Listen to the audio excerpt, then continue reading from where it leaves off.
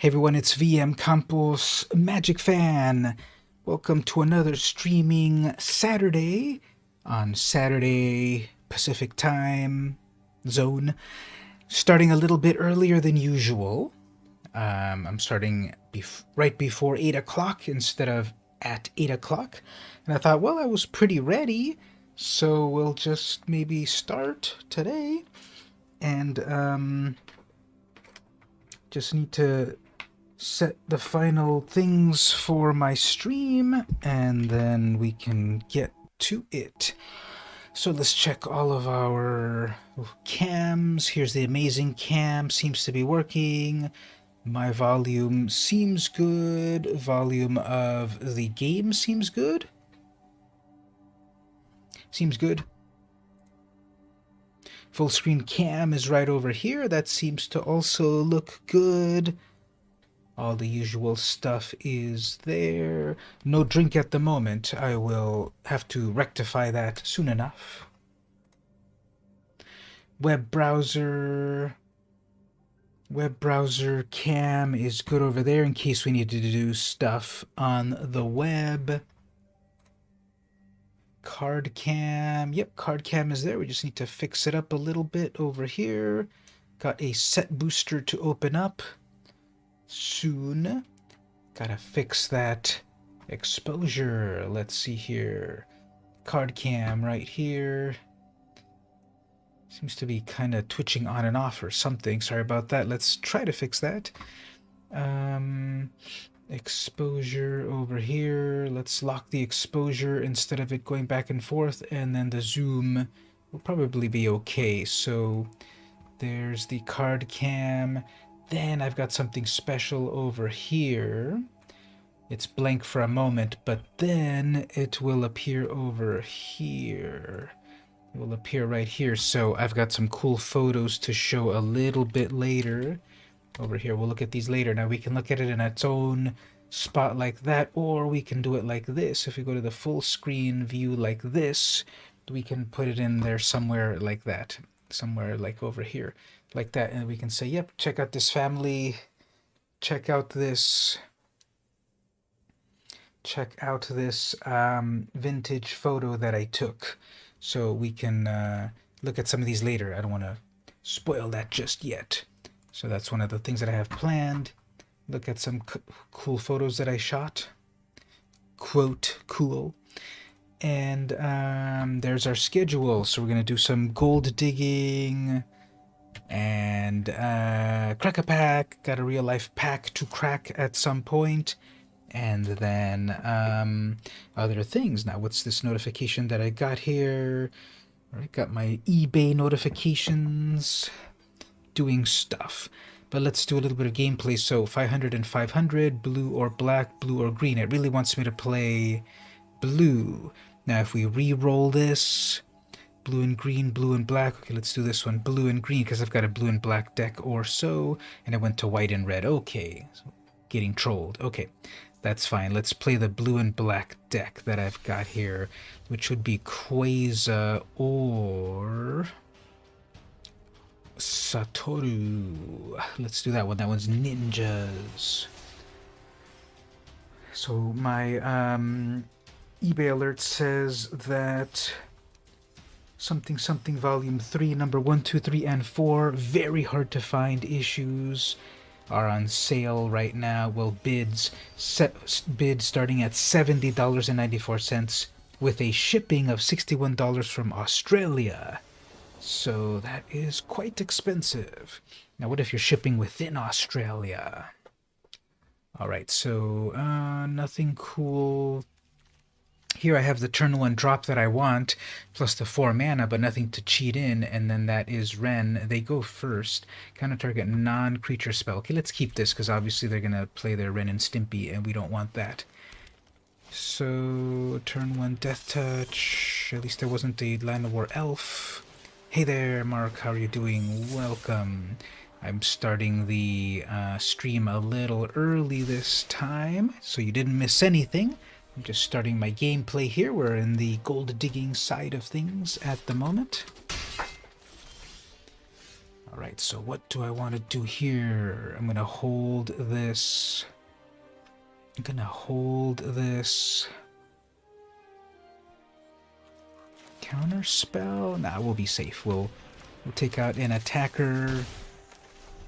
So I've been working on that deck that we tried to put together last week, which I didn't keep it mono blue. It's too limited as mono blue. I did put some useful colors in those. I did put my. I did put my. Oops, so it has to be blocked. Oh wow, amazing. Okay. So is that until end of turn? Who cares? Okay. So I suppose I should watch out for another one of those things. Yeah, I should watch out. I'm sure they're going to have another such trick, so I'm going to hold on with my Spell Pierce. So anyway, yes, I was working on that deck, and I'll pull up the...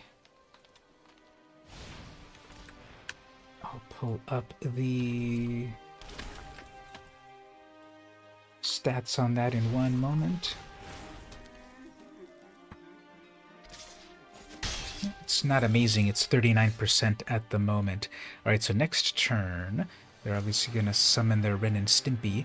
Now, I am going to tap out over here, and they think I have no blockers, but I have many things that I could do here. Yeah, no problem, we can do it together. Okay, are you going to summon your Ren and Stimpy? Not yet, okay, fine.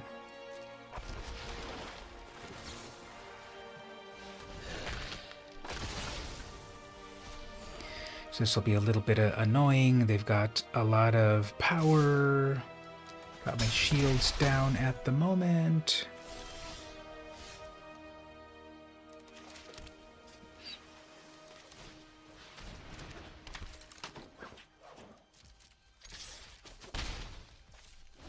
Two cards in hand. They've got a big old 5/5. Spell Pierce won't help here. Oh, actually it will. Oops.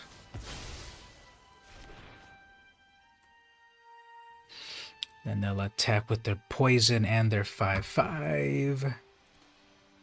Hello, I am here on the other side of the world. Hello, how are you doing? When you watch TV, do you ever have TV talk back to you like right now? Alright, so the opponent is attacking very obviously. Too obviously. 7 mana. And I haven't been able to get anything good to cheat in, so we'll just have to hold back on stuff over here.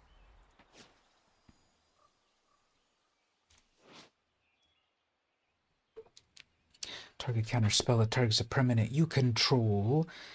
Hopefully they use some sort of bite spell. Did they miss their 7th land drop? Nope, not yet. Okay. Yeah, let's get that out of here. I'm gonna have to double block when they attack with that 5/5. They're definitely triggered. Well, all I have to do here is...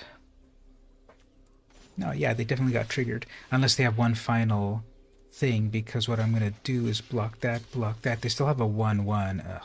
I guess. Can't attack unless you control a creature with 1. Ugh, that's annoying. Fine. You can attack next time. And then one of those. Okay,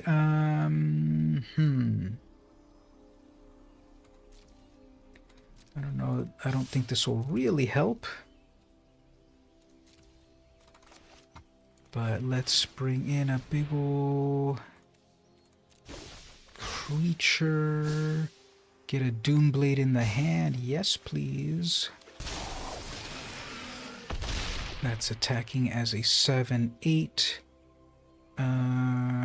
Cast one more blocker. Keep that Doomblade handy. Actually, what I can do is return that to the hand. They can recast it, I guess. Okay, even better. That Hullbreaker Horror is so good, I can't believe it. And we'll end at that point. So will they recast their little beast, or will they cast their Planeswalker? Okay, they want the Planeswalker. Fine, they're gonna make a big old elemental. I will wreck it. We contain fires that must never be unleashed on another forest. Yep, create a big old... From root to canopy, the trees are mighty. Create a big old creature, kill that, they have no defense at all. Then send this over here, this over here, this over here, and how the tables have turned. The forest will be overrun. Oh no, Ren. It's not that bad. It's just a game. Alright, so they pay 9 mana for that. Make a little wolf. Fine. People love that. They'll replay their beast quest. Thusly, then replay their beast. Thusly. Can't counter that. Fine. And then play their Death Touch. Alright. So if I can play one spell, I can... That is a spell there. Okay. Yeah, let's just send this in. Let's send an unblockable creature in the air, and then instead swap it out for, how about a 6/6 with perfect damage? Grab whatever, doesn't matter, just to speed it up. And there's a 6/6 fish out of nowhere. We had a turn 1 little fairy wizard here. That's very, like, look at how far we've come from flying men. That old 1/1 flyer for 1 mana. Now we have 1 mana, 1/1 flyer, but it scries 2. And it gives you the creature types of fairy and wizard. Just to compare the two, let's jump over to the web browser for a bit. If you youngsters don't know what I'm talking about, there was an old card back in the day called Flying Men. Yep, show me the original. There we go. Flying Men. Simply single blue 1/1. Flying. Summon Flying Men. Nowadays it's simply human. And then flavor text. Safiya clapped her hands and 20 flying men appeared at her side, each well trained in the art of combat.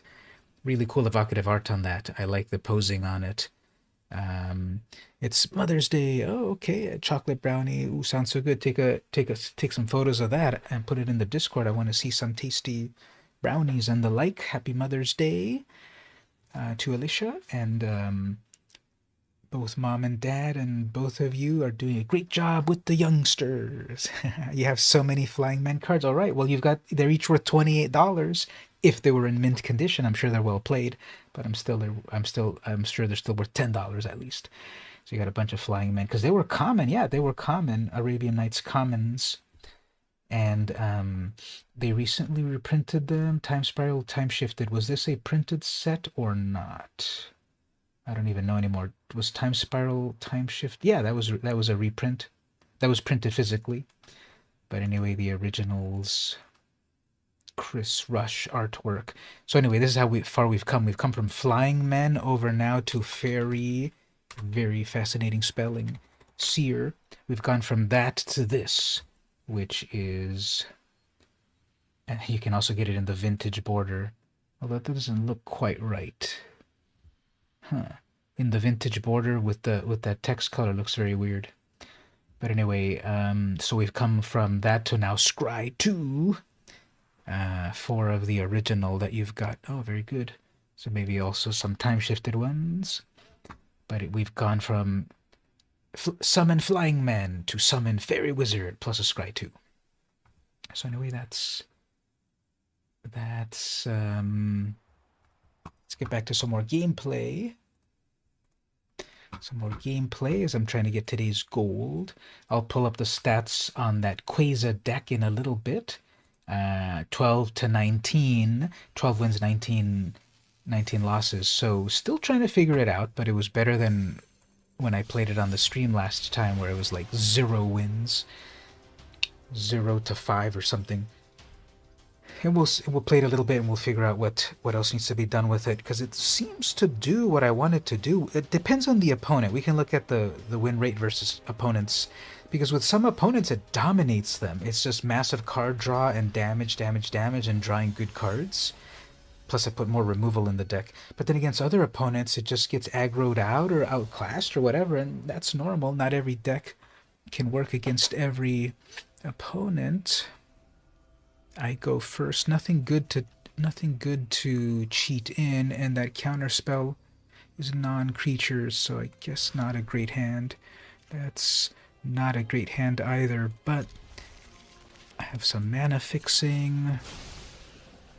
I have a stealth creature, although I have to pay to activate it. Tail's End to counter their legendary creature.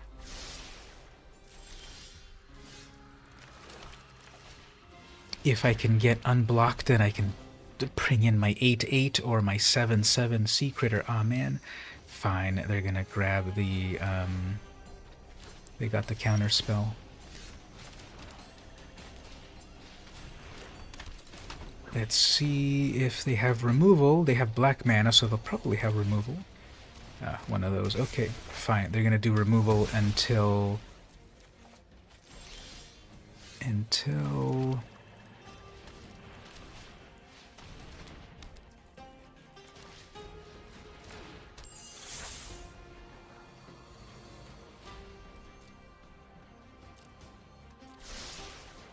They're going to do removal until they can build up their own board, so that's annoying.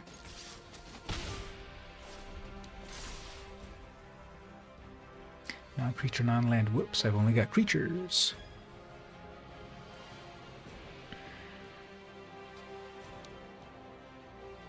I'm going to just have to hold back for a little while.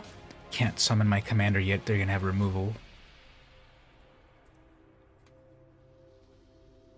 If they're missing land drops, they're looking at my artifacts.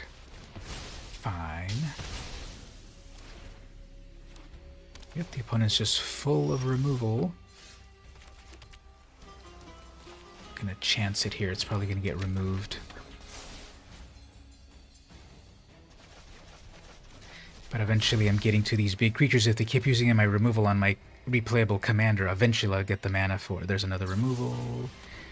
Right there. Alright, so you're not really doing too much opponent. I guess just playing your own lands.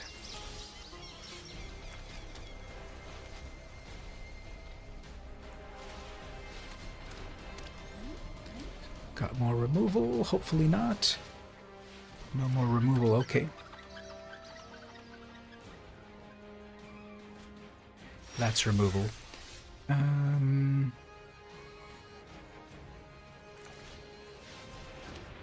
have 2 things to remove. Take your pick. Probably my 6/6. Yep, exactly. These foretell cards, at one point, they were very secretive about, bought them both. They were very secretive about what's in the hand. But then now, with people playing them so many... Alright, so completely out of mana. 2 big creatures. They have the spinning wheel, which will tap me out. Storm's Wrath deals damage. Alright, resummoning my commander. 6, 7, 8.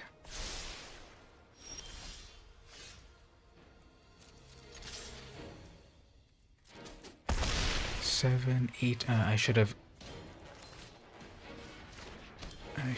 have animated my... And they're done. Alright then. Well, Luke Elephant, when you have nothing that affects the board, then you don't win. You can play kill spells every turn, but if you don't have anything else on your side, you get run over.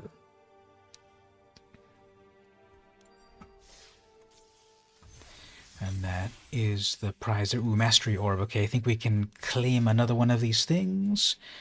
Go to the Mastery tree over here. Got a new... So this is interesting. On their Mastery trees in the past, you usually had to claim so many orbs, and then usually like the second to the last track was when the big ticket item was there.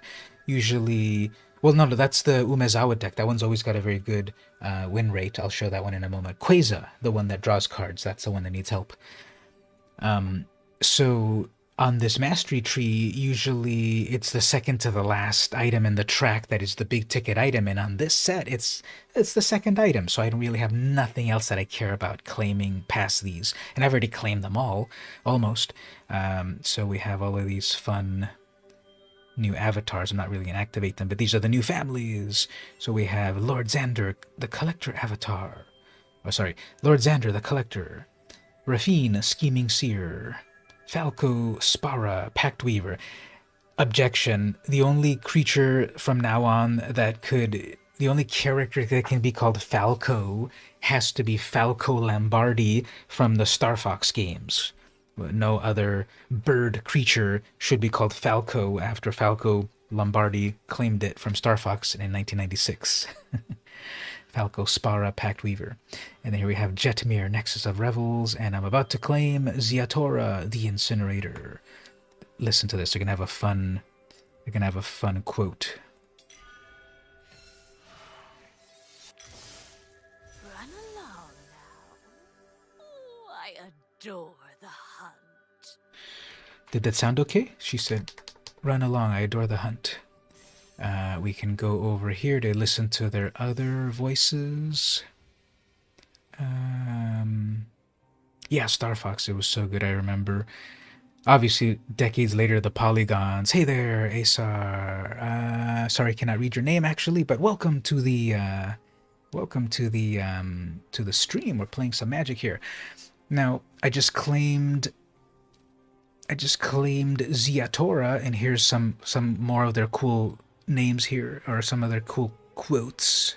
We built this city On rock and roll. down. It's an adequate trinket. Add it to my hoard. We built this city. On rock and roll. And we let the ants toil above. Alright, so I own these caverns. So it's Ziatora the Incinerator, then we have Jetmir. Hey, if you're gonna be a wise guy, you can get out of my club. Relax. Live a little. You want a life of glitz and glamour? Stick with me. It's funny that that's the classic American gangster. Either Chicago, Boston, New York, I'm not exactly sure which, but that's the classic American gangster accent. But then Ziatora, Let the thrill stoke the fire in your heart. that's old money New York, East Coast type of accent. I have learned that if you feed the weak, they will avoid biting your hand. That's also kind of like upper class East Coast old money accent, but it kind of also sounds, I guess, British. Ah, no medium makes a composition pop like the glisten of blood. Vaguely British. I've found the pen and the sword to be equally mighty. I guess that's British because he said sword. I found the pen and the sword. Oh, sorry. Nothing I can do. You did sign the contract, after all. And then lastly, Information is the only currency that matters. Foresight prevents chaos. this accent, Eastern European-ish. There is no bribe, hit, or theft that I do not witness. There is no bribe. When you say the R that way, when you roll the R a little bit, isn't that Eastern European-ish? Foresight prevents chaos. So anyway, yeah, I never really explored these, but most of them have a voice that you can click and they say stuff. This is, I think they've got like Irish or maybe Scottish accents over here. The woods are even darker now, Elena. Don't worry. I know the way. But it's obviously Americans trying to do Scottish accents. The werewolves should be afraid of our hunt now. Because it's a very light brogue. Many fear the Ulvenwald, but these woods bear a peculiar beauty. At least I said Ulvenwald correctly. When people see that word Ulvenwald, they don't know how to say it. We will be the torches that pierce the darkness. And then Ob Nixilis. I've got this city in the palm of my hand. Obviously the same actor that plays this one. Hey, if you're gonna be a wise guy, you can get out of my club. Anyway, that's some fun with the voice acting on that. Let's do a little bit more gameplay. Alright, cast 20 white or red. What can I play there? Let's play mono white vampires. They're nicknaming him Mob Nixilis because he's in his nice pinstripe suit and Al Caponing his way to the top of the heap. It's also a very good card. It's very powerful. It can actually make duplicates of itself. It has the new ability Casualty, I believe. That's Casualty. Ugh. Alright, I hate this card, so I need to have removal on turn 1.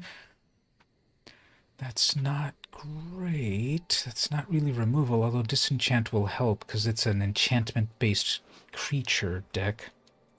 But I need to remove the opponent. They're going to summon it right away.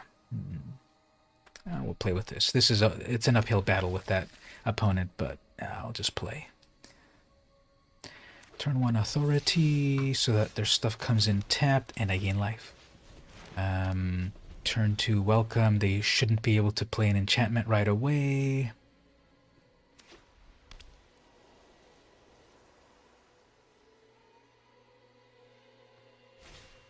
Alright, Soul Warden. Haha, who gets the life?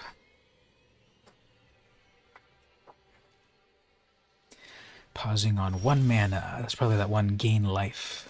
Alright, so if they get their 3rd mana, that means they'll probably play their Light Pause and then play a 1 mana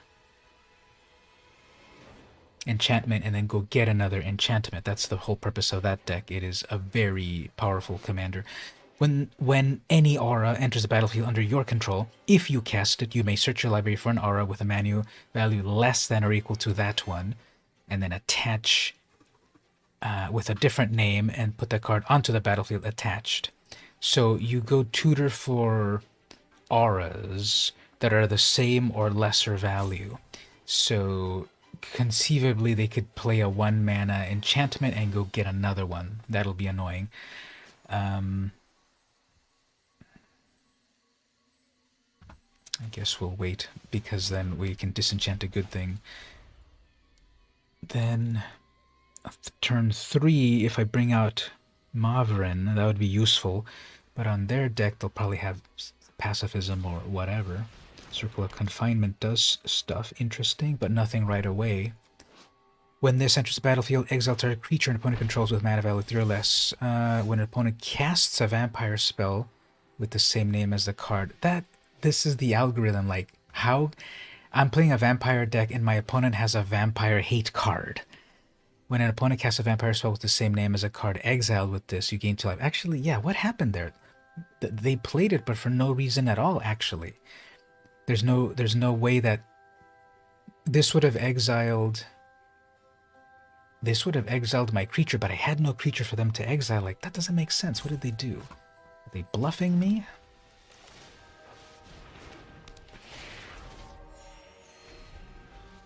They missed a land drop. That's sad. But there's their land drop there. There's their commander, comes in tapped. No one. Yeah, they're gonna have a 1 mana something or other. Yep, they're gonna attach the Radiant Grace. Then they're gonna go get a 1 mana thing. They're gonna attach that one Eyes Wide Open card. See, this deck gets out of hand very quickly.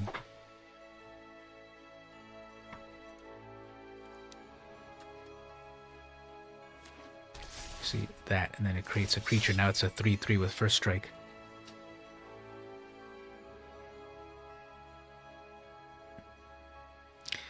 Alright, so in my turn, I'm going to disenchant that attachment to their commander. No attack. Okay.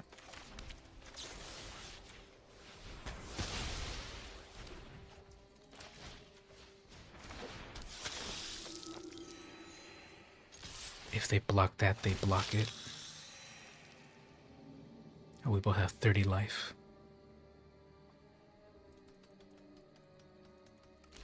I guess they want to lose that. Sure.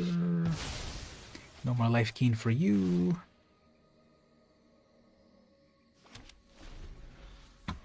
And now I am equipped with what? Enchanted player controls enter the battlefield tapped. Okay, so we both have tapped creatures. Great. Hopefully the opponent doesn't go off too hard here. With 3 mana they can... Oh, alright. That's missing an enchantment. That's not an enchantment either. Okay.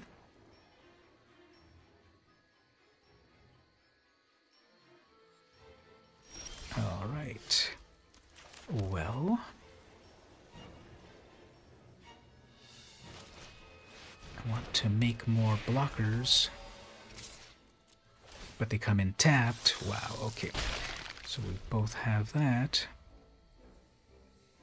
They'll equip their spear to their flyer, or they'll play enchantments. The whole point of their deck is enchantments, and I'm very surprised they're not playing. I guess they're going to play one now. Looking at their own Firefox here. As long as you control an artifact or an enchantment, this has flying. Okay. Probably attach it, and then gain some mana? Maybe they're missing mana? Nah, they'd rather gain life. Yep, they're going to gain 3 life. Who cares?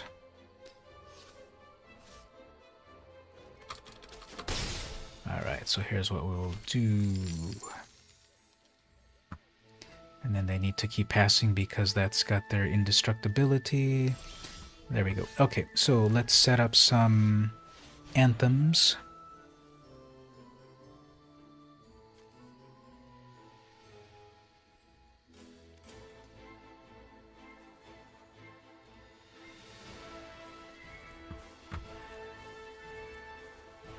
So the opponent is triggered, or they don't realize that they have to do the thing. Okay, everything gets vigilance. Let's bring this out right here.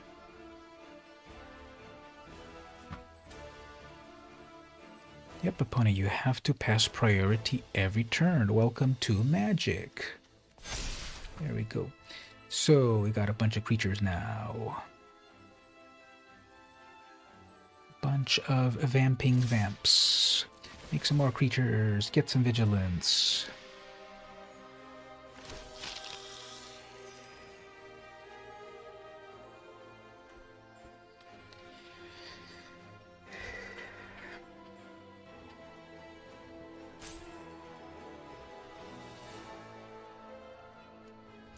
See, opponent, this is what you need to look at there.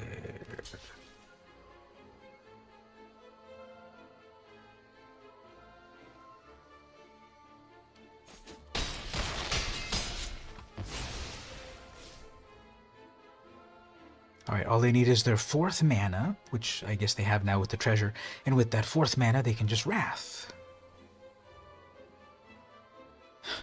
Opponent, you have to pass.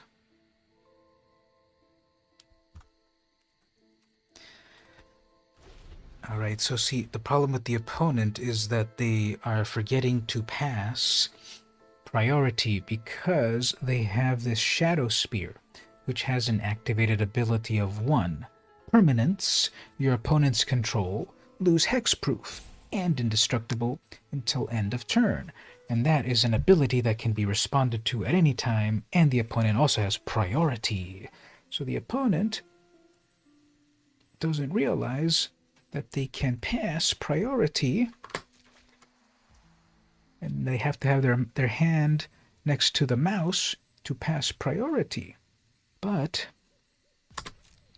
they are not noticing. Okay, there we go. 5 mana. What are you gonna do with 5 mana? You got a double striking 1/1. Yeah, they didn't build their deck very efficiently, unfortunately. This light pause deck is all enchantment based, and I've seen people that just go off with that deck, that it just adds up. Okay, if they attack with that, I can obviously triple block it. Who cares? Even just single block. I have one huge vampire to block with.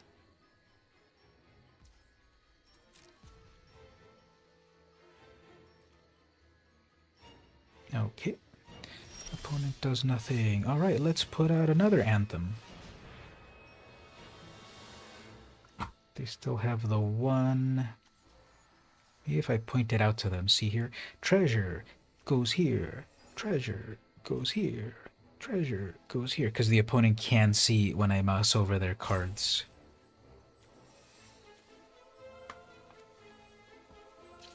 They have a cool name at least. A fun name. Emmy Papas is the opponent. But so we got a double striking Spirit Warrior. When it dies, enchant a creature. Stream Element spot is running. Okay, sure. I thought it already was. So, oh, my vampires are huge. And have vigilance. Target attacking vampire gets +1. There's no need to hold back. Actually, yeah, I can attack with it because it's got vigilance. I can attack with it and give it a +1 for a little extra damage. I hardly ever use the ability of this, but the art on that, oops, it's by that trash human artist. So cool art, trash artist. Anyway, let's gain some life. Make some creatures.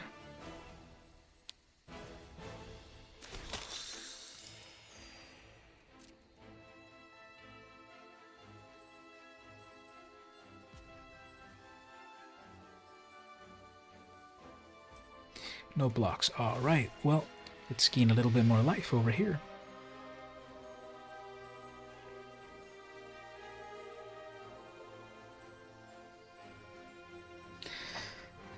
Well, as the opponent takes 10 centuries to pass priority, how's everyone doing so far this weekend? How was your week and or weekend?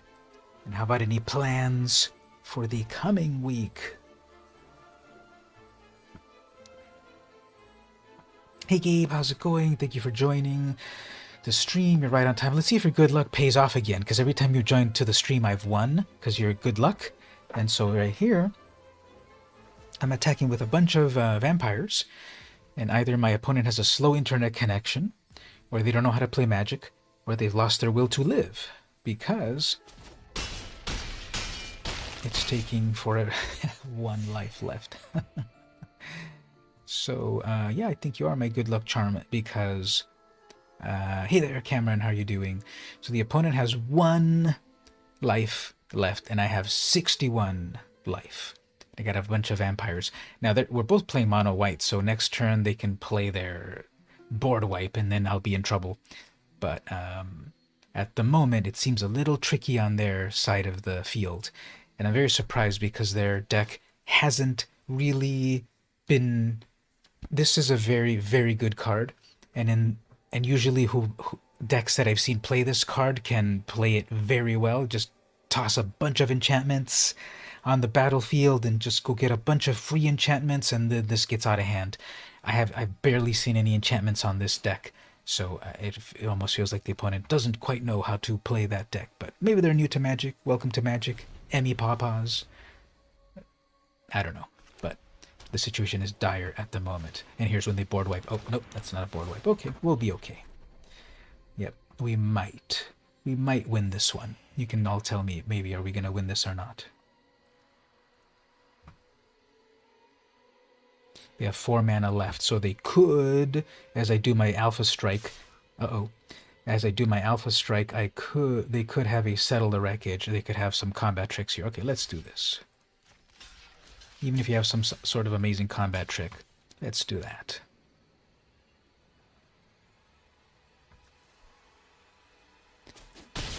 Okay, no combat trick. With a very dead commander. Even if they resummon it, it'll come in tapped, and they have 1. Okay. That's a thing to do, sure. Now, can this do it to itself? Target attacking vampire gets +1. Yeah, this can do it to itself. Okay. We'll just fly over the competition and have it pump itself, and then we might win. And there's been plenty of times that I've tried to finish things in a fun way, and then I end up getting screwed up. Remember that one time, everyone, that I wanted to deck them, and then what they did was they ended up decking me. So I was going to attack with just 1 creature, give it self-power, and then hurrah.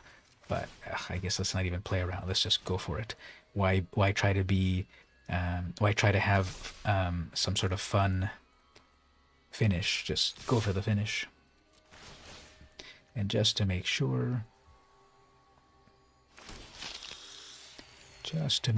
I'll give this to itself.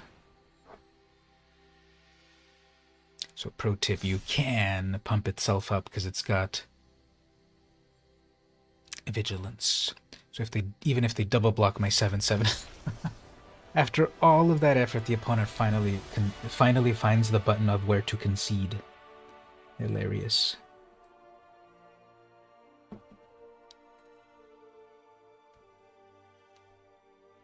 Yeah, 48 life is incredible, but how about 75 life?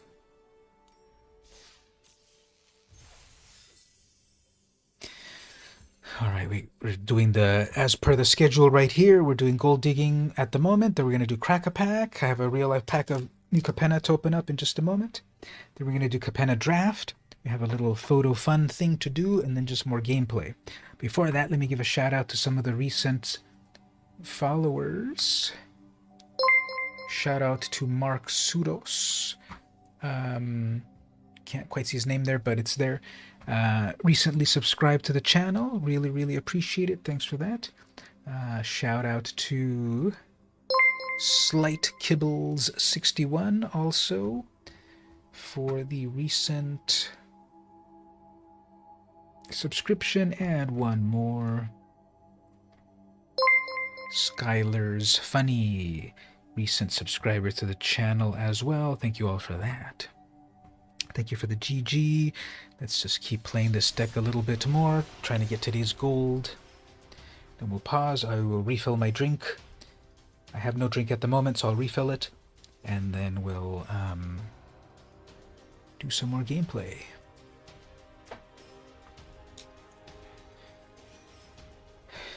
How's everyone's week so far? Anything interesting happen? I've been getting back into film photography. Got a bunch of cameras that I've accumulated over the years. Almost exactly 10 years ago, I got the bug to do film photography, because in the early 2000s, I think in 2000 or 2001, for Christmas, my family gave me a camera. And back in 20 years ago, that was still film cameras. So I got a Canon. I got a Canon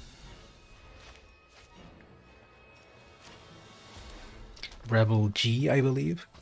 And then I had that for years, and then later I got some other Rebel film camera. And then after that, I got digital. Went on to digital. So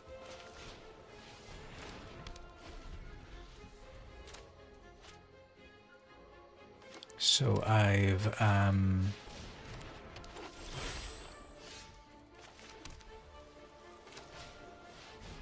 Oops, I played that slightly out of order. So I've been into digital. So between 2000 and 2010 or 11 or 12 or whatever, I was mostly just shooting digital. Let's see if they go for it. I guess I can block. Yeah, I'm going to block that. I'm going to try to block it. They're probably going to have a combat trick. Now, is that... Do they keep that? Exile it at the end of combat. They have a combat trick, I'm sure. Oh, no, no combat trick. Okay, fine. No need to worry about that because I can recast it pretty easily. Plus, they lost their duplicator. Smothering Tithe. Now,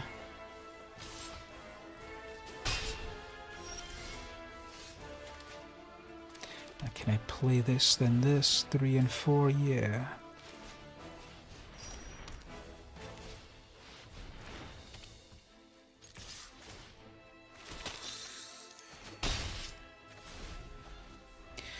So anyway, film. I was into then digital film, digital film for a while, and then digital photography. And then sometime in 2012, I got the bug, because I like to visit thrift stores, secondhand shops and such, and I got the bug of, oh, look at these cameras, these vintage film cameras that no one likes. Uh-oh, they're going to destroy my... no, I guess they're just seeing the card. So I got these... Oh, Frog Hemoth is a good one. And,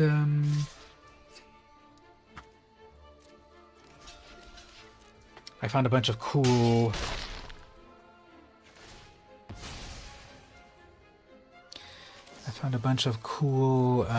film cameras at the various thrift stores. And then I...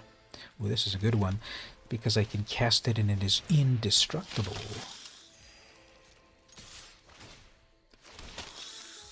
I found a bunch of film cameras, and back in 2012, they were still doing 1-hour photo services in my area.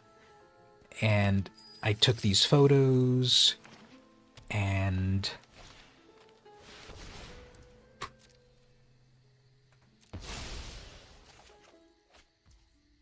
it was really cool. And I have a film scanner, and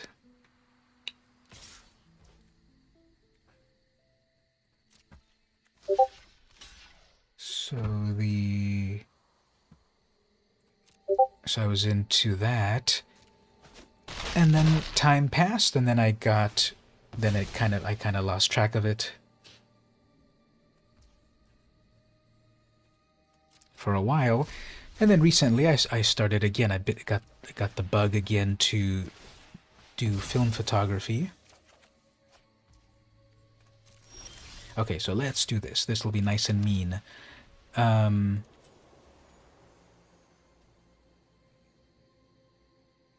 Okay, so my commander's gonna die anyway. Do I have the mana for all of this? 3 plus 5. Yeah, I've got the mana for it. Okay. I think I've got the mana. I should count, but I think I've got the mana. No problem. So we'll attach this here. Let me just check. Do I have the mana? I've got 5, 6, 7 mana. I have 7 mana. Yes, okay, I have the mana for it. Attach that. Then go all in here. Yes, they will block my commander. No problem. Actually, I should have probably blocked with... I should have probably put the power on Maverick, but that's fine. He's going to die anyway. Alright, so you're going to block a 5-2. I'm bluffing something in my hand, opponent. I'm bluffing something in my hand. Okay, good. Alright, got it. So then, make indestructible that, wipe the board. Keep my creature. Get my commander back in my command zone. Who cares? I got 1,000,000 mana. 4, 5, 6, 7. If they drop their 7th mana here, the opponent will recast their commander. That'll be annoying. They paid for it. Okay, they don't have enough mana to recast their commander. Ah, Invigorating Hot Spring. What is this? When enters, put a +1 counter on blah, blah, blah, blah, blah. Creatures have haste. Uh-oh, that's annoying. Okay, fine. We can read that properly in just a moment. Let's resummon our commander here. Make a mana rock. Attack with a 5/2. And go. Now let me catch up here. There was a little bit of chat. That's amazing. Just got an analog camera, digital camera as gifts. Cool. Tell me all about it. What camera was it?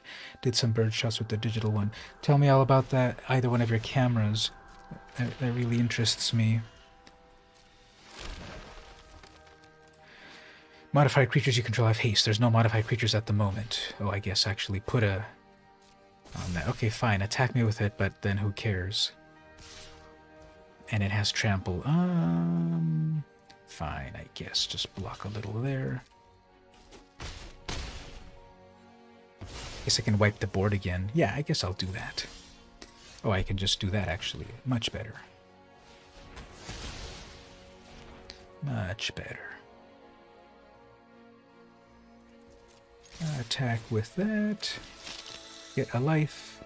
Pass on the... Pass on that sword to that token to regain some of my life. Smothering Tithe, which they won't pay for, I am sure. And,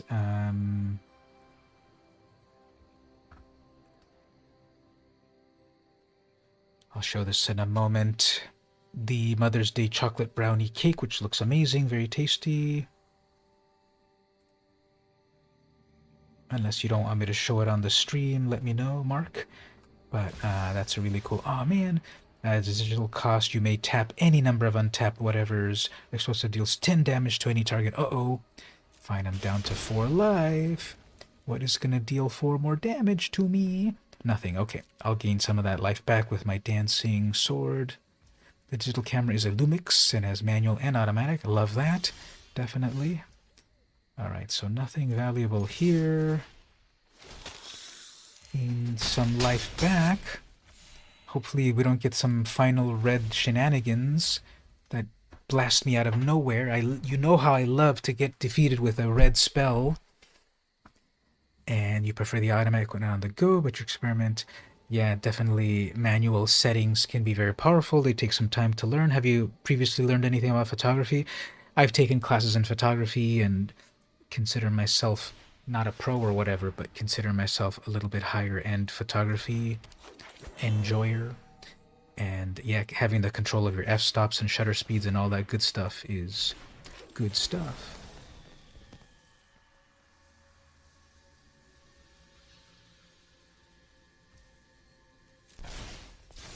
Alright, you got a 1/2 with haste. Okay, you got a 2/3 with haste. Slowly bringing me down, but that's okay. And they're just gumming up the works with all of those blockers. I need my flyer. Where's my flyer? Yeah, at this point I just need to send over...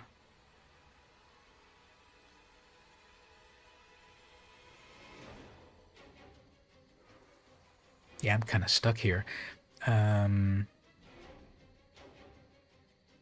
won't make another token. I have to attack with my commander. Yeah, I'll attack with my commander, just recast it. Because I need another blocker.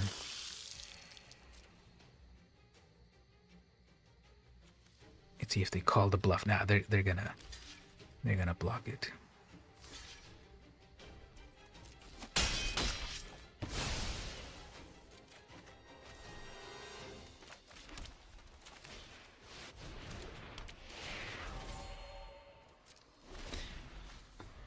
For 8, they have 8 mana. They still need 10 mana. Okay, they didn't pay for it this time. I guess that's enough mana. Yeah, that's enough mana to resummon Phylath.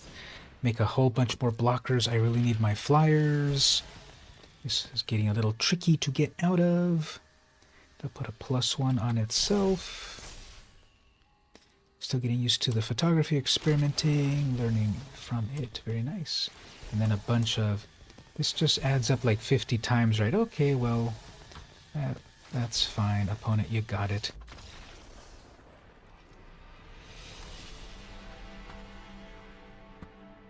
They were just going to add so many +1s, and everything gets haste, so it was way more of an uphill battle. But we got our gold for the day, so that's good. Now you said, what did you say the manual one was? Because you said you got a digital and a, just got an analog and a digital. What's the analog one? All right, so we got our gold for the day.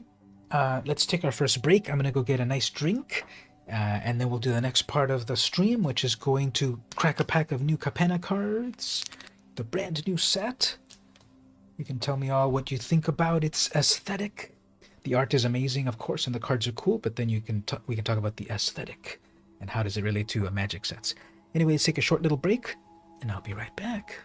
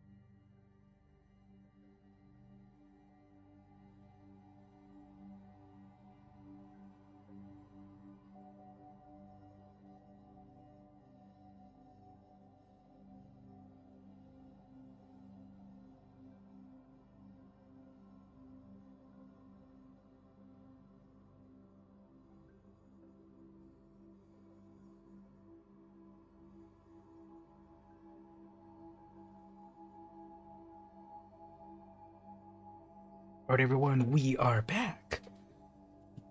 Got my drink. I'm gonna do a crack-a-pack in a moment, but speaking of cameras and stuff, so you're saying it's an old-fashioned type with film that has to be developed. Yes, but which one?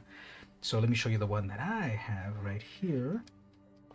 So this is one of these old-fashioned film cameras, Konica C35EF, and I inherited this actually sometime back in 2012. Someone that I knew, her husband, he passed away, and he gave various things to various people. And to me, he gave me a small box of comics and other photo stuff, and in there was one of these. So looking this up, this is from around 1975, originally sold in 1975, just classic film camera. It didn't have a strap, so I got this strap off Amazon recently. I really like this strap, actually. And it didn't have a lens cap, so I got a lens cap. And apparently, when I got it back in 2012, it was slightly more functional. That was already 10 years ago. But the photos that I took back then, that I reviewed recently, so yeah, it was on film, and then you had to go develop them, and back at that time, they still had 1 hour photo. And so I reviewed them, and I thought, these look really nice. And I took it out and started to take photos with it again. But now, the light meter doesn't work anymore. So the settings are stuck on one setting, and it just doesn't work. And it takes two kinds of batteries. It takes AA batteries plus a little one of those hearing aid batteries. And the hearing aid battery compartment doesn't seem to work anymore, so the light sensor doesn't work anymore, and it's only stuck on one setting. So photos can get overexposed very easily. Too bright, way too bright. Flash works just fine. On the other compartment over here, this is for flash. Now, with no batteries at all, you can still use it because it's a film camera, and it's got the classic wind it, take the photo, click, wind it, take the photo. Every time you click, it moves the film one more frame. And looking through here does not equate to looking through here. And so many people back in the day would mess up because looking through here is you're looking through up here, but you take photos through here, which has a lens cap. So many people wouldn't realize, and they take photos all day long, and all day long they had the lens cap on. This is, I believe, called a rangefinder style, which of course then eventually got replaced with the single lens reflex, which is that what you look through is what it takes the photo from. But in this style, you have to remember to take off your lens cap. There's still a guy in the mall who still lives films. Very nice. That's definitely a hobby that I've had, one of my many hobbies, and that's really cool. I get my films developed now from one of these boutique places that they've been around 50 years. And I asked him, do you guys still do a lot of film photography? And he said, yeah, during the pandemic, we got a big old influx of people taking film photos. So film never went away. It really ebbed at one point, but now it's flowing again. And so anyway, this is originally from 1975. Shutter. It takes photos. It has one of the big innovations of this was it was one of the first cameras that had a flash. Because before that, you needed to have an external flash unit. This one has a built-in flash unit right there. So that still works. Let me check here. Actually, are we still live or did we crash here? My system looks weird over here. Are we still live? Hello, hello, hello? YouTube seems okay, and Twitch seems okay. I think we're still good. Why did my chat window crash? Are we still there? Probably need to get new internet soon. So tell me if that's still working.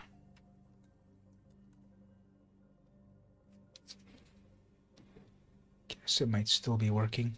All right, so I don't know why that crashed. But anyway, what was I saying? So it was one of the first cameras that had a built-in flash and a very compact design. Very like street photography friendly. It's relatively quiet. Supposedly this was one of Andy Warhol's favorite cameras. Obviously, you know, famous Andy Warhol, artistic guy. And totally manual and stuff. So you can still take photos. Even with no batteries at all, I can still take photos. It'll be very difficult to tell how it's going to look like because there's no more control.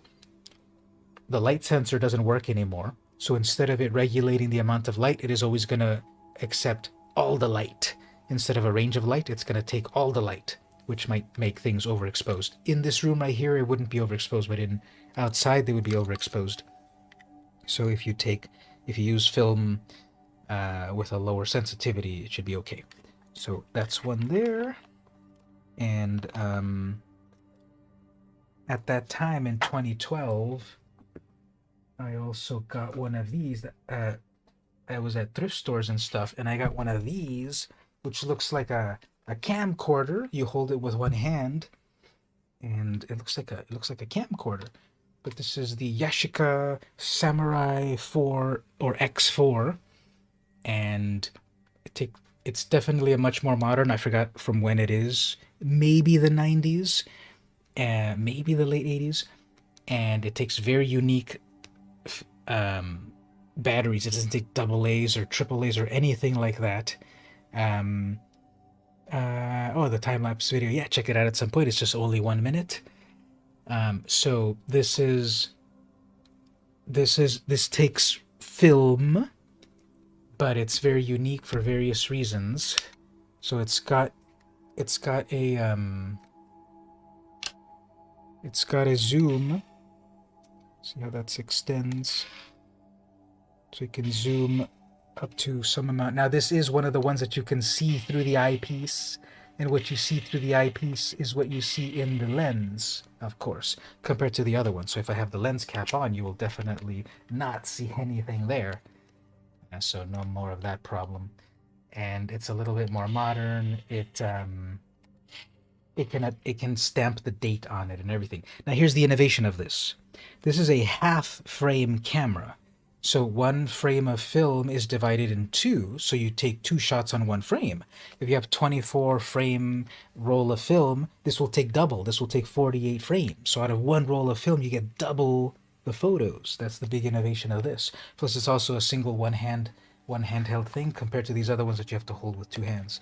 And the quality on this has been very, very nice. It's a more modern one. Yeah, the quality on the other one can be kind of bad because, again, it's an older one. But there's that camera. And at that same time, around 2012, I got this at a thrift store, probably like $10, $20 at the most, probably very little. Very happy with that. And at the same time, I also bought one of these weird things. Your Canon EOS Rebel X, but I haven't used it much. Very nice. The Rebel ones, Canon always does good ones, definitely. So look at this. This is the Image Tech 3DFX. Okay, it's just a point-and-shoot camera. You know, you load the film on the back right here. You just point and shoot. Okay, cool. Does this look a little weird? Do you see 3 lenses on this? If you look closely, if it zooms, it says 35 millimeter 3D camera. This takes 3 photos at once. Out of the regular shot of film, the regular frame of film, it triple takes 3 at once. From slightly different angles, slightly different millimeter angles.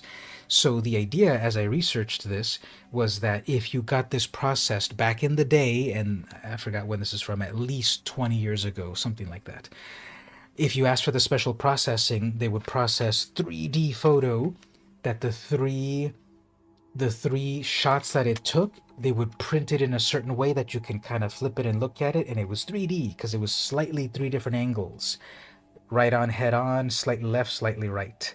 Now, this technology doesn't exist at all anymore. You're not going to be able to... You can still process film, but the technology to make these 3D photos work at all doesn't work at all anymore.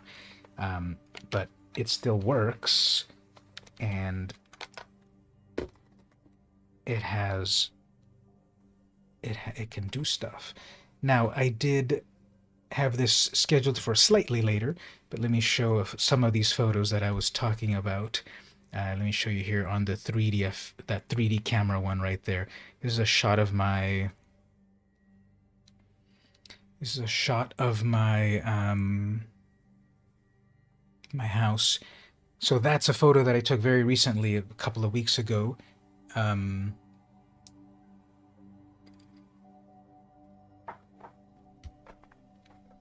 With that 3D camera. So it's imperceptible from where it is here, but if you do look in closely, it does have slightly different angles. And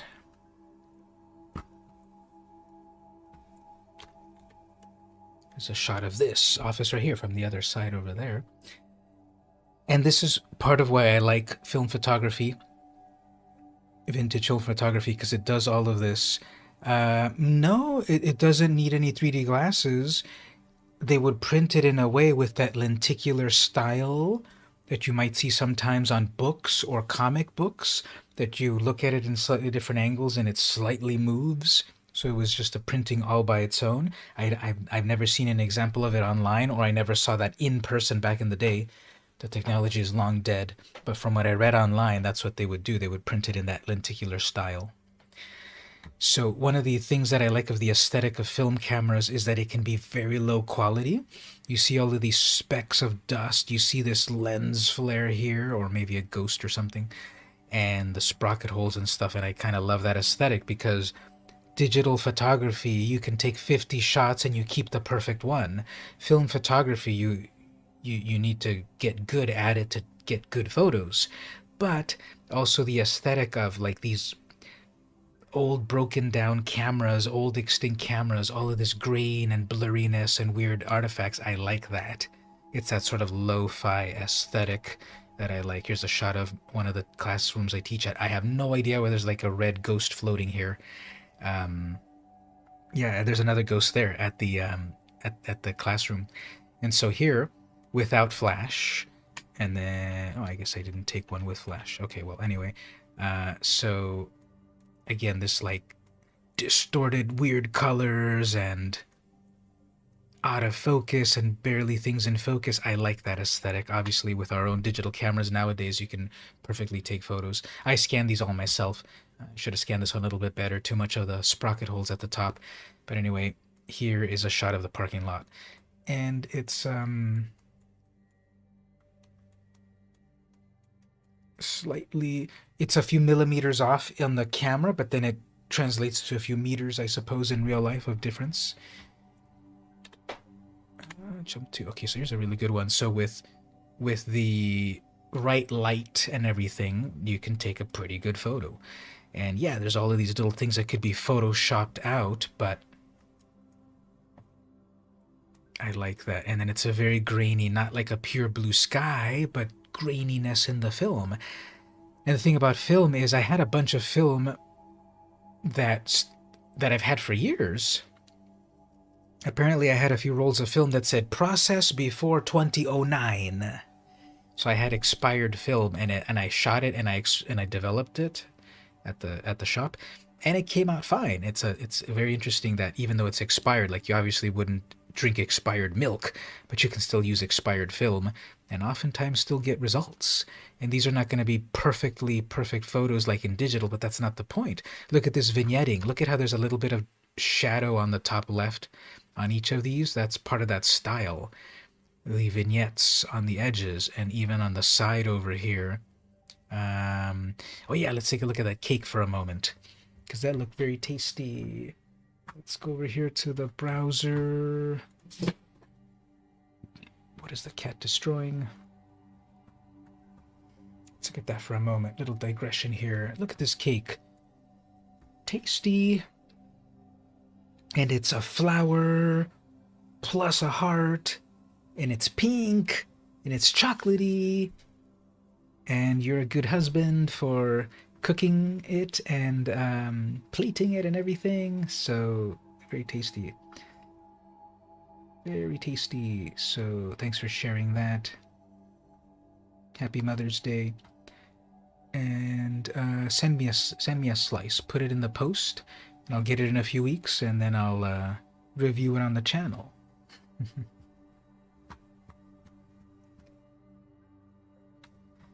Look at a couple more photos, then we'll get back to the gameplay. Okay, so see, can I show this? No, it doesn't really show it. But anyway, some greenery there.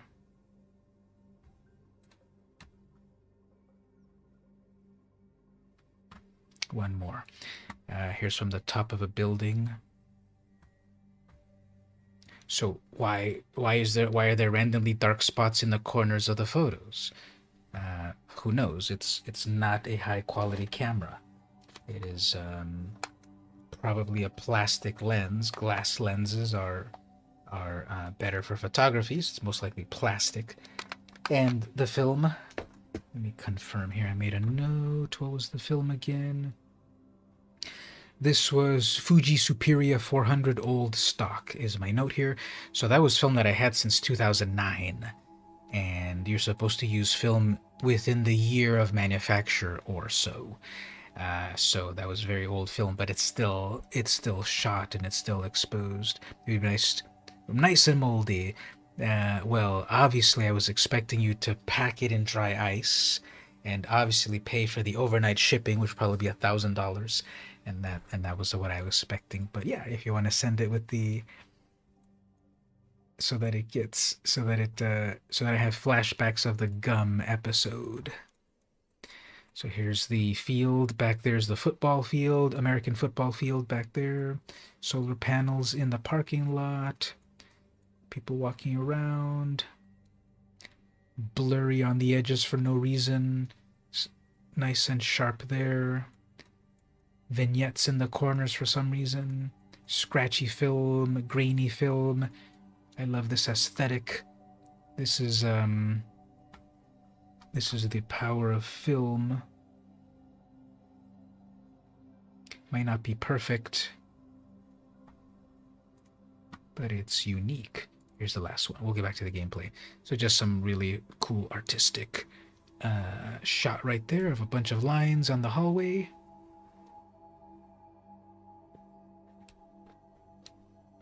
So that's one regular shot, but divided into 3. And then you can, if I scan it high quality enough, then I can just take one of the frames, and on its own, it could be a museum quality piece. Mountains over there. That mountain right there is relatively close over here. So those are some shots from that 3D camera. I have shots from the other cameras I want to show in a little while. We'll parse it out throughout the night, but I wanted to show off that as some film photography, because digital photography is too perfect. Sometimes it's cool to get into the vintage hipster stuff, and I have those cameras there.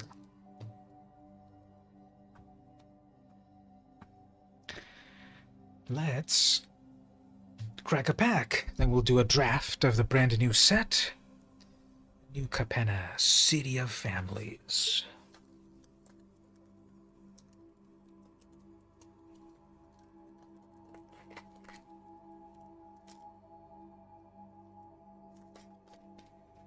How does this work again? Which side am I supposed to look at?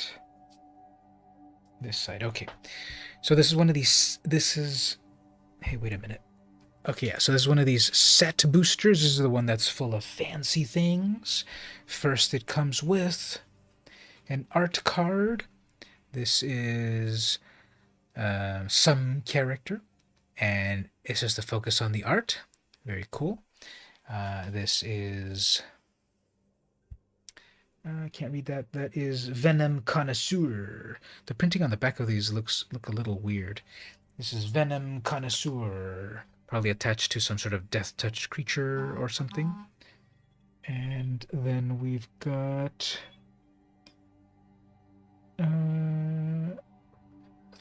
next up we have... Okay, so here's the new full art lands in this set. This is the one that was getting a lot of looks.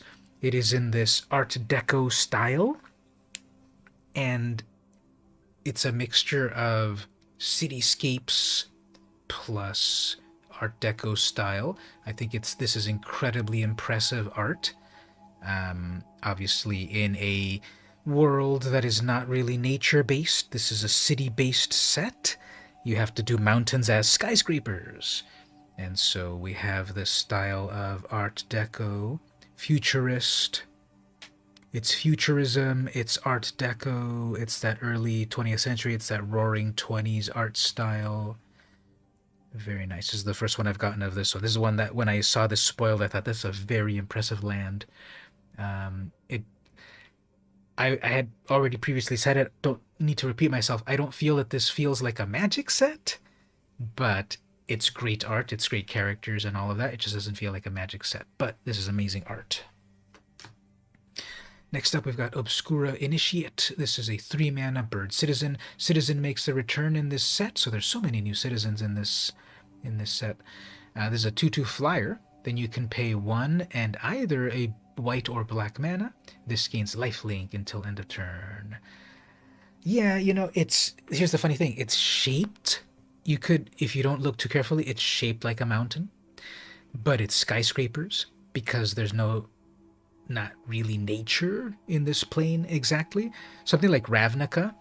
Ravnica, they have the rubble belt, which is the outlying areas of the city which are still nature-based.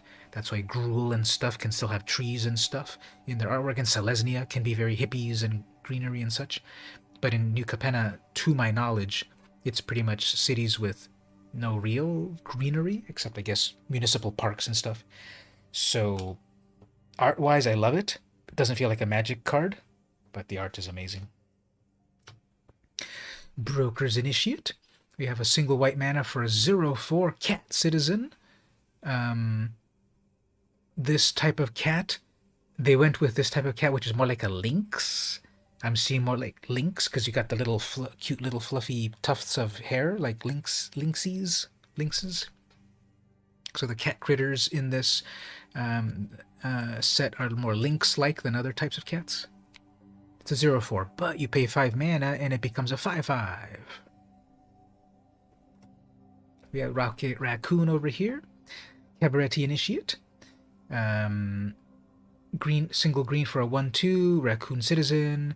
Pay 3 mana. This gets double strike until end of turn.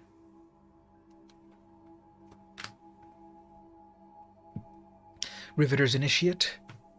Oh, look. So set boosters also can have themes.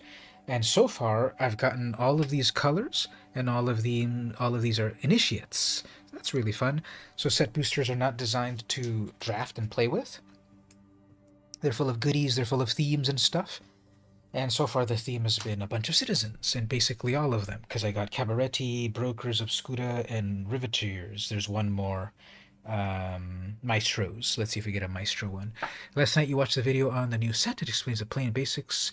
Yep, it's got a lot of new mechanics and the storyline of the plane and all of that. I gotta watch one of those. If you want to put it in the chat or Discord, maybe I'll check it out too, so I can get a sort of crash course into it.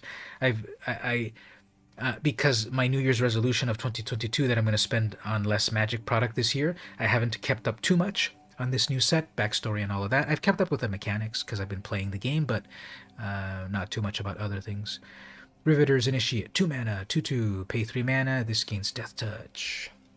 Next up, we have a Dusk Mangler, 7 mana for a 5/4. As additional cost, sacrifice a creature, discard a card, or pay for life. And when you do, the opponent, target opponent, or each opponent actually, sacrifices a creature, discards a card, and loses 4 life. So that can be pretty devastating. You put in, let's say, you pay 4 life, who cares? But then the opponents lose 4 life, they discard a card, and they sacrifice a creature. Seems good. Next we have a Tavern Swindler. I like the art. Again, the art on all of this is just amazing.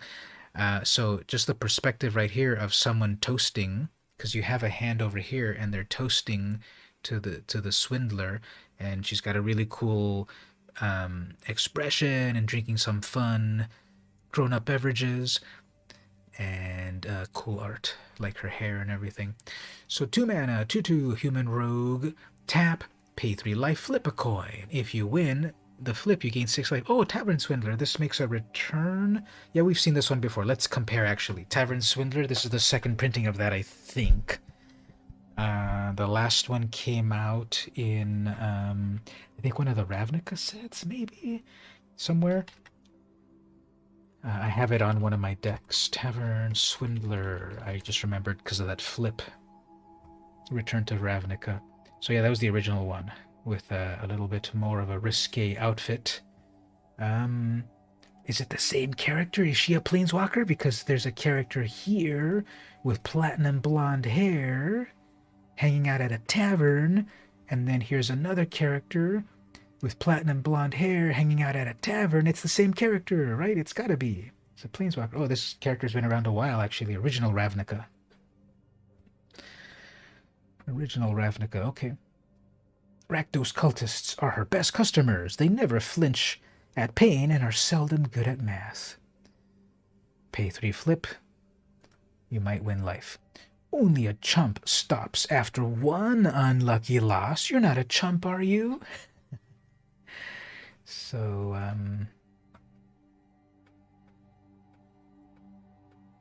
wouldn't it be interesting? So the original artist was Cynthia Shepard. Wouldn't it have been amazing if the same artist also did the new version? This is Pauline Voss. And the original one is from 2012, printed 10 years ago for the first time. What else did Shepard do? Lots of cool art. That Ashiok art. She did the cat dragon.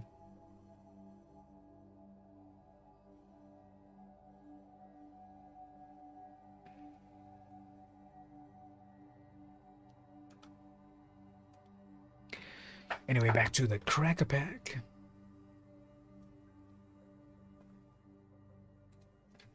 Alright, Tavern Swindler makes her triumphant return.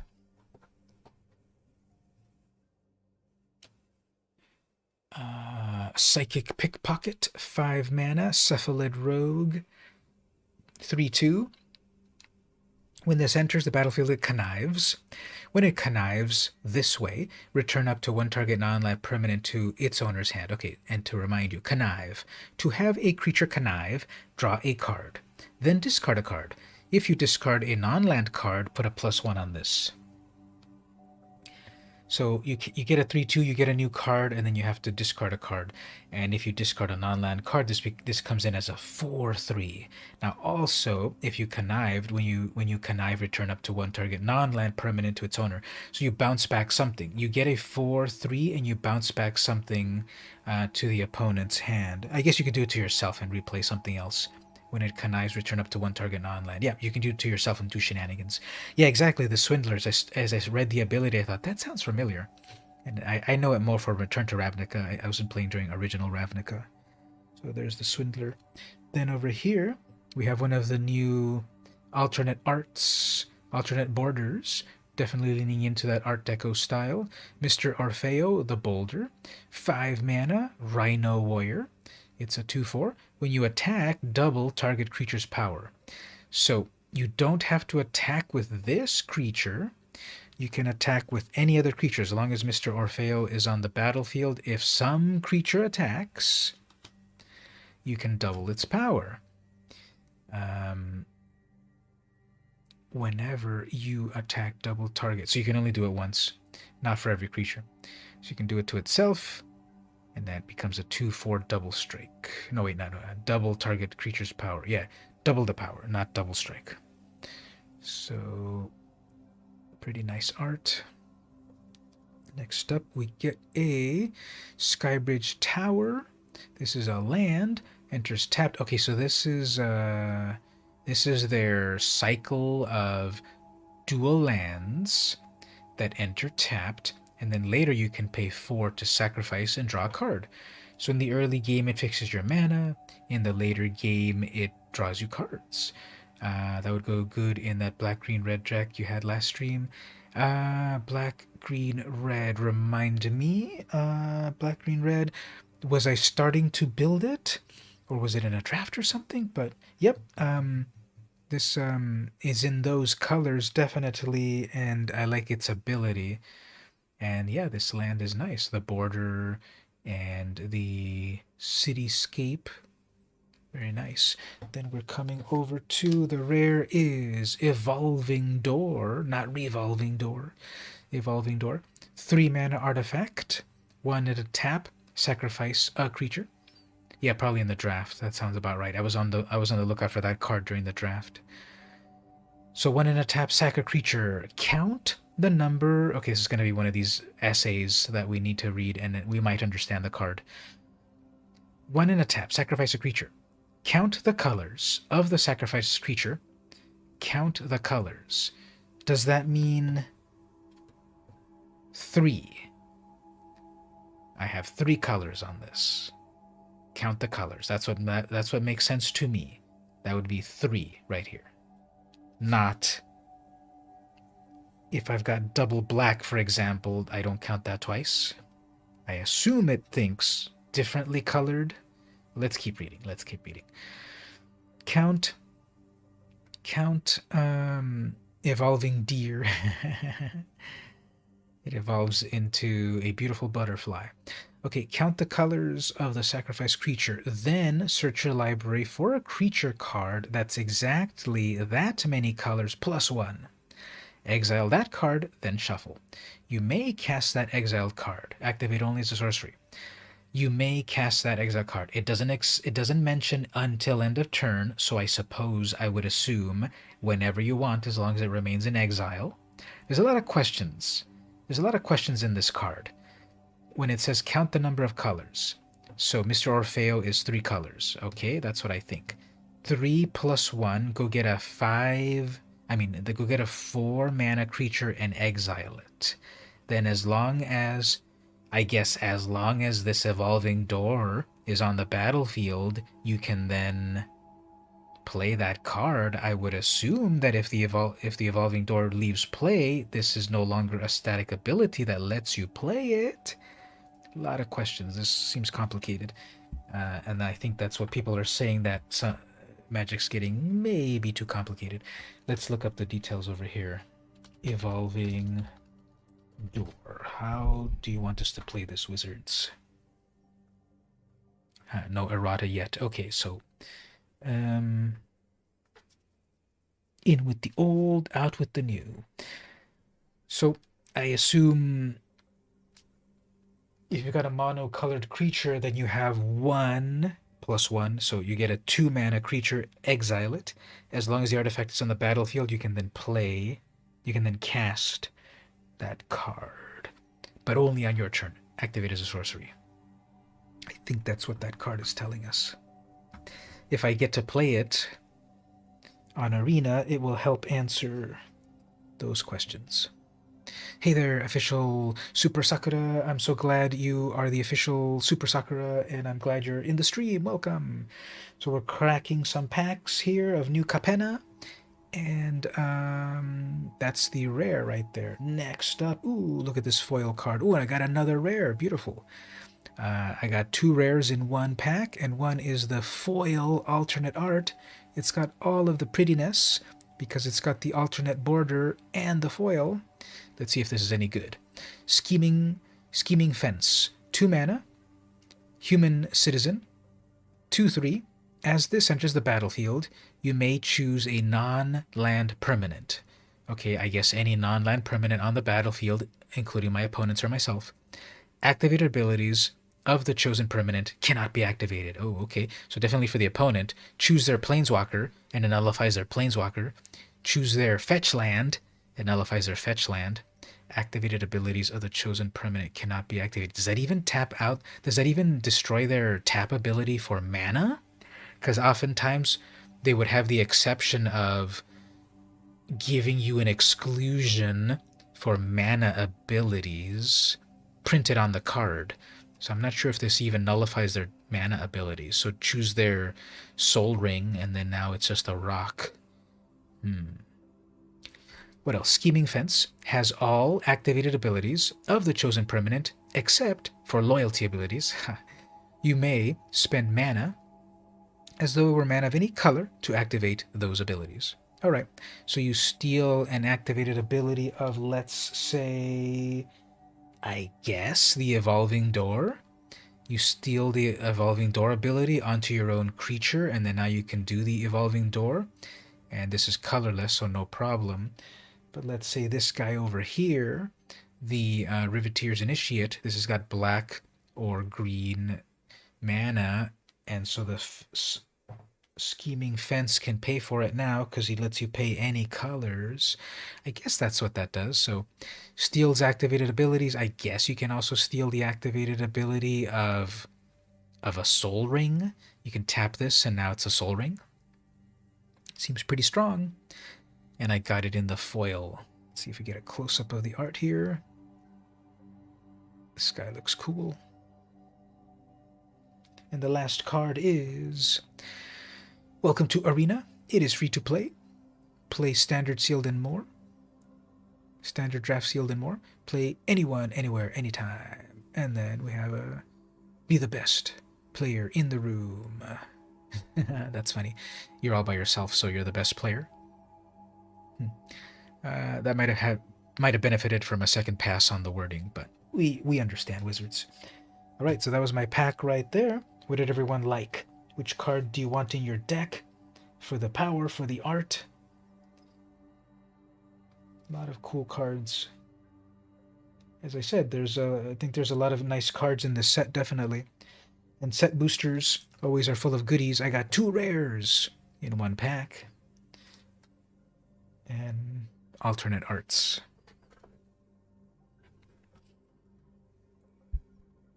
Let's get back to the gameplay. We're going to start a draft. And we're going to see about playing with these brand new cards.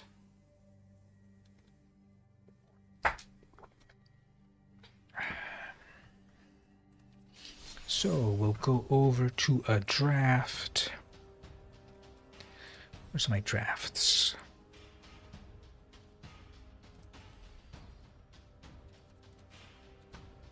All right, we'll play...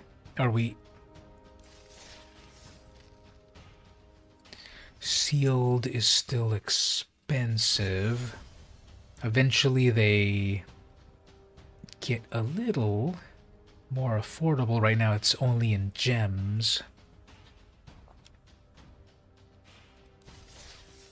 Yeah, 2,000 for that. I don't know if I want to just yet spend gems on that. We'll do drafting. With draft I can still...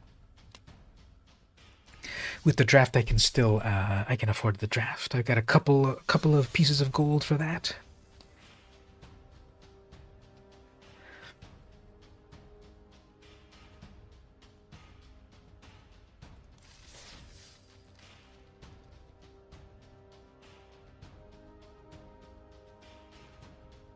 Yeah, okay, let's do a draft. See if this table fills up. Shout out to friends on Arena. Apparently, Kamiya Fire is playing Magic and not hanging out with us. We got Sir Midge, Team Forecast, and Phantomu as friendos on Arena at the moment.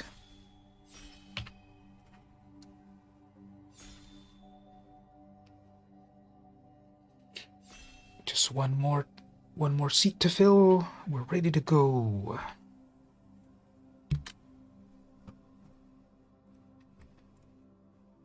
I forgot, I got an email from Google that they activated a new feature from my YouTube. I forgot to activate it.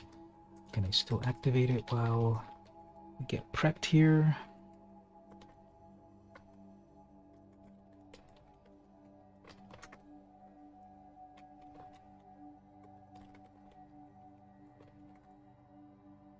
Come on, opponent, 4 seconds. She's avoiding you too. She doesn't play Puzzle Quest. Ah. Well, I guess some of that real life stuff is getting in the way, right? Wasn't she saying she's got hard hours? Let's give her a quick hello over here. Hello, should we? Let me know. Hello, Mark and the Magic crew. Miss you. Smiley. Should we send that, or is that too... Is that too...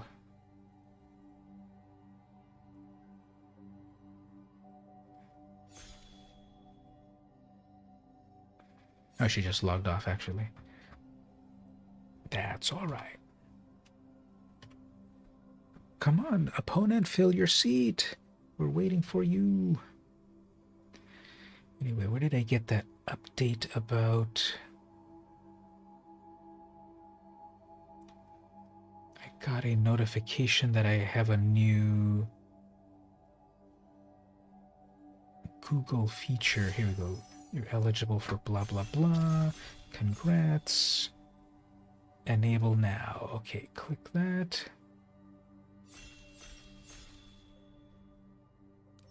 Oh, there we go. Okay, we're live on the draft finally. All right, let's see what we got here. So again, I might not be fully looking at the chat since there's lots of new cards to learn, but Jaxus in theory is a good card. She can blitz out as a big ol' attacker. There's murder. Removal is very important. So either creature or removal. I think I'm going to grab that removal because there's a lot of good creatures and cards, so removal is always good. These charms are good.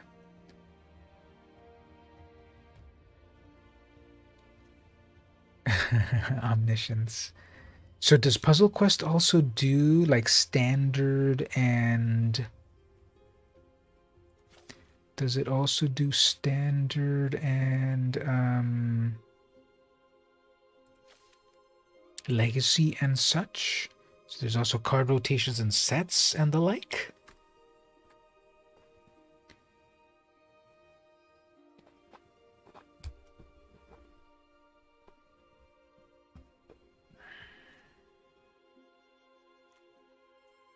Gonna get this charm because it's got a lot of modes. That's fun. Although you said you needed it previously. Previous on standard. Sizzling Soloist. That definitely looks like... What's his name? I'm blanking on his name, but a famous musician. Whenever another creature enters the battlefield, target creature can't block if this is the second time. Doesn't untap. Okay. Alright, so I have a new ability here on my YouTube. I am now activating a thing called Super Thanks. YouTube sent me a message. Congratulations on being eligible for Super Thanks. You now have access to Super Thanks, a new monetization feature that allows fans to support you. It's easy to use. You can turn it on with just one click, and it will appear across all eligible uploads. Viewers can purchase super chats on a video to show their appreciation.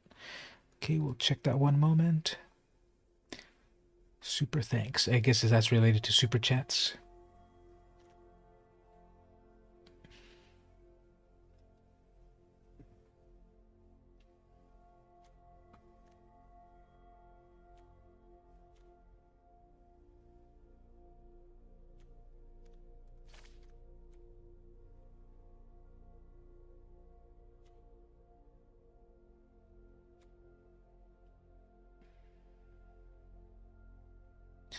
Alright, so there's one of these big creatures that you can exile itself and then cast it later. Fixes your mana as well. So I'm going triple color Maestros. Don't remember the vintage name.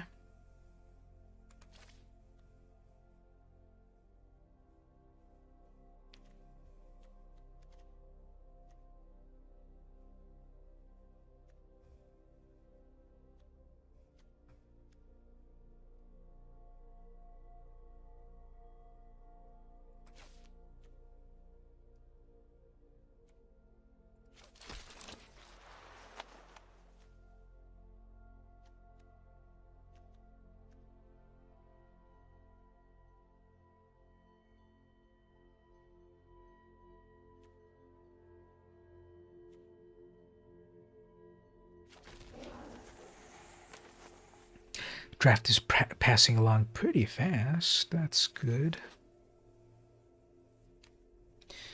And this is the example where everyone's anonymous. I don't know if that's on certain game modes or all game modes, but it definitely feels more fun to me when I can see who my opponents are.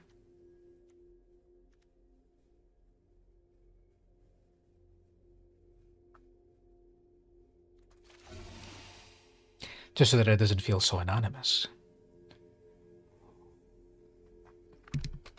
Oh, I got a notification a moment ago. Over on Twitter.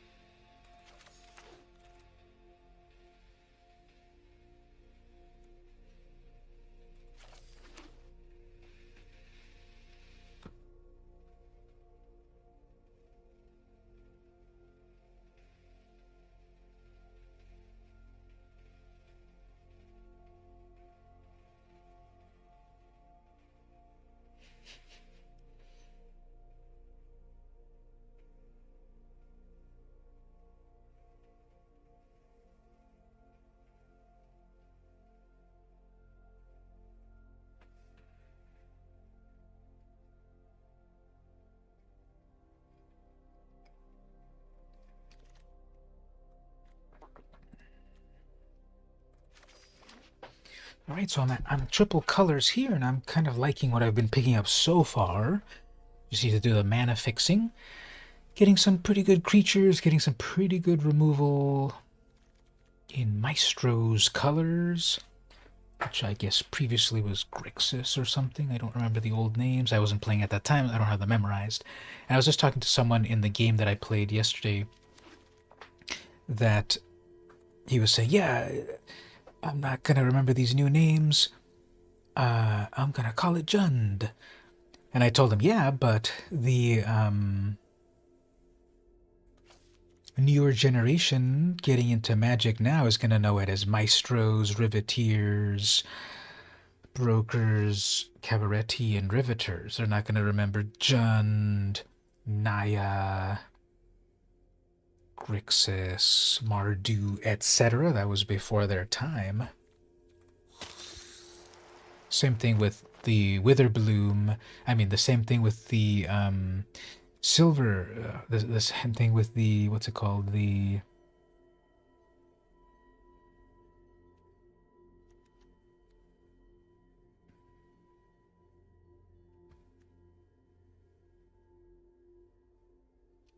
same thing with the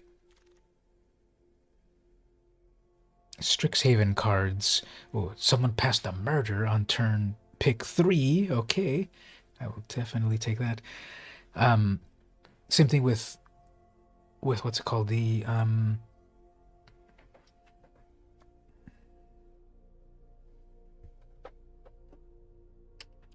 Strixhaven. Those were. It's not. It's not. It's not Izzet anymore. It's Prismari. It's not Boros. It's Lorehold. For those that have played since those times, they're not going to change what they call them. But for newer players, of course, that's what they're called.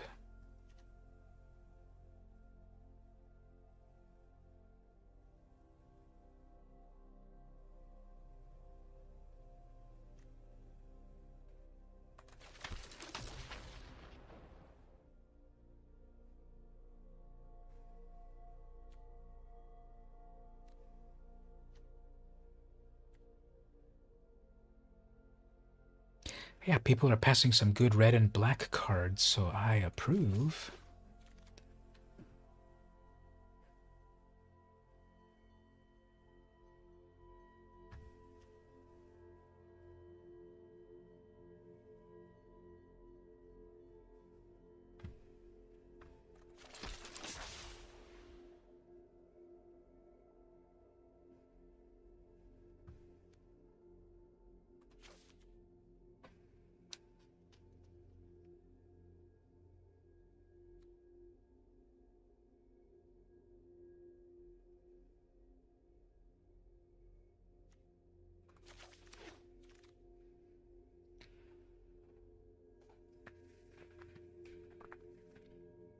Here's another strangle that they passed, so okay, I'll take that. 3 damage.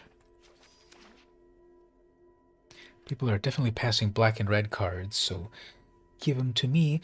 I have very few blue cards, so I might not even do blue, or maybe just keep it in as a basic splash.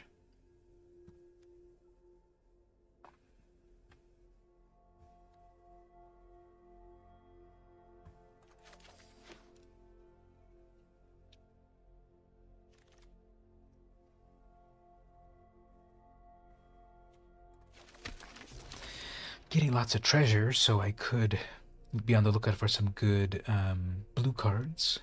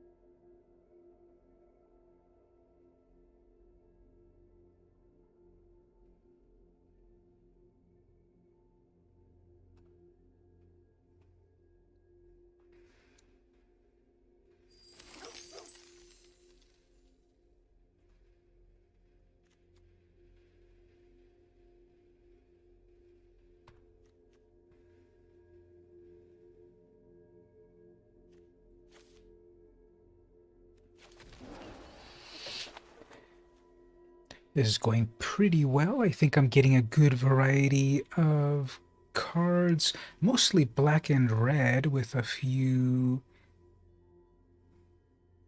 blue cards.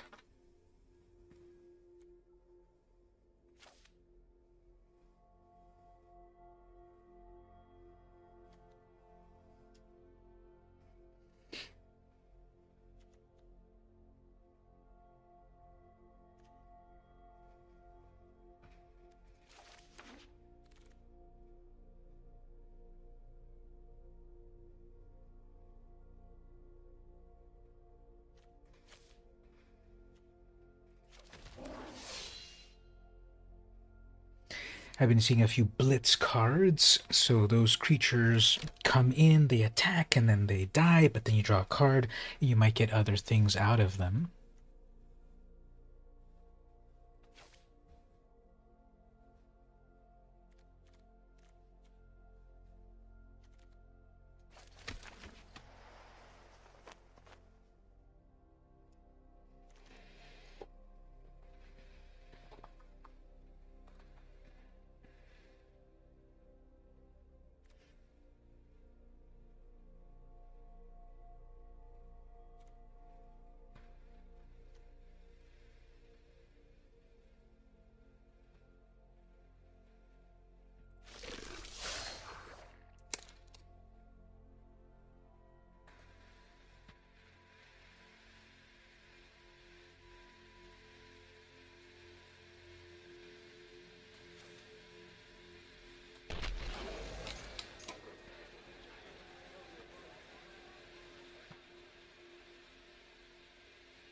Welcome back. We're still in the draft at the moment. Things are coming together pretty well.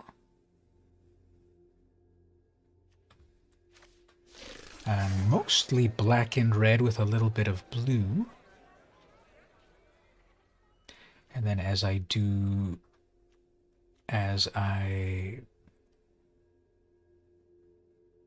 parse out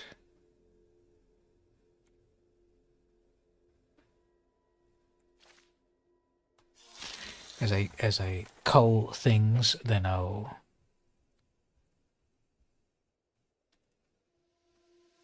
we'll see if we even need any blue.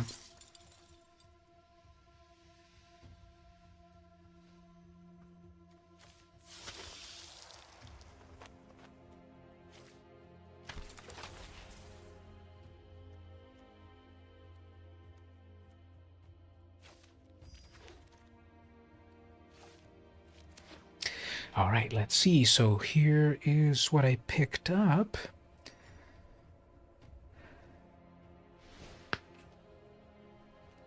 $49 cards, so we'll pare it down a bit. Let's see. 20 creatures, gotta drop 5 or so. 12 non-creatures, another 4 or so possibly to drop. Let's look at everything again. So Hypnotic Grifter, single mana Connives, eventually. Got a few 1-drops, Sticky Fingers, enchant your own creature, make treasures, deal damage. Let's cut these just to 1 of each for the moment. This one's all about shield counters, but it has to die. Some 3/2s for 2 mana. Direct damage. Death Touch creature.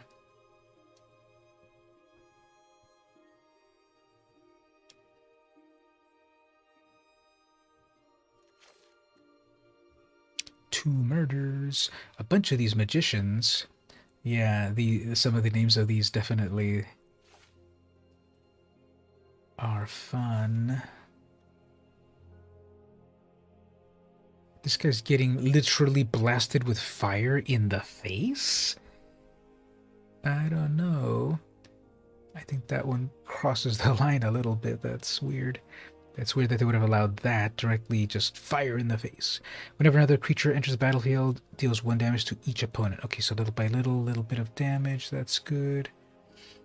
-3, and they mill.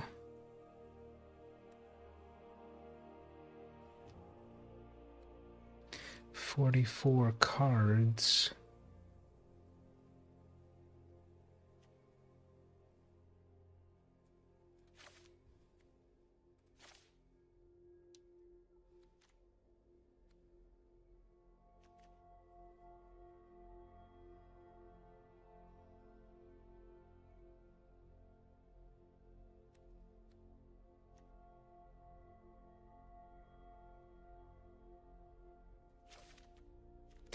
Alright, I'll go with 41 cards.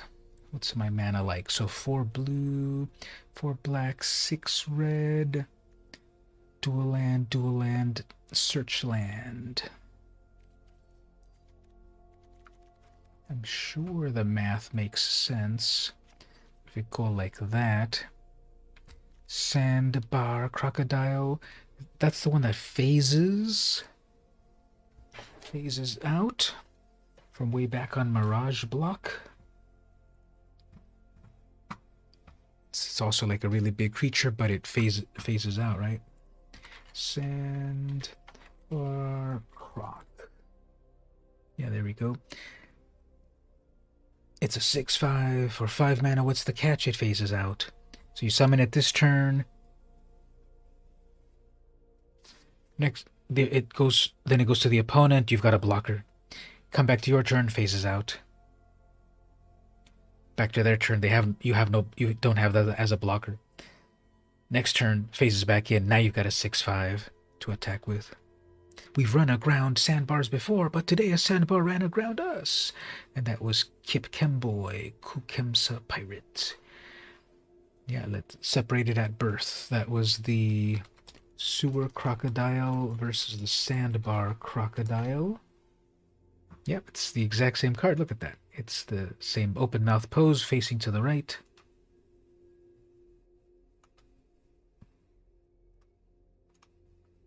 This is by Milivoj Cheran, and this is Una Freaker. What else did Una do? 43 cards from the old days.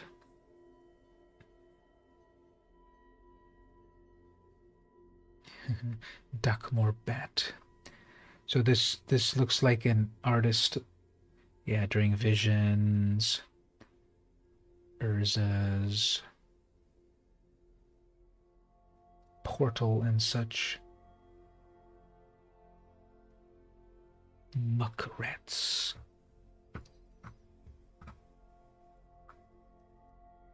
Alright, so I think we've got a deck.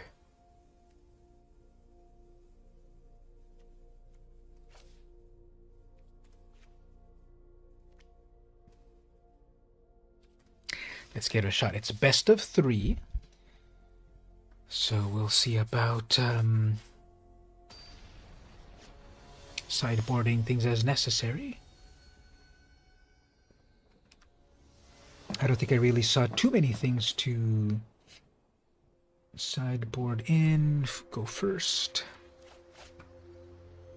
I got all my mana. Turn 1 play. Turn 2 tap land. Okay, let's give this a shot. 1/1 first strike menace. Look how far we've gone. A single red mana gives you a 1/1 with first strike and menace and mana fixing. The staccato clatter of its metal claws on pavement is unmistakable. Alright, so I got a lot of huge creatures in the battlefield. I mean, I got a lot of huge creatures in hand, so we'll just slowly build up and hopefully I get a turn 3 play.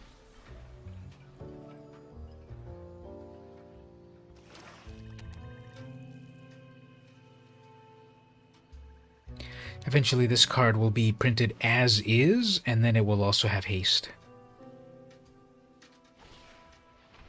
Yeah, definitely the theory of draft is that it's going to be different every time.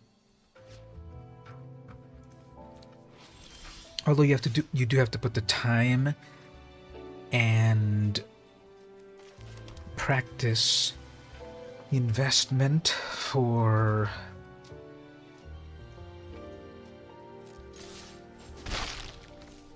getting good. Alright, so I think I'm going to play this Girder Goons as a blitz creature. So it'll come in as a 4/4 with haste. It'll die at the end of the turn. Draws me a card. And when it dies, it makes a 2/2. So that's a common. That's pretty overpowered. Sacrifice this, search your library for a basic, put it into your hand, or do that and deal damage. Okay. You saw a little card? Oh, down on the field over here. See if you can catch it again. You can play with these plants. Look at that. I can water the plants. Not really, but you can touch the plants. The opponent must have some form of instant in their hand, or they have this, which they can crack right now. Don't tell me you're holding on to it to... Okay, you're going to do one of those. Fine, eventually Masked Bandit, that's a good one. Alright, so let's blitz out.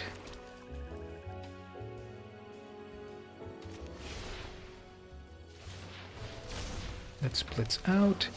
Let's attack with all of that. That dies, draws me a card. Gets me a goon. And there we go. 1, 2, 3, 4, 5. 1, 2, 3, 4, 5, 6. I can bring out that crocodile. I'll probably bring out that crocodile. That's a 4/2 with a shield counter. That's annoying. Okay.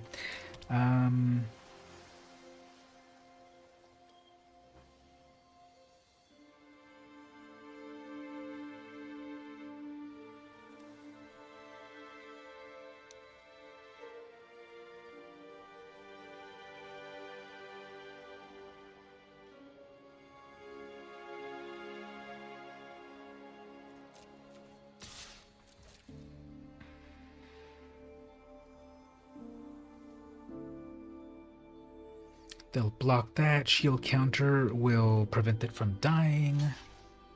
What else does it do? As long as it's your turn, this gets a whatever. Well, I can instantly deal the damage first, and then we trade. That's not worth it. And then play this early. That's a 4/6. That Bandit, if they can play it, they'll have 5 mana. They'll have 5 mana, so if they play it, that'll be good, and then I can charm it. Do you know Elspeth is from New Capenna? I guess that's kind of a retcon, isn't it? It never felt that she was from there, although they didn't really explain where she was from, just that something happened and she... No, never mind, I'm confusing her with...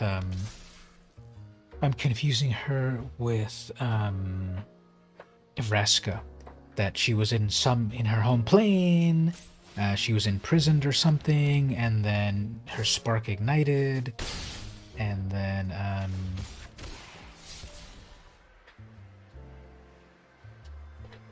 so I don't know, because I've seen Elspeth in places that don't look like New Capenna. Wouldn't think she's from there, but she is. All right, so this is annoying. The opponent's building up here, but we'll just keep trying to strike them. We're slightly winning.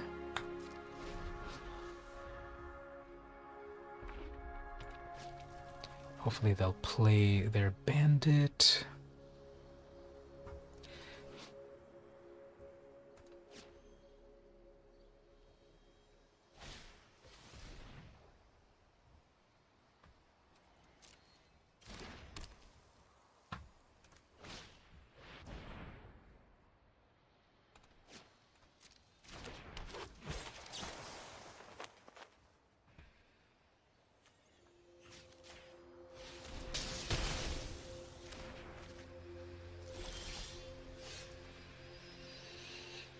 Well,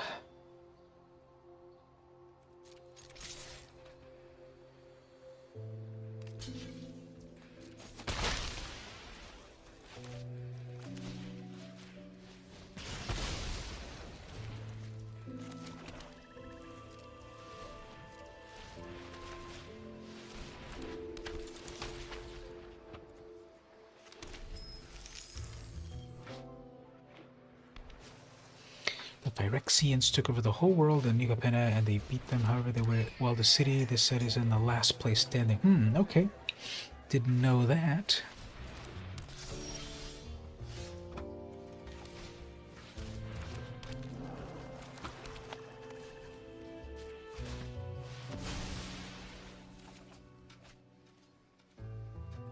Alright, so I have a haste creature right here that can come out of nowhere.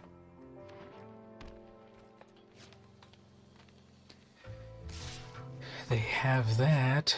4 damage to any target, so they have enough mana to do that to my 3/2, but they've spent it. Okay. That's good. Then we'll play that as a haste creature. And they're down there. So if they spend all their mana to kill one of my creatures, then they have to keep 1 blocker.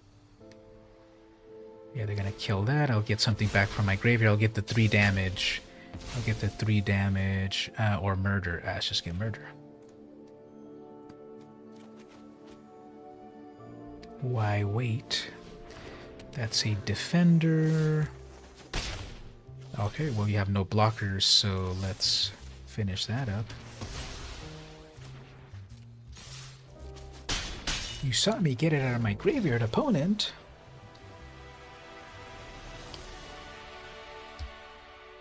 So, that doesn't make sense to me. The Phyrexians took over everything, but New Capenna is the only place because it's simply walled off. Such powerful characters as the Phyrexians can't get through some walls? And somehow Urabrask is all part of it because his latest card is something like Urabrask... Something. What's the new Urabrask? Urabrask...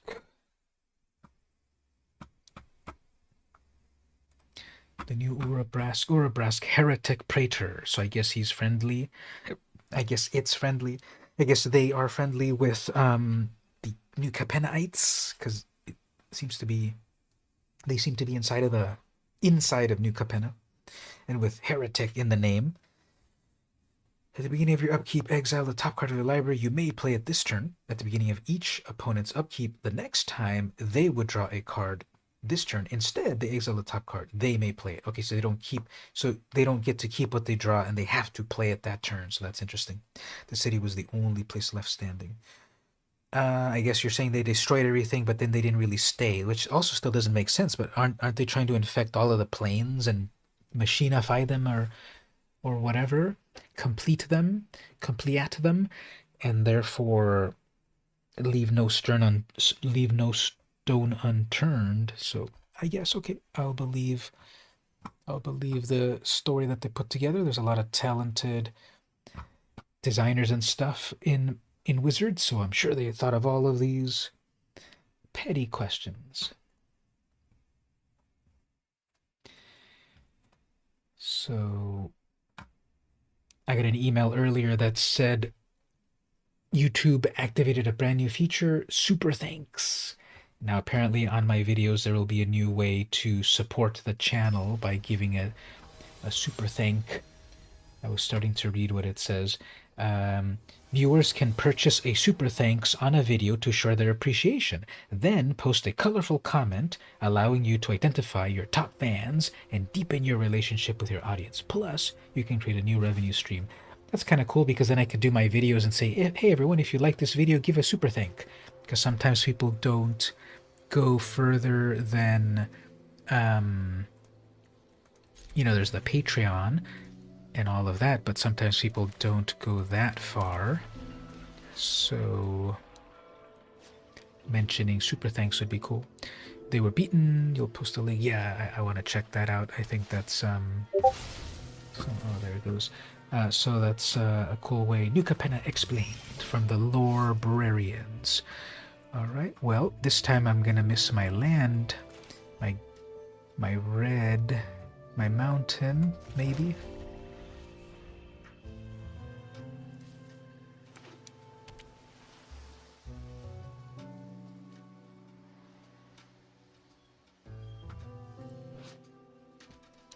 The sound on this field sounds too mellow. Yay, amazing. Anyway, I think it sounds way too mellow, like to do a real...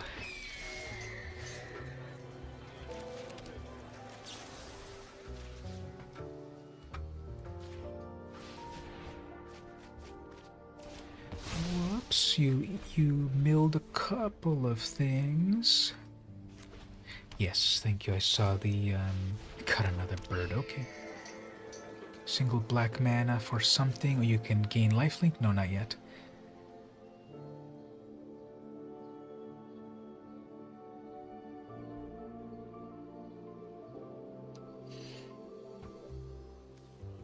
If I get my red mana, I can light them up. That's not red mana. Okay, well, I guess let's blitz out this goon.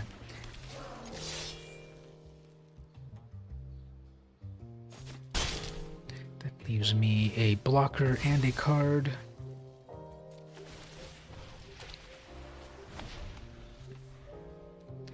Alright, still missing black mana.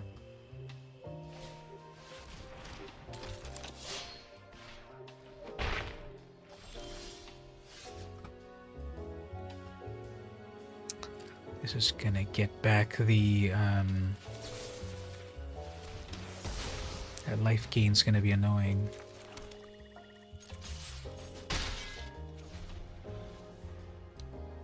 Sixth mana, right on, yep, right on cue, amazing. Well, got a handful of red mana.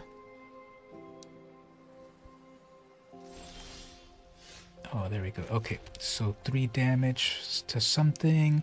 I guess we'll light him up. Yeah, let's be safe. Casualty that. Target a creature. Sacrifice a creature. Do it again. Unless they have a response, which it seems... Nah, they can just pay for that. Never mind.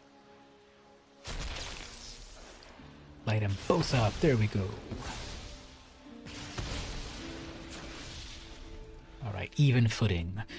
But then I need removal for that huge creature that's coming.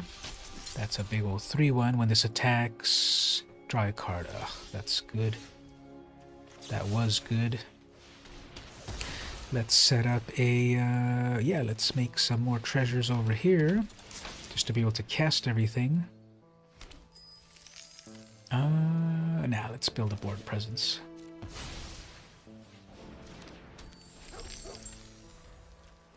Oh no, that costs 7 mana, not 6. Okay, so not yet. Okay, good. Connive, that'll draw them their land.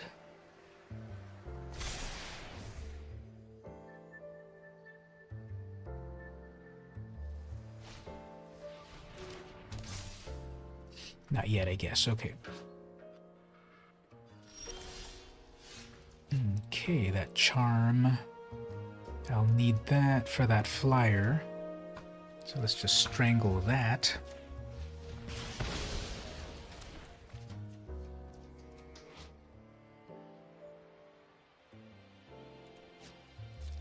And now we'll just put pressure.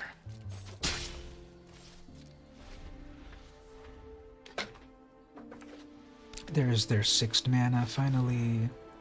Or their 7th mana. Little do they know I've got something in hand.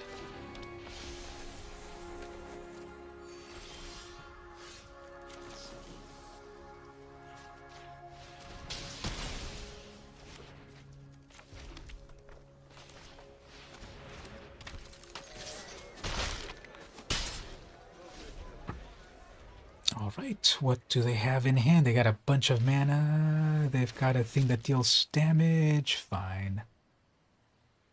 They're gonna do it on their turn. Fine. Taps them out. Single blue mana for some reason, unless they're holding priority for no reason. Now let's try to draw a card off of that. I guess we'll set up a shield counter over here.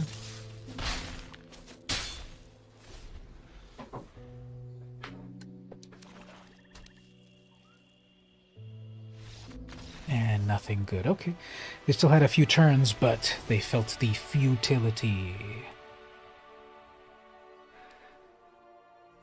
Alright, there's first win of the draft. Let me do a little pause to refill my drink. Then we'll keep going. Thank you. We got a Scuttling Butler, a Scuttlebuttle, 3 mana for a 4/1 artifact creature construct. Uncommon. At the beginning of combat on your turn, if you control 2 or more multicolored permanents, this gains double strike. Ooh, that's cool. 2 or more multicolored permanents. That's not too hard to set up, I think, on this set. That could be really good. A 4/1 double strike. Wow. It does need a little bit of setup, but that does work. All right, so we got 1 win so far. Let me do just a quick be right back, and then we'll keep going with the draft. 1 win so far. We got 100% undefeated record so far.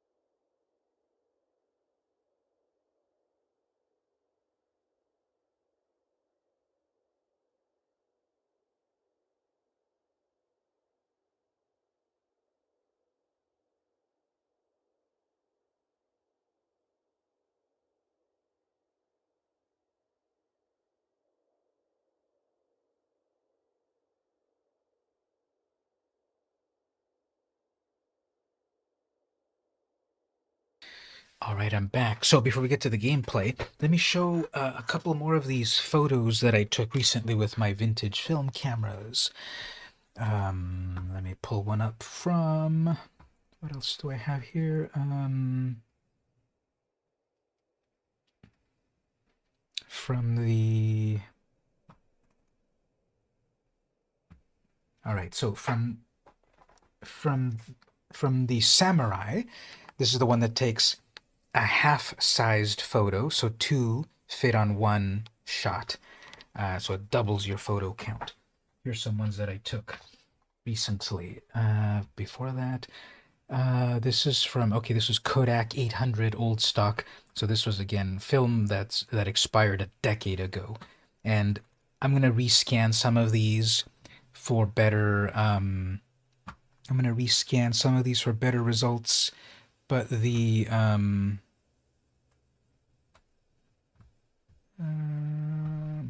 let's just do it this way. I have a whole separate scene set up over here. So I'm going to scan these to have better results. These are just quick scans to see what was on them, because when I got these developed, I didn't get any prints. So I just did quick scans. These can be scanned way better. But there's a shot just towards the northeast, some of the mountains that are near my house here. Again, very grainy. I love grain on film. Got a lot of these imperfections and such, which can be fun. Some of them might have too many. But I was taking my jog, and I'll just get to some of these nice ones, or conceptually nice. So here we have just some nice... Yes, again, some of these I will be rescanning so that I get better colors on them, but these are just some quick scans. Here's one of our famous California palm trees. This is the quintessential sign of Southern California. They're all over the place here. And I was jogging towards the west. Over there's the Pacific Ocean. Nice clouds on that day. When did I shoot this? This was January 12th. So we'll look at a couple of these. This is some very moody clouds over here. When I rescan this, I'll be able to get kind of better results out of it. Well, in some parts of the world, they don't know what palm trees are. So do not cross there. And then some ruffians had graffitied all over the community. I don't know what they're trying to say here. My Rick Rocha Rockham or something. But they graffitied with some gold paint. It's been removed already, but the various 13-year-olds that did this, they were some real tough kids for a couple of days, and then they erased everything. So at the end of the road, that road end marker there has been destroyed.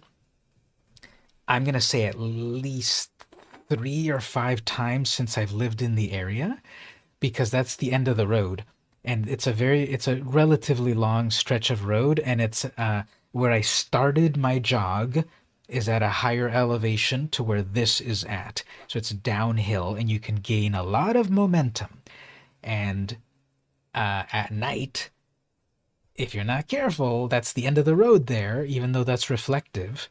And I've seen that trashed with cars that just go over the edge there. And it's not like a sheer cliff or anything, but it is a ditch right there. And that's a little sad to think. But yeah, sometimes people don't pay attention. And that's the end of the road, everyone. Don't go past it. And looking to the left, that pole over there, looking to the left is over there. So kind of this abandoned... Okay, if I crop it there, it looks like, wow, an abandoned, lonely road. Well, I can further crop it without the sidewalk there. But I can get it somewhere around there. And it's like a lonely road in a Western movie. But if you look over here, there's a nice little sidewalk. And if you look over there, there's a bunch of nice houses. So it's an illusion. It's not the lonely road that Logan is traveling to go rescue Gabby. And then you just turn to your left, and it's completely domesticated planned community. The area that I live, Eastlake, is a planned community. So it was, I don't know, 35 years ago, 40 years ago, the landowners planned everything in this area. A lot of cities just kind of spring up, but a planned community has a plan. So that's that same sort of lonely road there. That could definitely be, if I rescan it and kind of fix it up a little bit, that can definitely feel like a shot from a movie, right? The lonely road to go get revenge on those that wronged me and my dog. Slightly more artistic over here by the edge of the road. I don't know, which is more artistic? Tell me. Which one do you like better?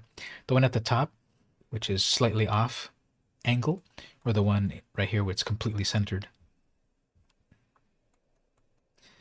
So we have off to the side. We have centered. Which is the better one? Which is the one that's going to win the Academy Award?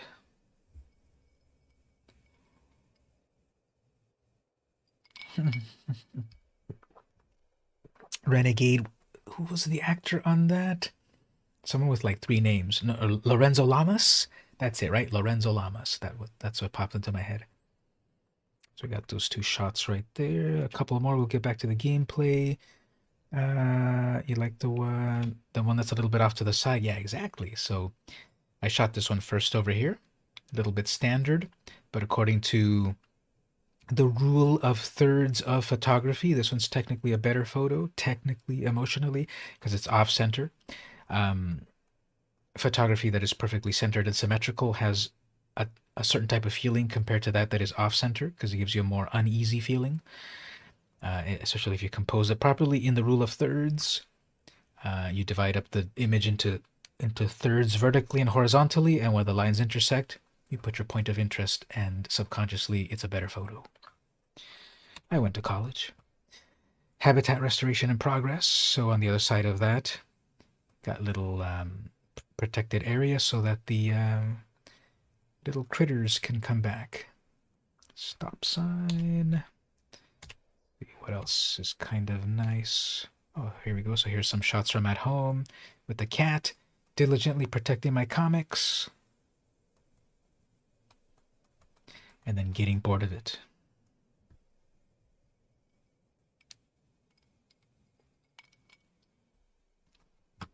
Any other fun ones before? A couple more. Oh, there we go. These are so nice. Artistic. Okay, so not too interesting. But then this one. Wow. Such a handsome regal cat. When I rescan it in higher quality.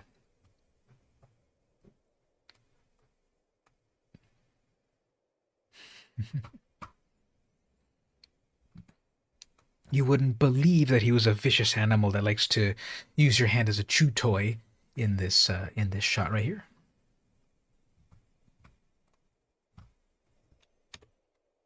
All right, so here's a few shots of my office at the college. This mess right here is my workstation. So much fun clutter and stuff throughout the years. A few things that stand out on the shelves over here. Got a little Mario toy, Homer trophy in his underwear, Duff beer can, C-3PO R2-D2 Christmas ornament.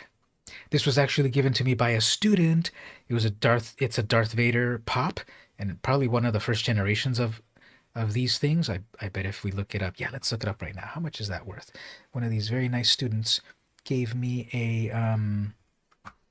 gave that to me. I don't know if I can find it very easily, but it was one of the first generations of pops. Don't really love pops, but I appreciate that. So we have Darth Vader pop. These are numbered and stuff. I don't think it was one of these. It seems too new.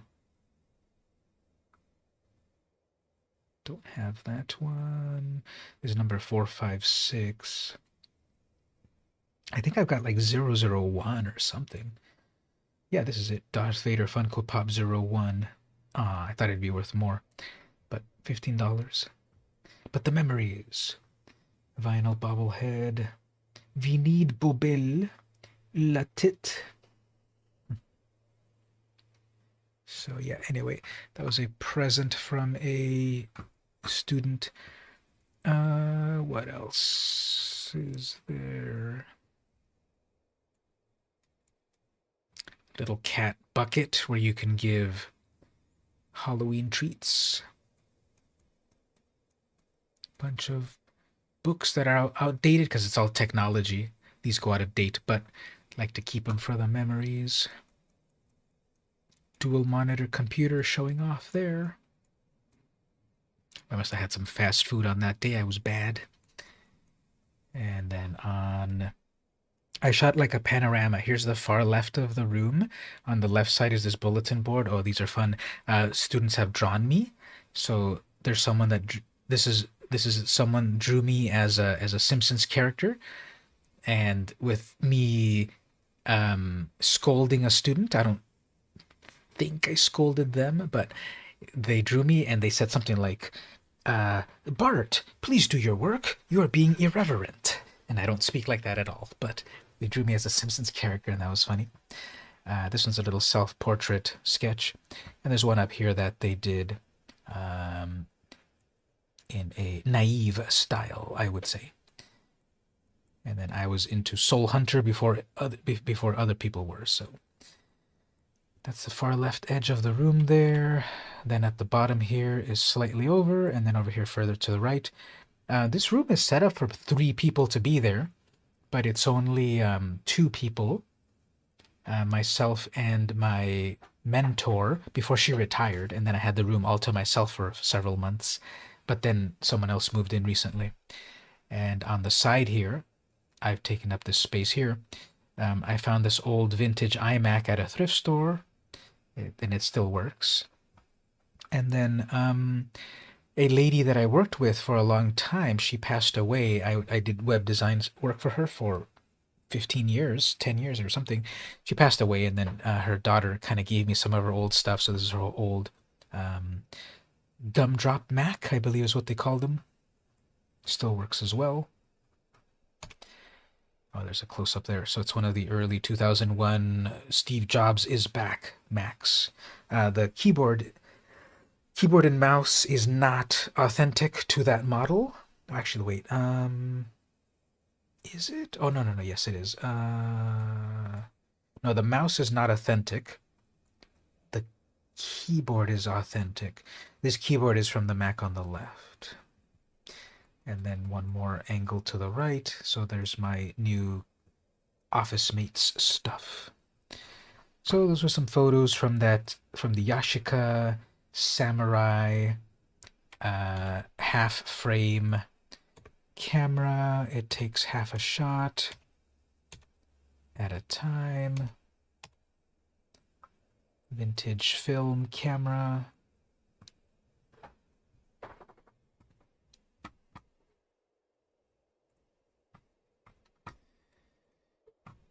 And so I'm getting back into film photography, and I like it's got a fun style. So let's keep playing. Game 2.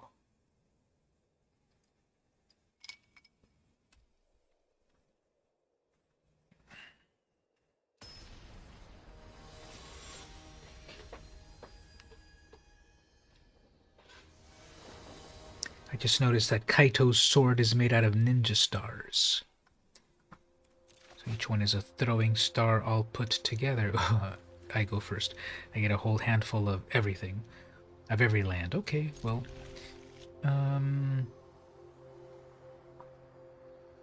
I get 2 tap lands on my opening hand.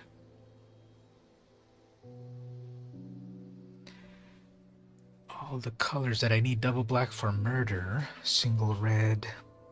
Alright. Outlook. Go get my second red.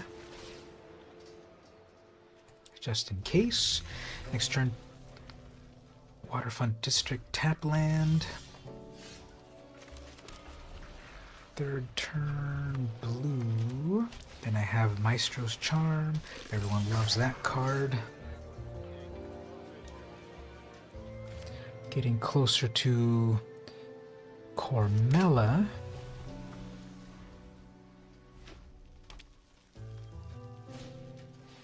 Sticky fingers do not need that.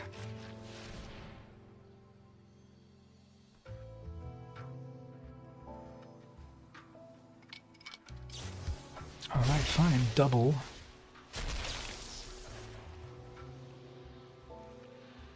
So you're gonna mill yourself. No, never mind. It goes to the bottom. So double scry. Scry 2, kind of, I guess. No, it's not a scry. Look at 2, keep 1, 1 to the bottom. And then you do it twice. Fine. Alright, so, I suppose here... Got enough for...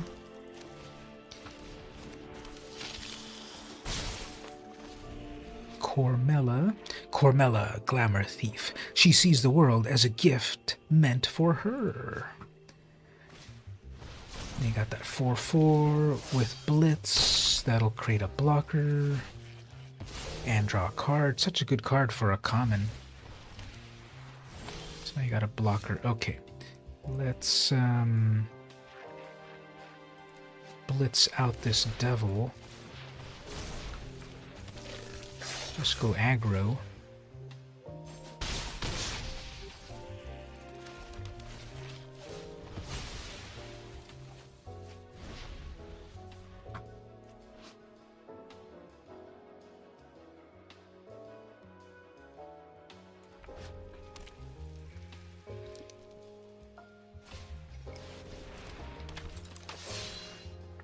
Alright, that's a big ol' 4/5. Do I have any recourse? 3, 4, 5, 6, 7. Do I have 7 mana? 1, 2, 3, 4, 5, 6. Nope.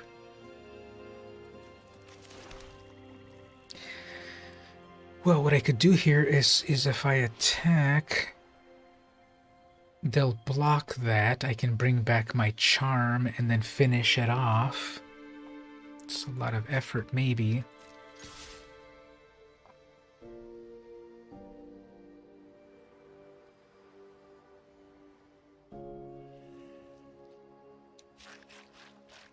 Yeah, they're not... Oh, okay, fine. They will block. Okay. I'll get back my charm.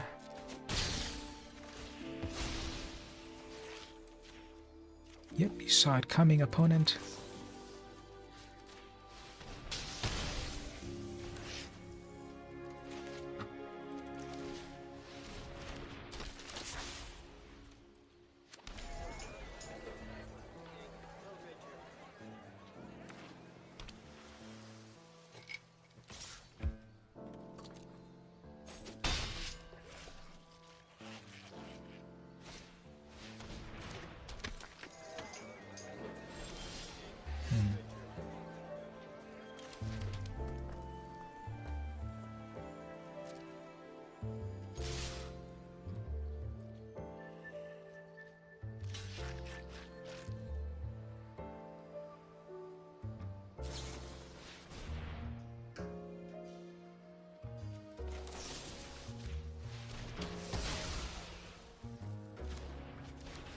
Whoops, your spell fizzled. You get no card.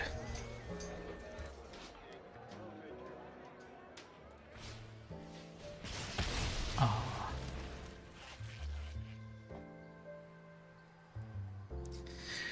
Alright, so they've also... Oh, they're the same colors. They're also Maestros. They're not blitzing that. Okay.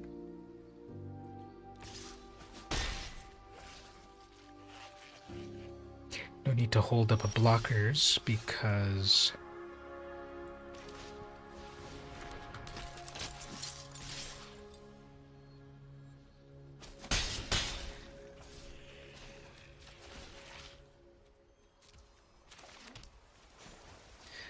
no need to hold up blockers because they'll just tap it out.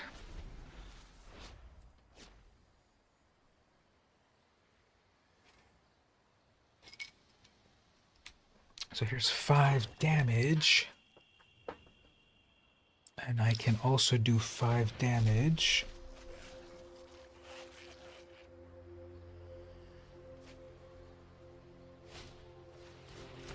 All right. 5 damage.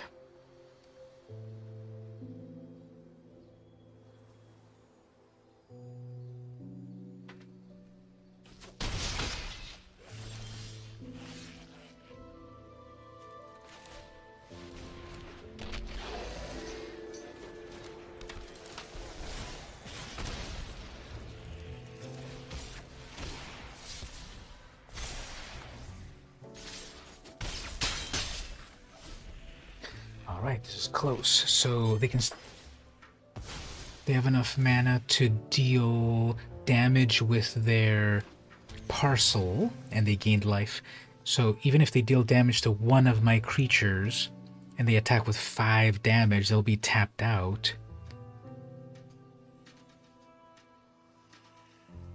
Witty Roastmaster. Okay, so they're staying. Okay. Well, that's annoying. Okay, actually, let's connive.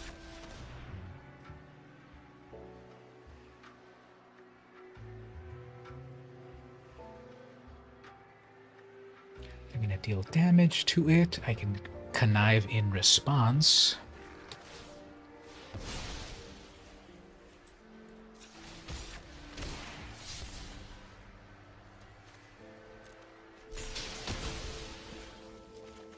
Double connive, amazing.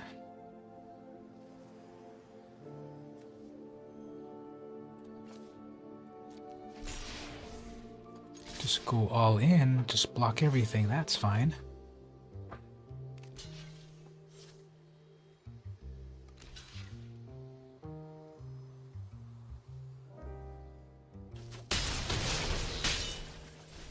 Very close.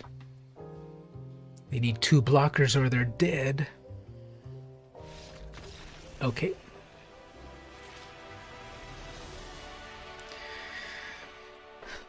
Right, well.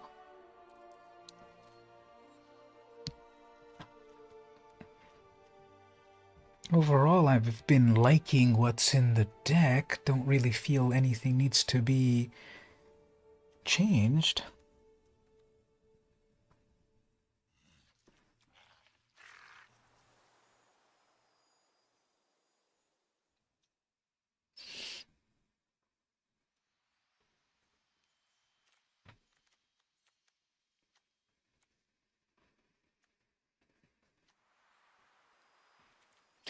Yeah, just keep playing it as is. Getting good luck so far.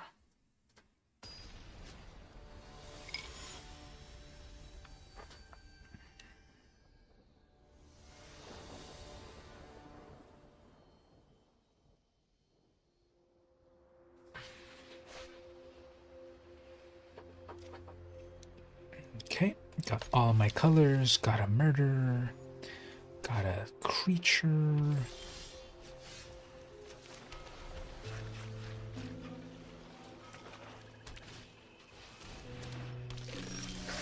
They have their own Death Touch creature, got my charm.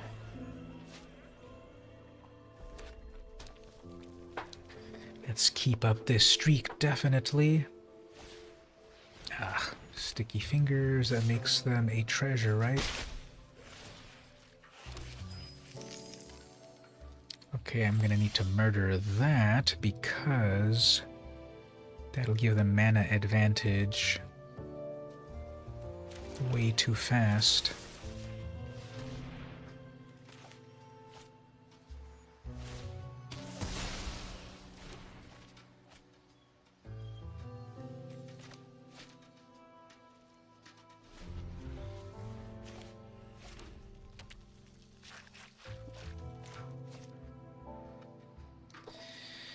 So I've got that tap land. That's a 6/4. Need to get rid of that. Okay, well.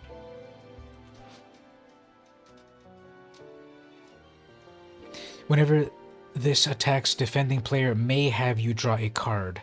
If they do, untap this. Whenever Shakedown attacks, defending player may have you draw a card. So I will say no. If they do, untap and remove it from combat. If they do. So either take 6 damage or draw a card. Okay, wow, no one's ever going to take that deal. Anyway, hopefully I don't use my final removal here for not.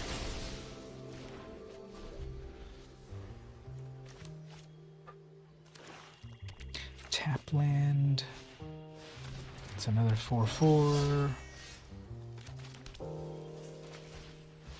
We'll set up with this alliance, hopefully. Whenever another creature enters, target creature an opponent can't block. If this is the second time this ability is resolved, that creature's attacks during its next attack, if able. So it gets forced to... Well, that was a big ol' 8 damage. what does this do again?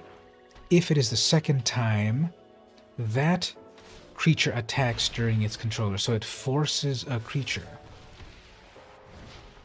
That would only be useful if they have a weak creature that I want to goad into attacking.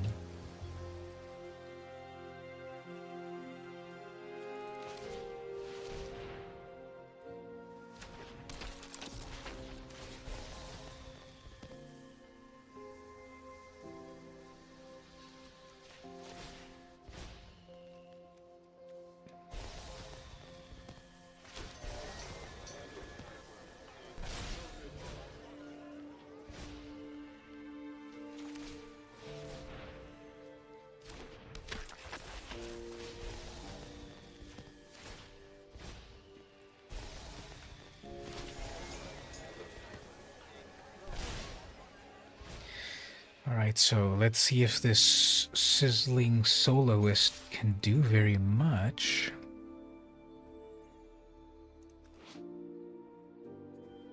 Alright, so with Alliance, target creature cannot block. If it's the second time, that creature must attack during its next phase. And then they have their own charm. Okay, fine. So that 2/2 has to attack, but it didn't trigger for the goons.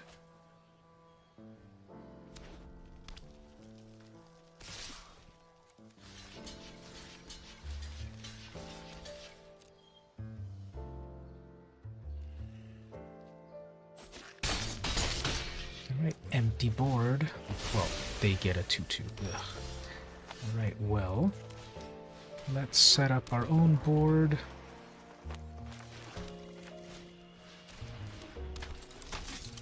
So I'll block with that 2/1. I'll put a shield on my 3/2. First Strike Menace.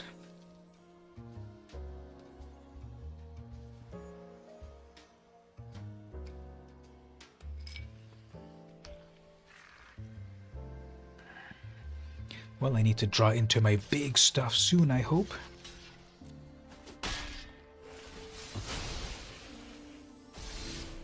Shield counter.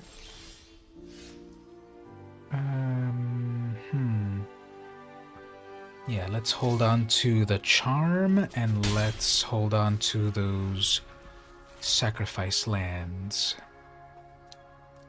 I can take 1 damage at a time, or I can deal with that Gold Hound if it starts attacking. Greyhound, Gold Hound.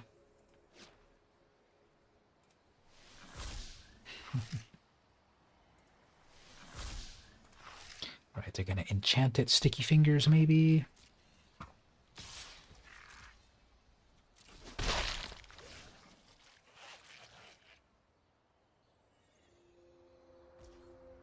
Alright, let's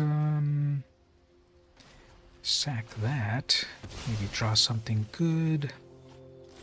Not good. Ugh, these are both horrible. Okay, well, let's go get a land.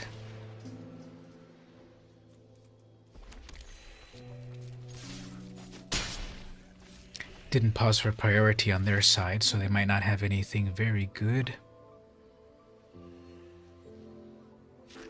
Yeah, we're gonna catch up on this race. They're doing 1 damage at a time, I'm doing 3. Plus shield counter, temporary indestructibility.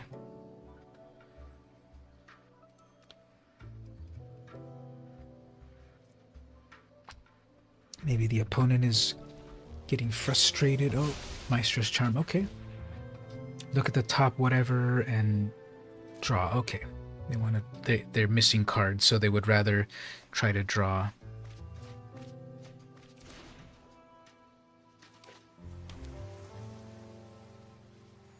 They can draw more if they exile this guy too, although it's instant. And I will draw Sewer Croc.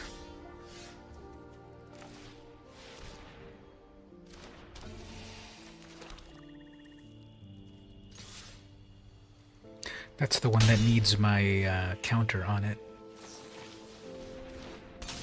1/2 flyer, Fairy Vandal.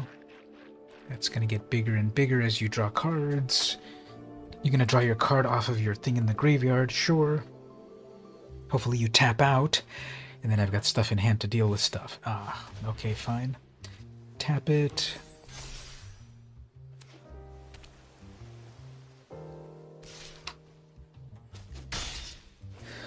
Alright, so let's try to get rid of that now while hopefully we're able. That's not going to give it a counter. Or is it? Yeah, it is, I guess. Because you drew 2, so I guess that's just a built-in... Ugh.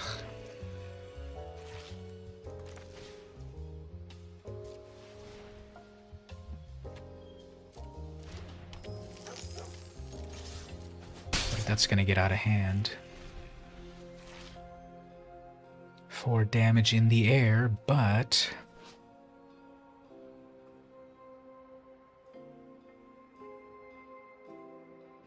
I can pay 1 to make that unblockable for 6. Alright, that's got Blitz for 6. This might be game over if they manage to draw a couple more cards. Or they'll just have some final damage at some point. 4, 5, 6, 7, 8. That's 8 damage on my side.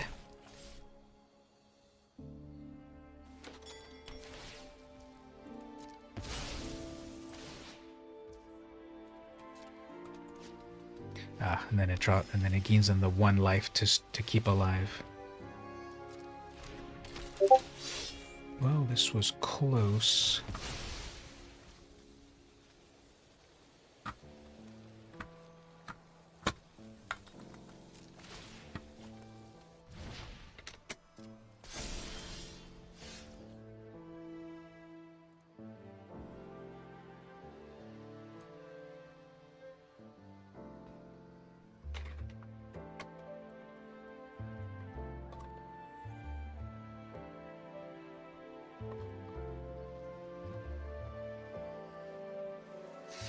Alright, so can we get out of this? No.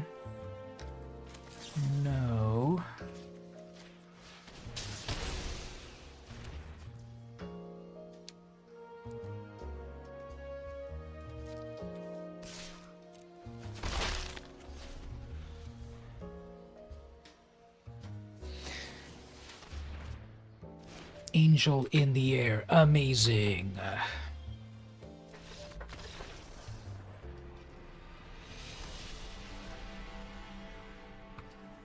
Hey there, Felix. How are you doing? So, yes. Aside from the TV series, what do you think would cause the prices to rise? It's got to be the TV series. That's how comics work. Nowadays,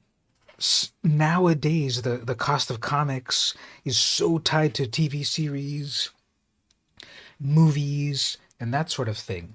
I just follow a lot of the prices of comics. I follow a lot of YouTube channels and read blogs about comics and such. And it definitely it goes hand in hand. There's a new preview trailer for something, the first appearance goes up. There's a news about new casting, the first appearance goes up. So it's all tied to news about TV series and casting and movies and sequels and rumors. Even rumors. I've seen several books go up because of rumors that don't pan out and speculation. So yeah, in 2014, so I was reading comics first in the 80s, 87 to 93, 87 to 91 or 92. I was reading my first block of comics, and then I stopped for a little while, but then I started to go to San Diego Comic-Con in 1993, and then I picked it up again on and off throughout the rest of the 90s. Then I went off to college in the 2000s, and then I was very, very minimal on it for a long time, from 2000 until about 2014.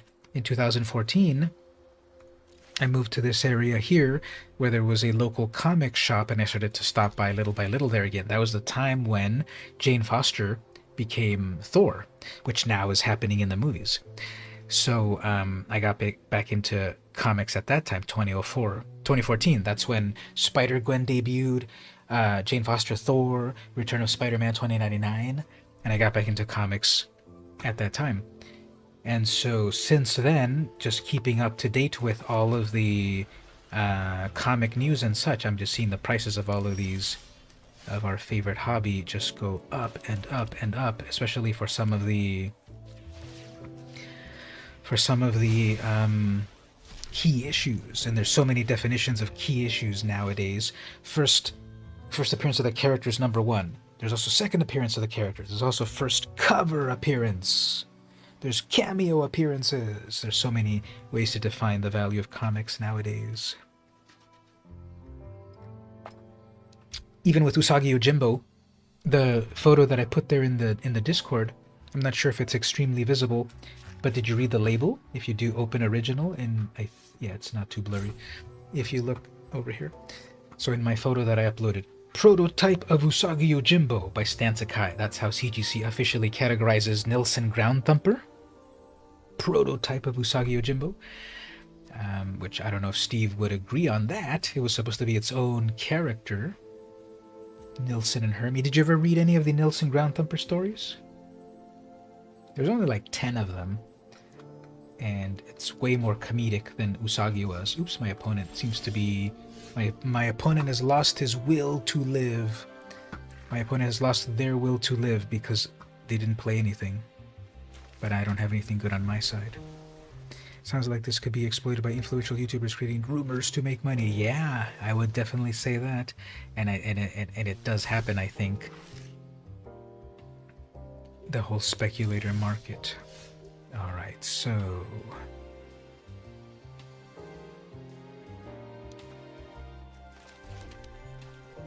Opponent is playing nothing. Okay, let's do this while the opponent thinks. Oops, Fairy Vandal. No, let's get rid of that. That's gonna get huge.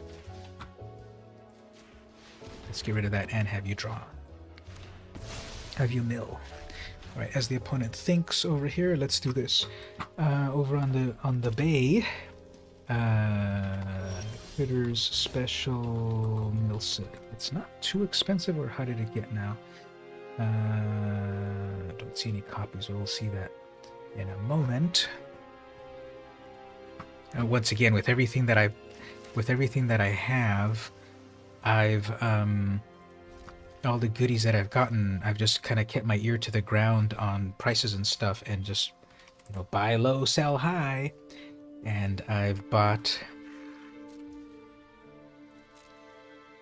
Don't tell me you've got another Fairy Vandal. Nope, got a little chat. Okay.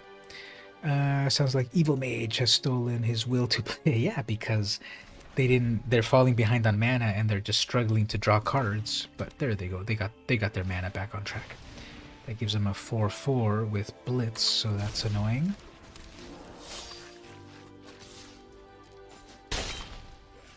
Four damage, draw a card, get a rogue. Now, I can't assume that I can play my good cards yet.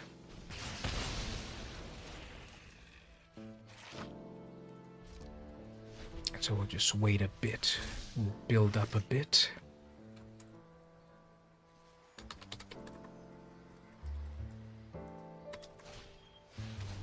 A 6/4 with Menace. Don't have any removal for that. Yes, I do. The market has gone insane. CGC are not always accurate. For example, they classify Usagi 1 as his first comic rather than Summer Special. Oh, that's annoying. So, Usagi Yojimbo 1? They might have... They do make mistakes, and sometimes they do fix those mistakes with some of the older slabs. Oh man, reveal their hand. So some of the older slabs do have the older wording on that.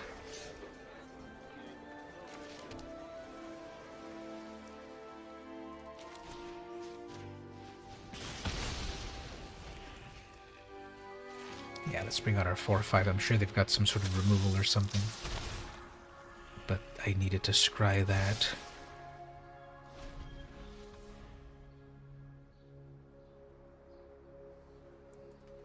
So as the opponent thinks, let's go look at this. So are there any number ones on sale at the moment? Critters, there's the summer special. Sticky fingers. Just a moment, back to the game. So I got a 4-5, they got a 6-4. Well,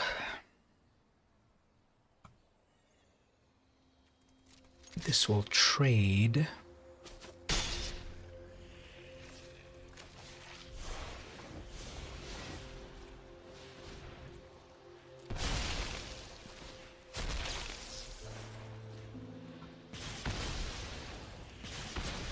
That's a scorch earth policy. Plus they get out ahead by drawing a card. All right, so I can draw a card off of my land. Soloist.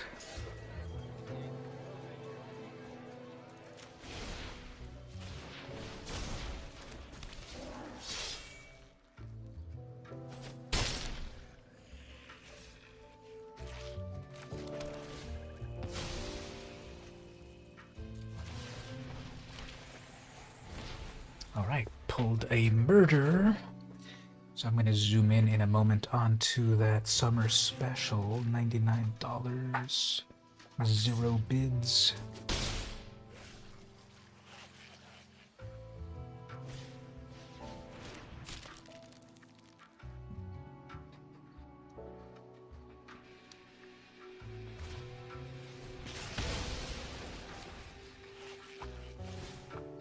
Alright, they use their parcel, so they're definitely missing mana. This is close.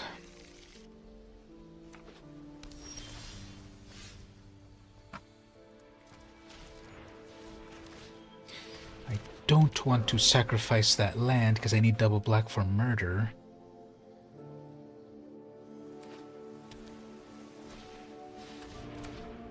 Okay.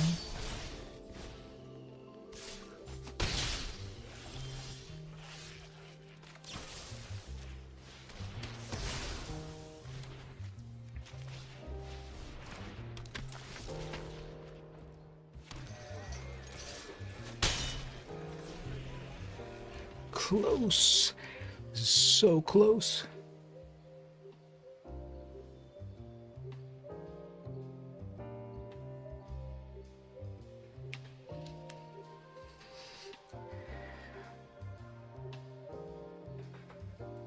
You should probably hold blockers.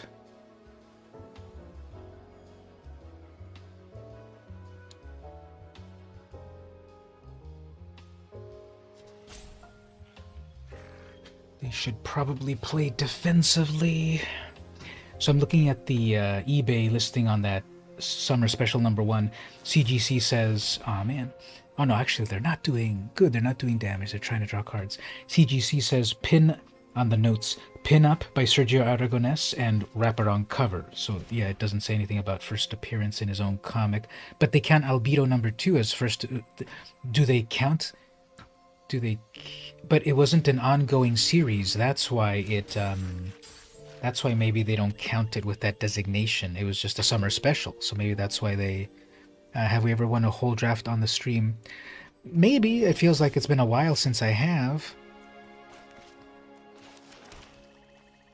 It feels like a while, so maybe we've won a whole draft. At least once. Yay, a land. Okay. Well, anyway, let's just keep putting pressure over here.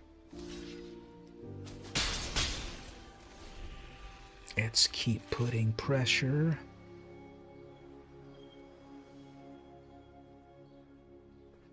I didn't see any eBay listings of Usagi #1. 3-1 Menace. That'll be trouble.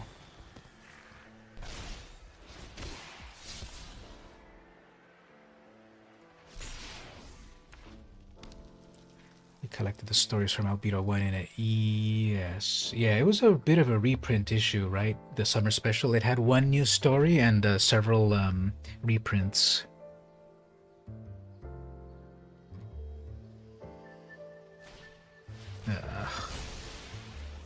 Fine. They can safely attack. They should attack because I've got the advantage. No attacks. Okay. Well, does this have Blitz? It does have Blitz. Okay. Let's blitz this out. Block, make them tap out that. Got one blocker. Block the 3/3. You saw loads of number 1 yesterday. All 7 or higher. Oh, okay. I haven't fully looked in the listings. Draw me a card. My battlefield is empty. Okay. Draw 2, discard 1. They'll discard a land. Get something good. Hopefully not too good. Uh-oh, sticky fingers. They're looking at their own cards, so they're probably gonna enchant it. Oh, and they're passing. They're scared. They're scared that they're gonna get blitzed out, and then I draw a land. Okay, well, completely ineffectual turn. While nothing happens, let's go look at eBay for a moment. Oh,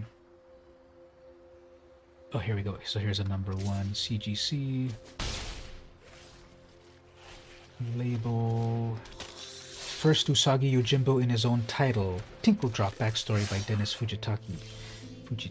So this is, if you look at the CGC labels, that is 3738, 3 million, 3 billion, whatever, and they are sequential. So maybe on the newest slabs, that is a newer slab, they recently got to 3 million, 37 million, whatever that is. But perhaps on the newer slabs, they do designate it properly, because First Usagi in his own title there. Probably on the older slabs. Alright, so we're dead here. Well, we play our final card and we're pretty dead, but we'll see what happens. It was pausing for priority, so they must have something in hand. It pauses for priority. None of these have an activated ability, so they probably have removal. And then that is 7 damage exactly.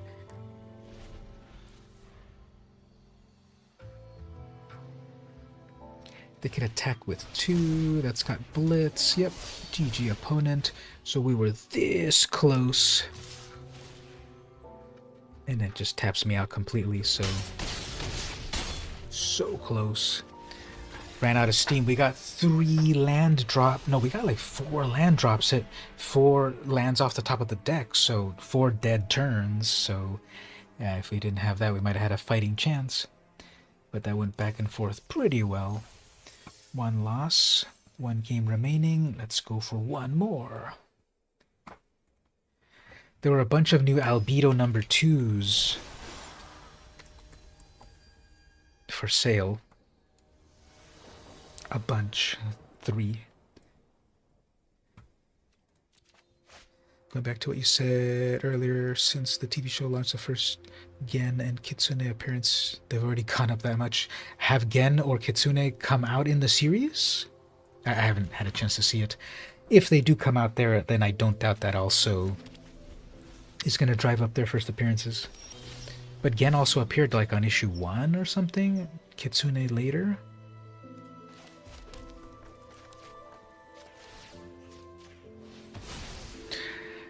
Possibly, if you can remind me which issue numbers they were. Of his main series, I don't have very many of the early ones. I have the complete run of the Mirage series. Did she debut there? Gen appeared in an early book, right?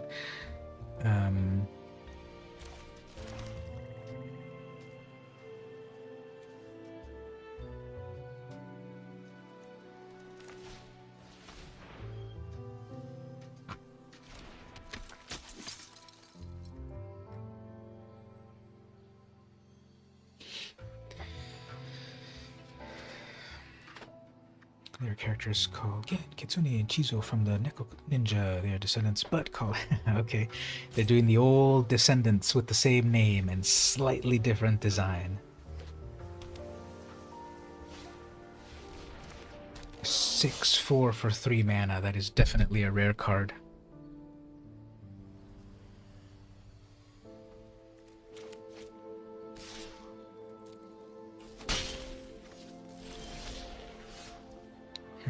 A lot of possibilities here.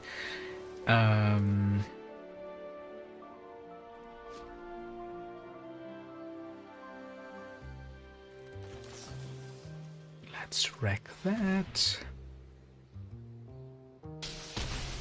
He gets cut off.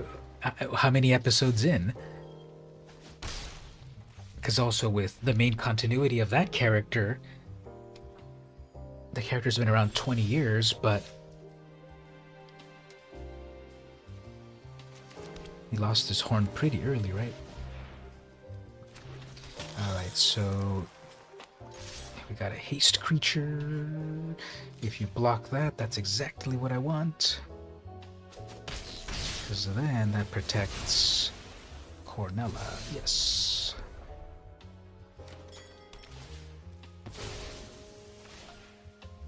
Are we going to see Lord Noriyuki as well in the series? Yay, Glamorous Outlaw. Damage plus Scry. That is a good card. I'm really running my opponent over. I think they missed a couple of land drops, though.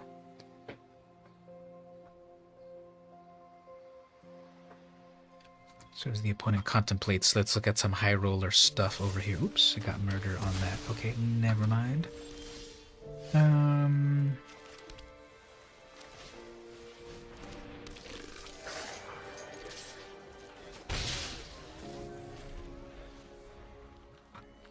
There are currently, apparently, 4 copies of Albedo number 2 for sale right now. A few of them are CGC. One of them is signed. That one's $12,000. Menace and Connive, okay.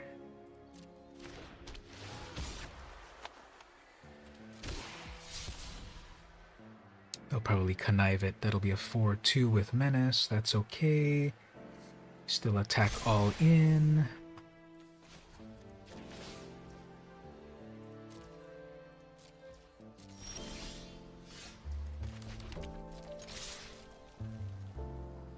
Cornella lives. I'm doing 4 damage at a time. Doesn't matter.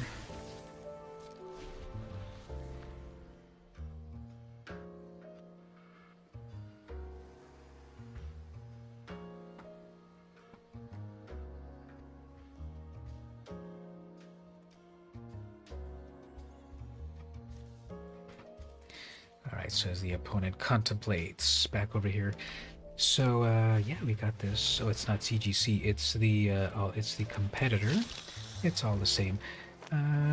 Oops, let me check here. What's this opponent doing? When this enters the battlefield, exile up to 2 target creature cards from a graveyard. And then, oh, okay, so they steal 2 things out of my graveyard. Fine, that's a good card to steal.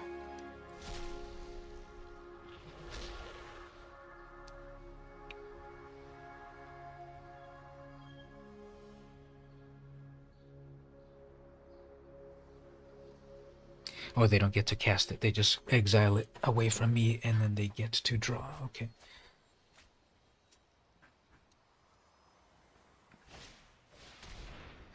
Got a 3-2 tapped. Just need to keep getting aggro. Yeah, let's just keep getting aggro.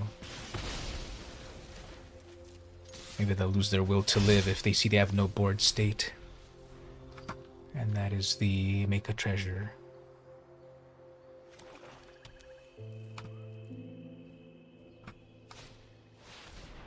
That is a 4-4, which gains you life. Sure. Alright, that'll be annoying.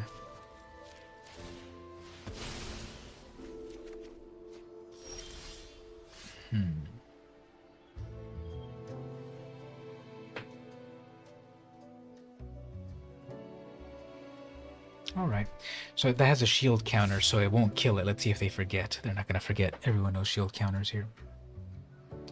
But ideally, they block that because they don't want more damage. They're probably scared that they're at 11. They'll probably block. They'll say, hey, it'll be good. Yeah, that's good. So that'll block. Shield counter, I live. but then -3 onto that, and get to milieu. And then that shield counter really worked on Cormella. Just keep going wide over here.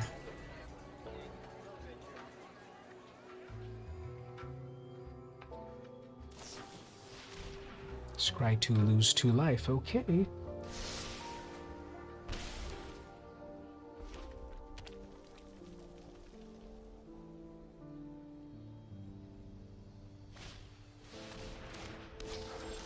Alright, got a big old scary shadow, no way to deal with it, so that's okay. Let's see if they block my 2-4, then I'll just get my removal. Nope, okay. Now we're on a race. They're going to deal 7 damage at a time.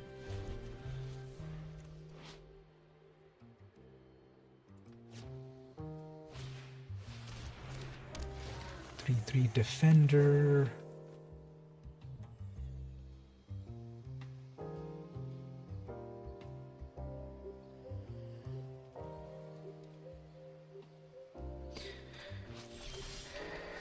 Ah, there we go.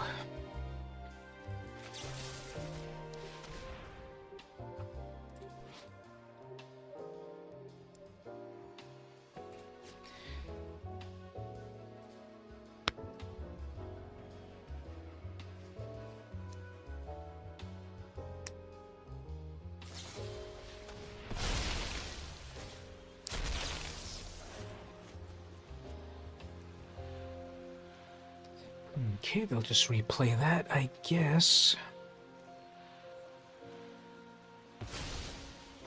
They're replaying the life gain angel.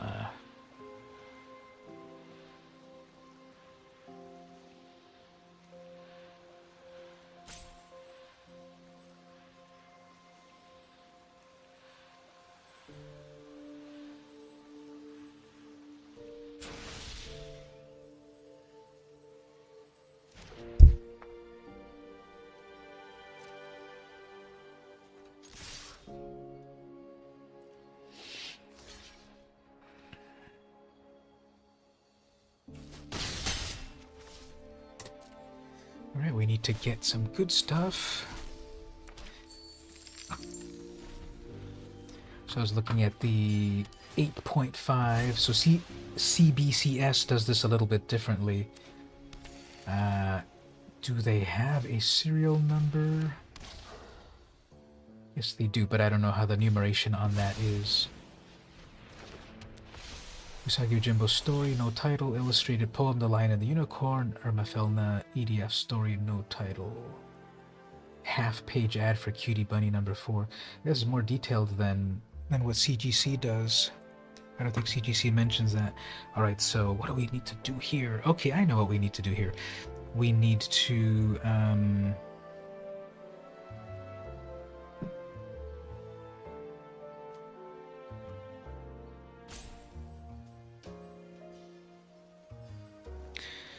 we need to casualty this flyer.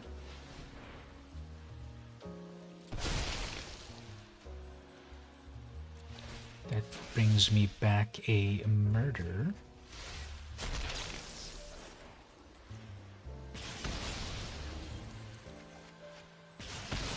Gets rid of their flyer. Have a murder in hand.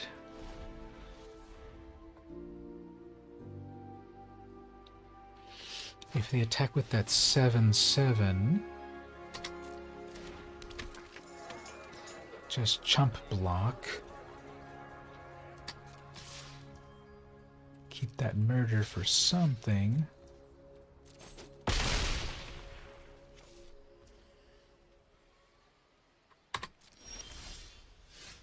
Tap land. Okay, next turn I can draw off of it.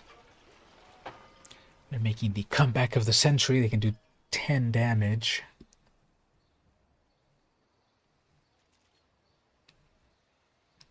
They have priority to sacrifice their tap land. Not sure if they realize it or they don't want to. Game's a little complicated, yeah. There's creatures and sorceries. Basically, the idea is you play lands which generate mana. There are 5 colors of mana. Red, white, blue, black, and green. Based on those colors of mana, then you do things, such as summon creatures or cast spells. Spells can draw you cards, gain you life, destroy creatures. And basically, each player has 20 life that you're trying to decrease down to... See right there, they played a murder spell, so they killed my creature. And so you're trying to decrease each other down to 20 life.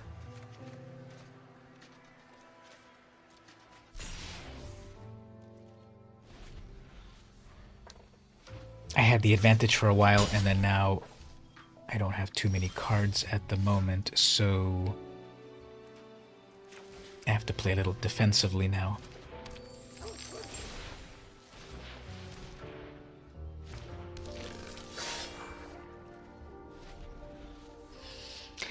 That's a good question. It depends.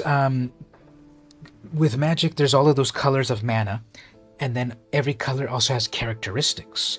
Blue mages focus on obfuscation and mind tricks and so forth. Black mages focus on death and zombies and such. Red mages focus on speed and emotion and such. So they've all got like qualities, and so games can vary. Oftentimes with blue cards, things last longer because there's more shenanigans happening. But in my case, we're playing triple colors here, so we've got a little bit of everything. And I haven't. So we have a countdown timer, and I don't remember where it started. Either at 30 minutes, maybe. So we might have been playing. It's like a chess clock, so it turns on and off. But we've been playing a little while so far. Aw, man, you're gonna kill my poor little doggy. Fine. You killed everything, actually. Wow. Alright, well, I don't think I'm gonna get out of this. I'm dead next turn. That's not really great, so okay. So right there, you can see that the opponent got me. And, go on to round 2, so it's best of 3. They had a very good deck, so here I can switch out a few cards to try to deal with the opponent. For example, you can get a card that says destroy a flying creature, but if the opponent has no flying creatures, the card is dead in your hand. You can never use it. So in between rounds, you can swap cards in and out of your main deck so that you have the right cards as necessary. But this it seems pretty evenly matched between us two, so I don't know what I would really change. Maybe another outlaw, actually, because that did some direct damage.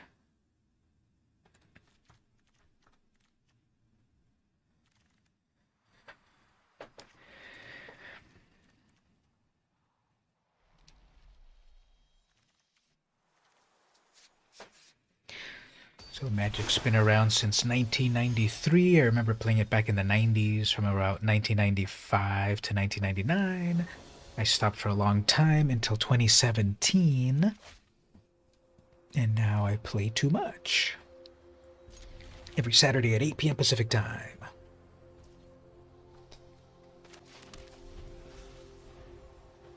On the stream. Besides that, I'm playing throughout the week. On my turn 2, I got a big old crooked custodian.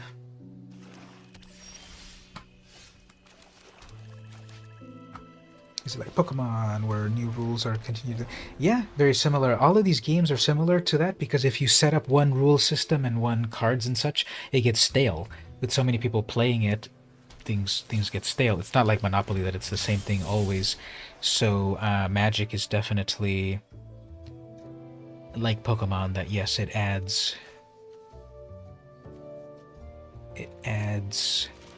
a variety of new things always.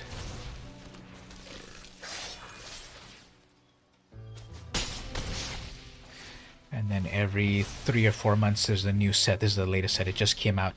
The big idea with Magic is that you are wizards traveling the multi-planes, kind of like the Marvel multiverse. You travel to different planes, and each one's have different characteristics. A recent plane we were at is Kaldheim, which has sort of like a Viking style. We've been at Amonkhet, which has sort of like an ancient Egyptian style. This is New Capenna, which has sort of a 1920s, roaring 20s American gangster Al Capone style. That's the style of this plane. Art Deco sort of art style.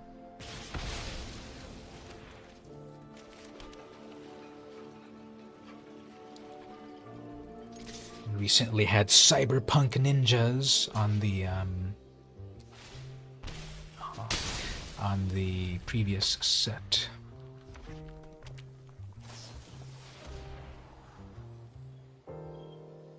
Welcome back. So Mark, what's the wildest plane we've been on? Let's tell Felix a little bit about Magic. What's the wildest plane we've been on? I think artistically this one is one, but because you actually have like magical Tommy guns shooting magical energy and stuff.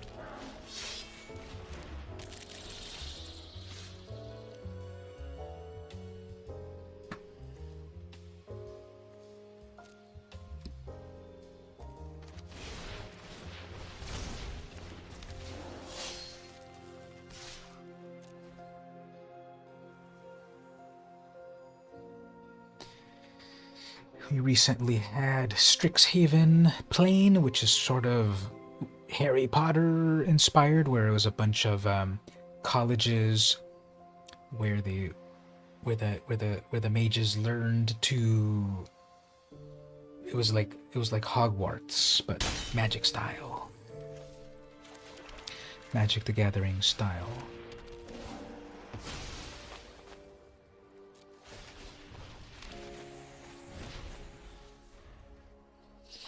Well, the opponent is down to 6. Any minute they'll probably summon that one angel that gives them life. Oops, they're going to look at their graveyard. So basically everyone has a deck of 60 cards. You draw 7 cards at the beginning. You play 1 land per turn. And then you slowly start to build your mana base so that you can play powerful things. The more mana you have, the more powerful things you can play.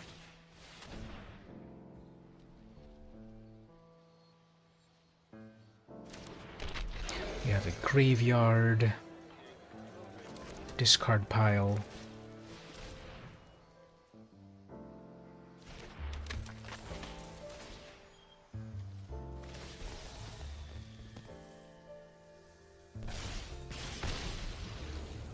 So just on life totals, I'm winning. I've got 19, they've got 5. But on the board, possibly I'm also winning. I have more attackers than they have blockers.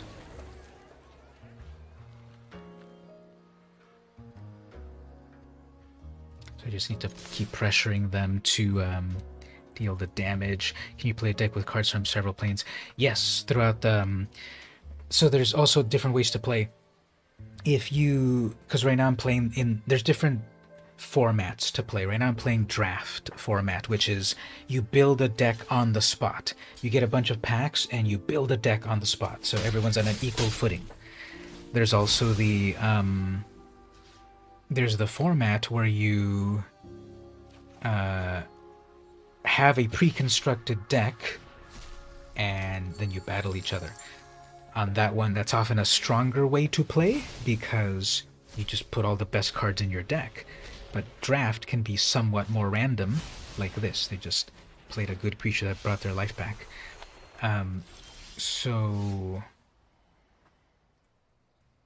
And yes, so in this format, you can only play from this current set, this current plane, this gangster world, in this format. But if you play the other formats, yeah, you can play from all through the history. And even from there, there's... ooh, that's nice. So even from here, there's... even in that format, there's... even in that format, there are restrictions, because there's 30 years of Magic history, Magic cards. So within the whole pre-constructed format, there's sub-formats. There's standard format, which is only the latest 4 sets or whatever. Then you can go further back into Pioneer, which is the latest 20 sets. You can go further back into Modern, that's the latest 30 sets. You can go back to Vintage or Legacy, which is then everything, and like that. So, the opponent just played something amazingly devastating, and might be in big trouble. But I got a big old crocodile.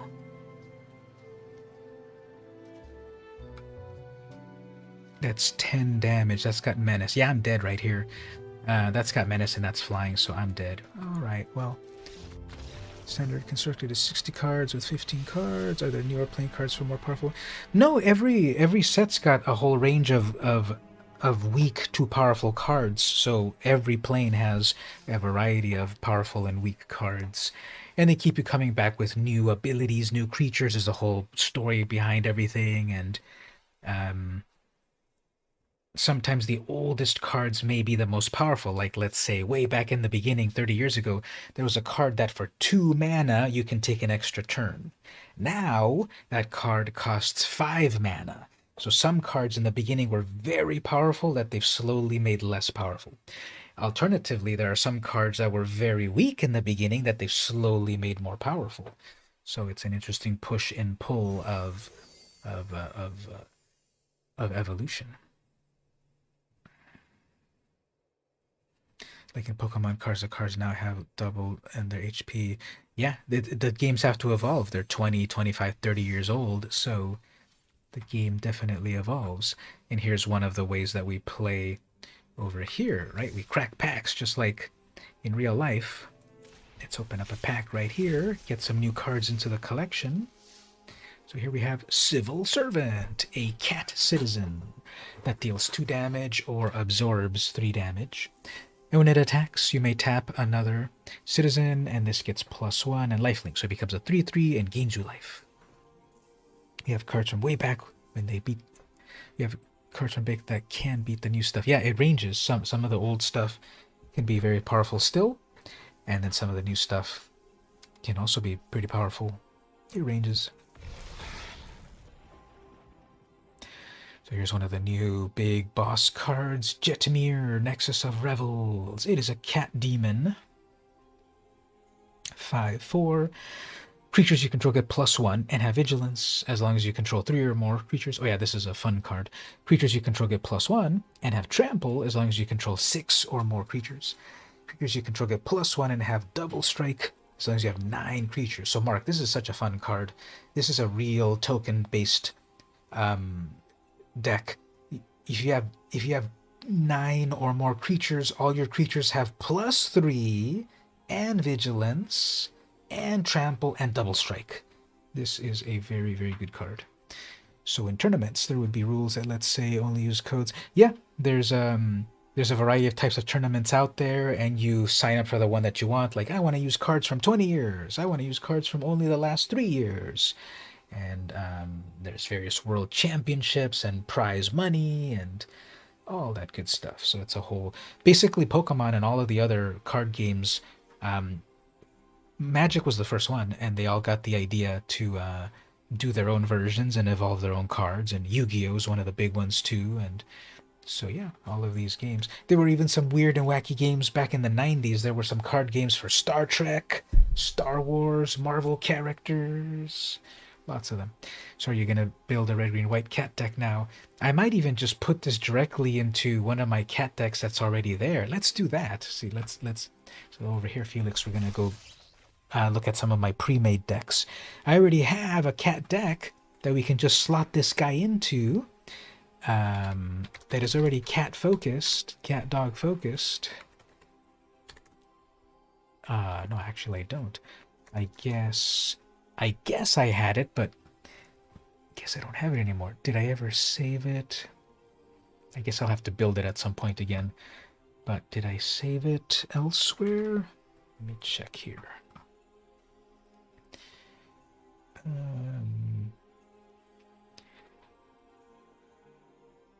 Let's see. I think think I've got my deck backups over here somewhere. MtG decks, dungeons. Oh, here we go. Yeah, so I did make a backup. I don't have it on Arena at the moment, but let me reload it over here. Import.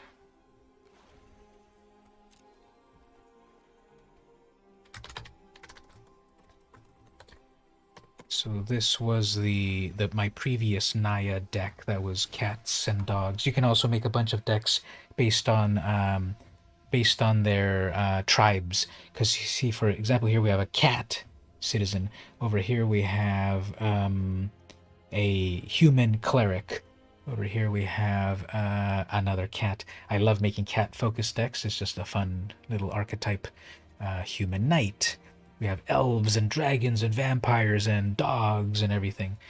So this deck right here is a dog-cat-focused deck. And see right here, Mark, I've already got Rin and Seri. Let's just slot in Jetmir and then play that deck a bit. Oh, we also have Ginny Faye. She's also a cat lady. Let's put her into the deck as well.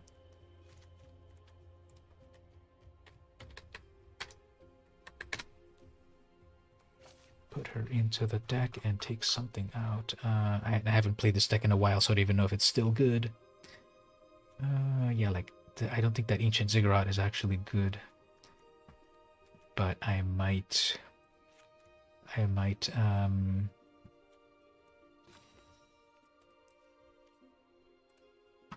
still need to work on this deck. This is my old deck where it had 60 cards, so there's another format with 100 cards.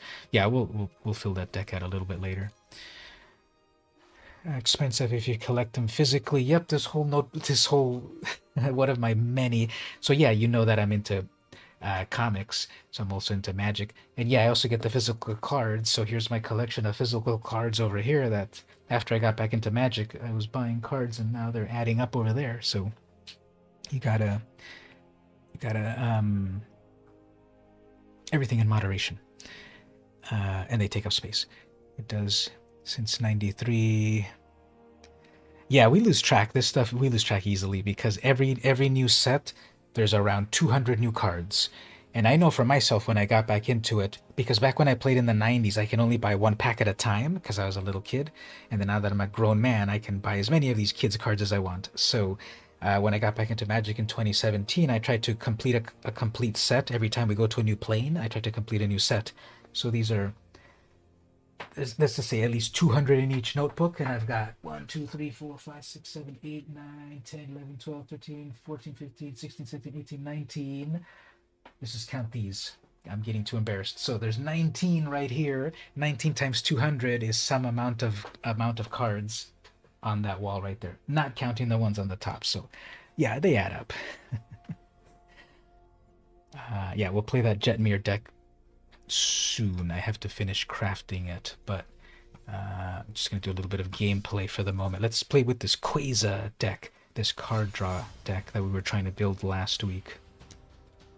So if you play on Arena, it's all free to play. So Felix, if you have any free time, this will definitely be a time sink. It is free to play. No need to buy any physical cards. You get 15 cards per pack, actually. And earlier in the stream, not only did I play virtually, but then I also opened up a pack of real cards. So these are the cards over here. But now we're playing here. So this is another format. This is the one with come with a deck already built. 100 cards. And thrash your opponent. Now, let me get into the mindset of this deck. What do we do in this deck? It's a bunch of card draw. Okay, yeah. So, yes, there's commons, uncommons, and rares. And for a long time, those were the 3 rarities. And then they added the 4th level of rarity, mythic rares. And then there's further levels of rarity because some of them are foil. Like this one right here is shiny foily. So there's also lower level of rarity there. So we can have We can have varieties of rarities within the common, within all the main rarities. It's so random that it's not recommended to only open packs to complete a set, because they also sell these individually. So for myself, I would buy one box, which has 36 packs, 15 cards each, 36 times 15. Even that one box might not complete a whole set, so then you just pick up the individual card or two that you need to complete the set. And that's one way to do Magic, completing a set. Or just buy enough of the individual cards to make a deck and play. Just lots of ways to play. Lots of ways to spend your money. You have 6 sets. A drawer full of decks and 5 large boxes. A drawer full of decks and 5 large boxes. 4 small boxes. Rares and mythics. 4 small of uncommons. Game mats, posters, yeah. So if you saw on my card cam over here, I also have a playmat at the bottom over here. I picked this one up at Comic-Con. And here we have the character Chandra. She's one of the main faces of the game. She's a pyromancer. And kind of like how we have the main characters in Pokemon, we also have the main characters of Magic.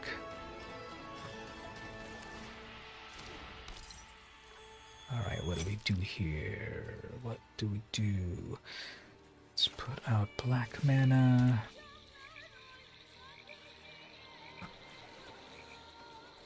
Draw a card. Yeah, it adds up. That's why I made a New Year's resolution this year. I'm going to cut back. I guess because of the pandemic a bit, it accelerated a bit between 2020 and 2021. Comics and Magic, keeping up to date with all of that on a regular basis. You know, it's fun, but it does take up space and money and such. So this year I'm making a New Year's resolution to be a little bit more frugal. Alright, so in this format right here, you have 100 cards. You have a commander, which is a special creature that sits outside that you can cast whenever you want. Instead of it randomly coming out of your deck, you always have it handy on the side. And in this format, you can only have one of each card. In the regular formats, you can have up to 4. But in this format, it's 100 cards, one of each. You have a special commander on the side here that you can always bring out. So that's one of the many formats. So the whole point of this deck here, you often create a deck to then synergize with your one main commander creature. The main point of this deck is this. Once I cast my commander here, every time I simply draw a card, it damages the opponent. So that's the whole point of this deck. Draw a bunch of cards, damage the opponent slowly, a little bit at a time. Gotta go, get up the kids. Nice talking to you. Thanks for coming to hang out. Glad the stream didn't crash. Wake up those kids and give them a hug for me, all the way from California. So take care. What do we do here? Don't forget to subscribe. He subscribed, yeah. Felix came over from the comic videos. Alright, so no more removal. What do we do here?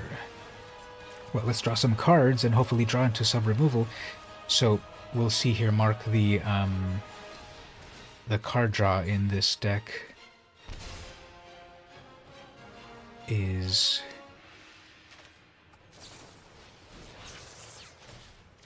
what slowly whittles down the opponent and then gets me into a removal like that. So with some opponents, it can definitely steamroll them, and with others, it might suffer a little bit. But right here, I'm starting the train of card draw.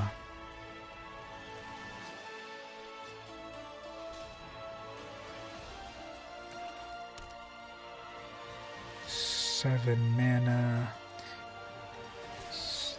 Yeah, so they keep summoning their commander over and over. Okay, let's keep drawing some cards.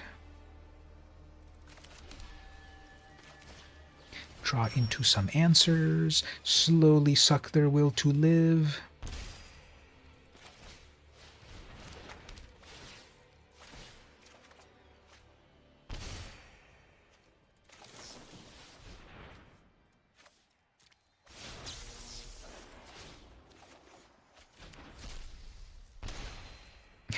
So many 2-mana draws. And then they're going to block this, so they're down to 10 life, and I'm at 33. So finally, on their turn, they're going to start to be able to do what they need to do here, what they want to do on their with their commander, which is what again? Whenever you cast an enchantment, if you don't control Kami, make a Kami, which is a 3/3. And then when you cast more enchantments, it deals damage. Okay, so they're trying to make their little froggy, and then when they cast enchantments, it damages me. What else? Oh, and then they gain 1 life. Okay, so that's how they're gonna try to get back into the game. They're gonna cast an enchantment, make a Kami, then cast more enchantments, gain some life, and just try to climb back. This is the draw deck. Yeah, this is the draw deck. Yeah, no worries. This is the draw deck from last week. Last week I was trying to do it in that it was gonna be mono blue with a bunch of card draw, but I ended up making it actually the 3 colors. You saw I had all of the, those kill spells and removal. So so I think the deck is working much better with actually leaning into what black does and white does. So there we go. The opponent's finally on their turn doing what they're trying to do. Okay, so draw some cards. Draw some cards.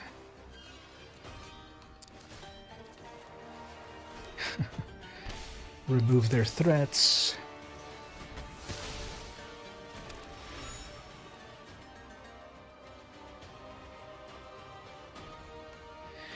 And even this card here, the Wedding Invitation, has been a sleeper hit because it lets me make a creature unblockable for the final damage.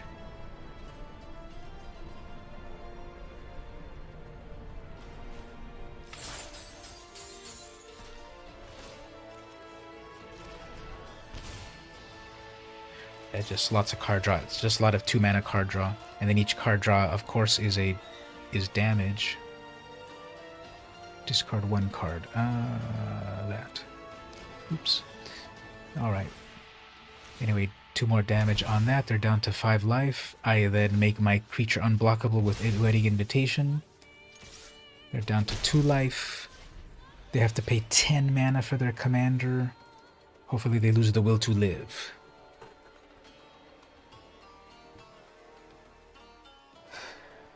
Hopefully, here's how they need to finish things off.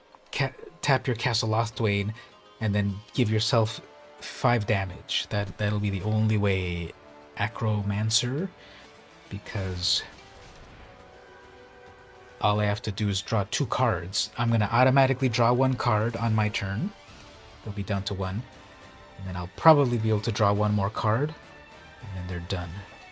Oops, they're going to go tutor for something. They're going to tutor for a 2-mana thing. Maybe they're going to get their own 2-mana kill spell. That's what I would do. That'll save you a bit.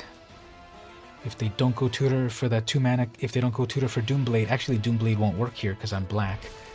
And then, oh yeah, that tutor damages you 3 life when you cast it. I think the opponent forgot about that, as did I. I thought it was a plain old demonic tutor. Nope, it's a Grim Tutor. 2 life Grim Tutor. I think they did that on accident, because if they really wanted to off themselves, the correct play would have been to do the Castle Lothwain, draw cards, then you lose life equal to the number of cards in your hand, and that would have been like 5 damage. So, alright, interesting. I think they were looking for answers, and they didn't realize that their main answer picker was going to kill them. So that was funny. I was gonna show the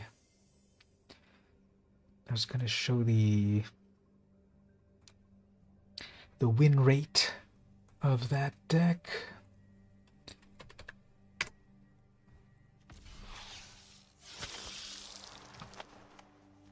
The win rate of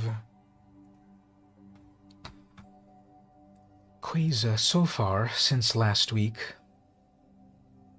41%, so it still needs work.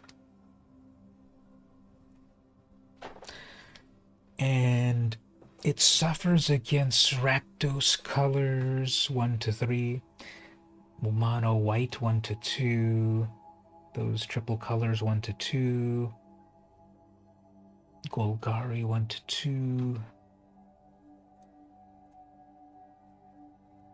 Just a bunch of one-offs here. Never won against mono red, never won against Boros. So just I've only battled those once, but I've more commonly battled Rakdos. Can't quite pull it out there. Mono white. Some one-offs versus Orzhov, Prismari. Is it Golgari? Those colors. So it varies, and on the play 48%, on the draw 27%.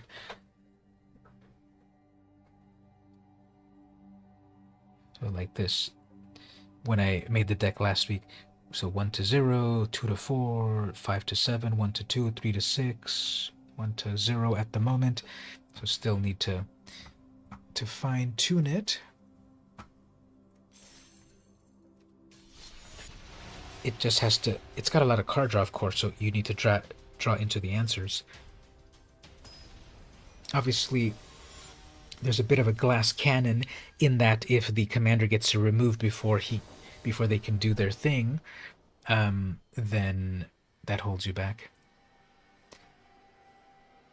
And then Mox Amber is useful. Add 1 mana of any color among legendary creatures and planeswalkers you control. So a 0 mana Mox.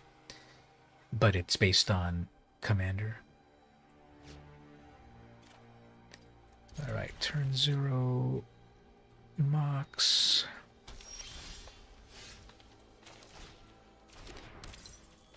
Fetch land. Let's go get blue. Turn to Shockland. Play the mana rock. What is this? Root Coil Creeper 2/2. Add 1 mana. Add 2 mana. Exile. Okay, so they have a mana dork.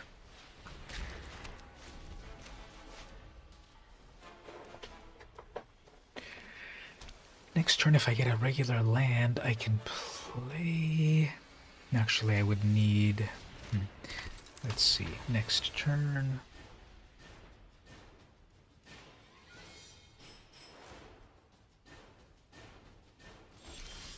Passing with blue mana open. Okay. So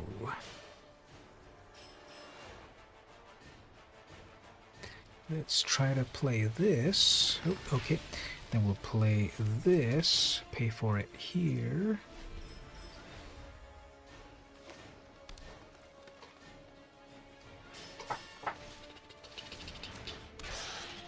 That is a 2/2 Death Touch.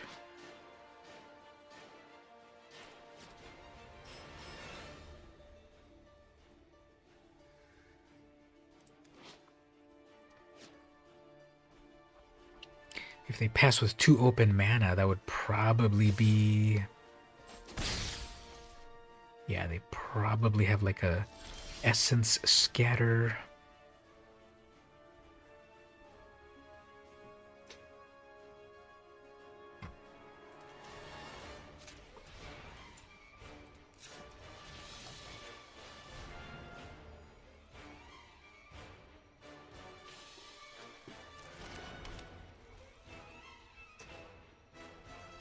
I'll leave 2 mana open. They might not realize that that idol comes to life. Attack with their commander, maybe.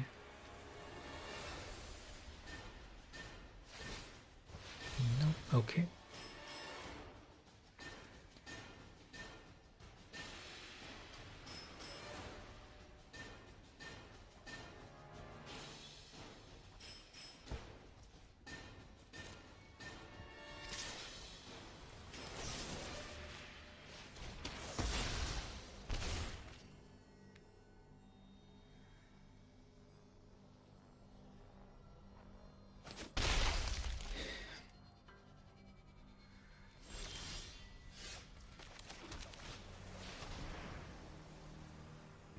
Yeah, they must have been holding on. Here it comes. There's that counter spell. Amazing. Obvious player is obvious.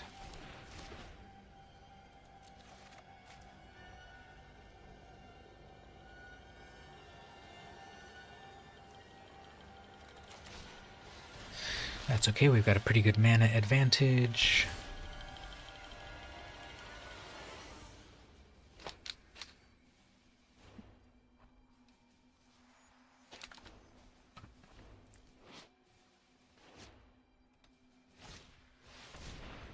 Get that back to hand. Amazing. We'll make them use it by playing another 4 mana thing. 1, 2, 3, 4, 5, 6 mana, 7 mana. I do have removal here. Quandrix is always a pain. Well, I could pay 7 mana and destroy one of their lands. They didn't play a land drop, so let's do that. Let's destroy one of their lands.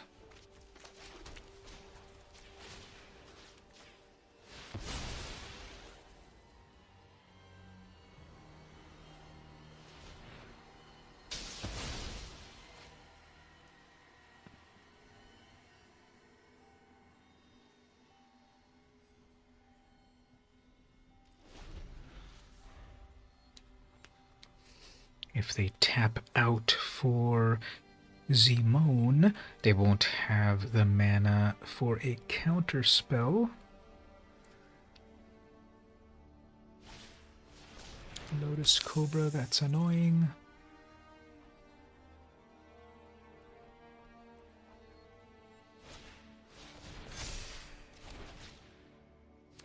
There's your land. But then you have no mana.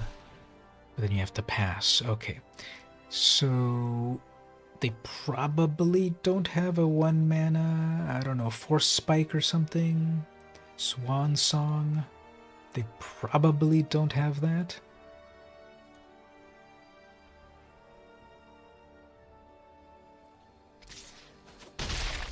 I'm already down to 9 life. I didn't even notice. Alright, well, see, this is what I'm saying about it. Definitely this deck relies on the commander, and since I've been not getting it on the battlefield, I can't get my stuff to work. So it's going to be a big mana sink to try to get Quasar on the board. Then they're going to keep attacking with that 3/3. Probably even bounce it back. Missed a land drop. 1, 2, 3, 4, 5 mana, and then I have 2, and then I have 3 mana left. Well, let's go for it. If I get this countered, I'm just going to concede because, again, the deck... Oh, okay. So then from here, let's gain 3 life, draw some card. There's a land, but I can't play it because it's one of those tax lands.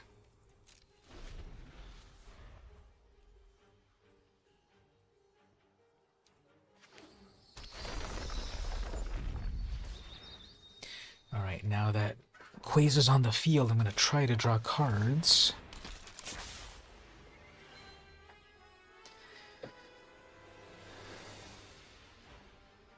If they attack with everything, that might just be pressure, or they might have a combat trick, so I'll have to let it pass. I can't afford to lose my commander. The next turn, Prophecy. Okay, so they are going for everything. So they might have a combat trick. I don't think they can do 13 damage. I think it is pausing for priority. So there's probably a combat trick, but I can't afford to lose my commander. It's pausing for priority and 6 life. Okay, we can do it. So this is actually only going to damage me 1. Let's YOLO this.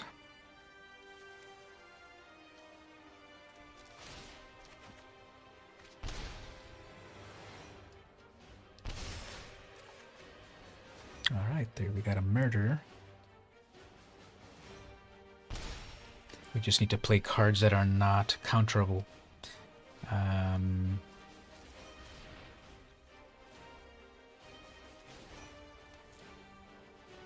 also want to draw into a regular land, not a tap land.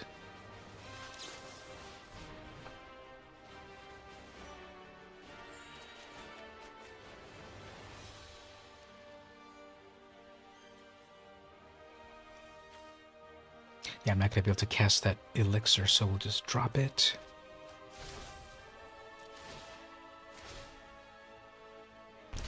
There's an untapped land. 5 mana in total. I'll just Faithless Mend that again. Just draw 2 more. 2 mana left for a kill spell.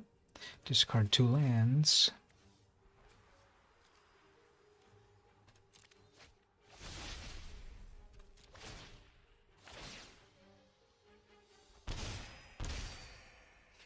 If I attack...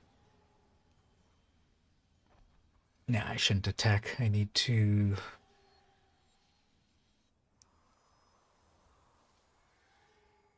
have blockers. So they'll definitely gonna attack me with that 3/3 Death Touch.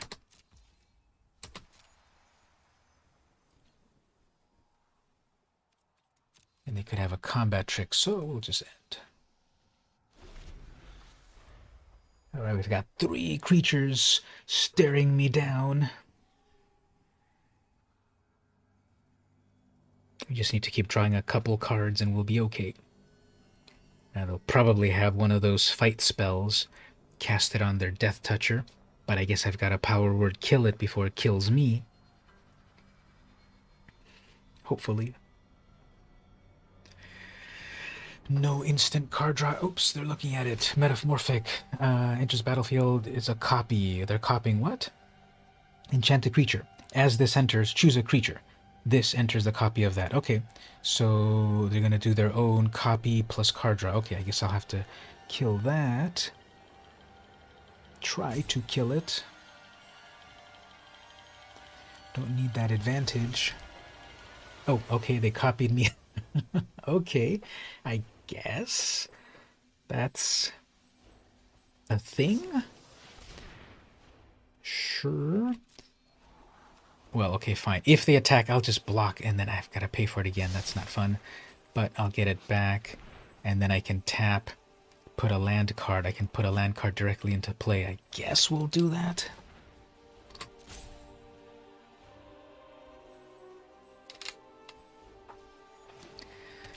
Put a land card, Cobra, whatever. If they attack with a 3/3, we can do this in response, right? Doesn't say anything about on your turn, so okay.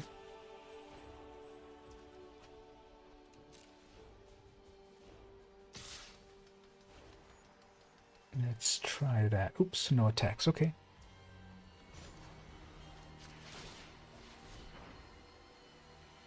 So what do we even power word kill?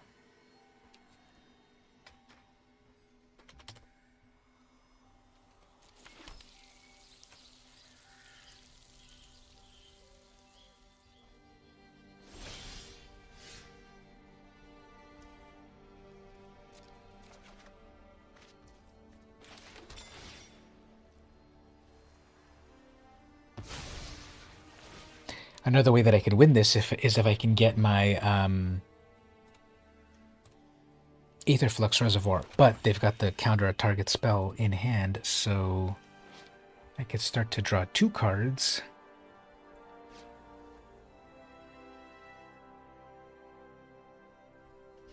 Let's scry into...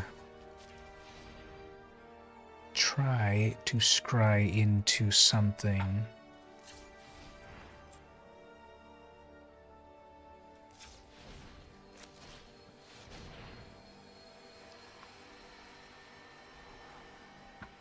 Nope.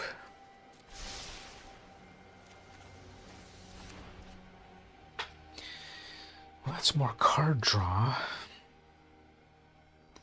I need to get enchantment removal. I think I have disenchant in here, so I need to pull that at some point.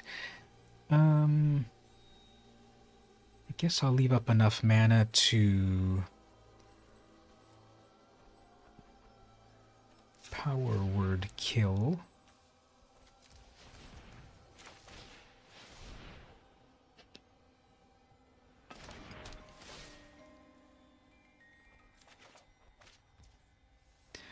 More card draw.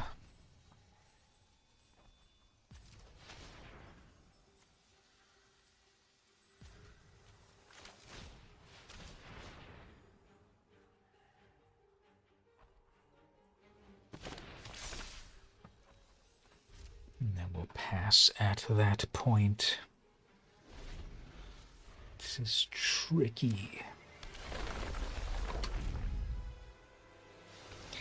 If they hadn't nullified my commander,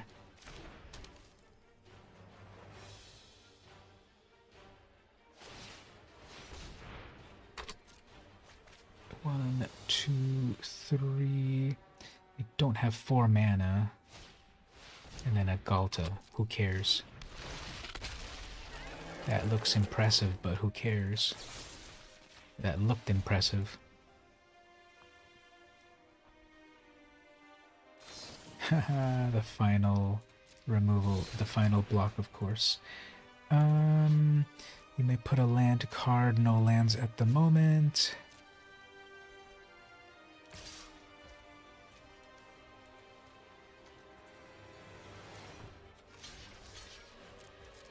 I get my commander back. I gotta pay too much now. That's a 12-12, and then there's no removal at all. Well, it was a good match. I can't deal with a 12-12. So, okay. If they didn't have the 1 mana green hexproof, I would have been able to last a little longer, but that was a 12. That was a 12-12 with trample, so I needed a disenchant type of ability to remove the enchantment from my own creature. Then I would have been back in business drawing cards and dealing damage. Alright, so this is going to be an annoying deck. It's just the mono black rat deck. It's the 1 commander with 50 rats. And they go first, so they're going to have the advantage. So you need to kill every single rat or else it gets out of hand very fast. It's too annoying to play them. I'm gonna mulligan. If I don't get anything good, I'm not gonna play them. It's a mono black deck and I've got 3 colors. And then they're just gonna dump out a bunch of 2 mana rats quickly that gets out of hand, so I already know that deck. So if I mulligan into something good, I'll play. If not, I'm not gonna waste my time. I know how the Marrow Gnawer decks play.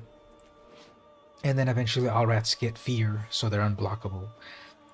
So, opponent's taking too long. Never mind. Your deck is not complicated at all, sir or ma'am. You just play all your rats and go attack.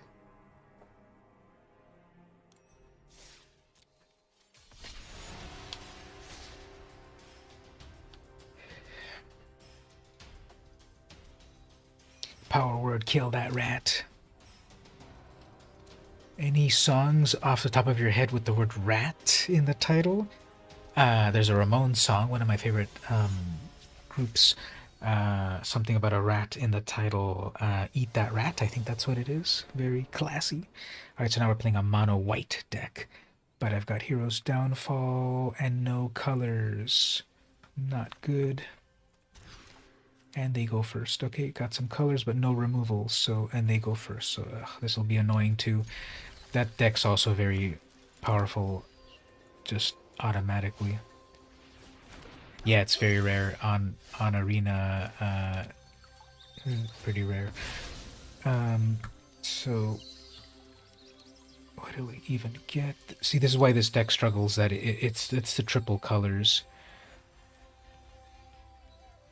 Plus, I'm playing this very fast mono white deck, so their deck's gonna snowball very easily. What do I want here? I guess white.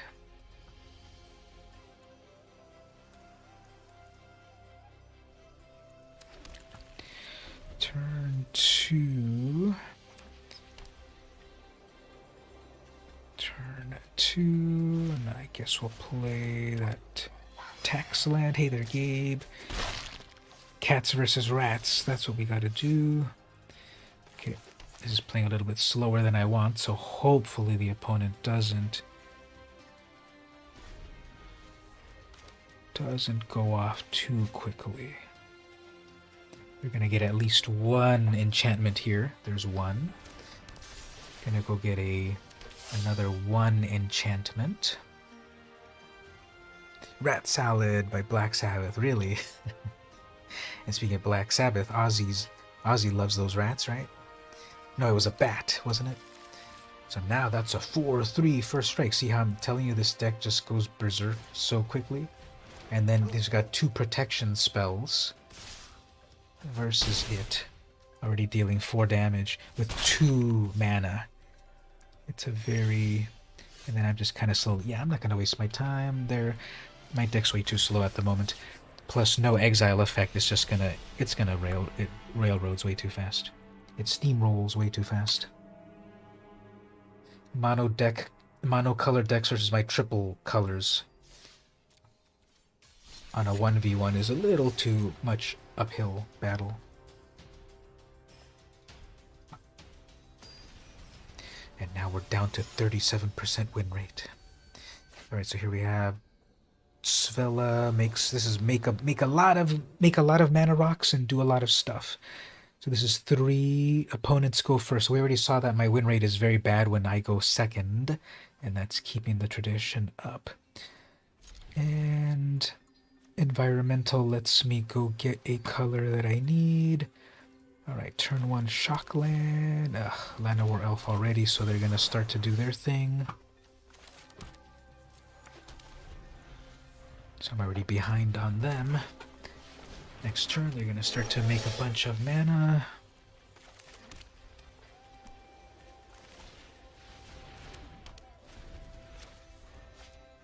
And they're trying to make a lot of mana to play stuff for free. 8 mana lets them play things for free.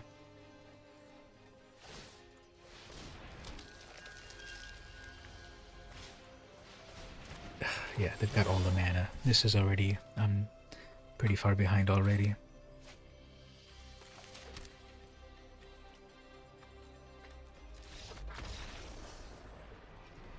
They're just going to cast a bunch of huge things for free.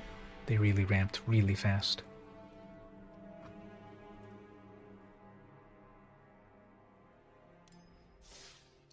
Turn 1 Llanowar Elf. Cheating magic since 1993. Cheating mana since 1993.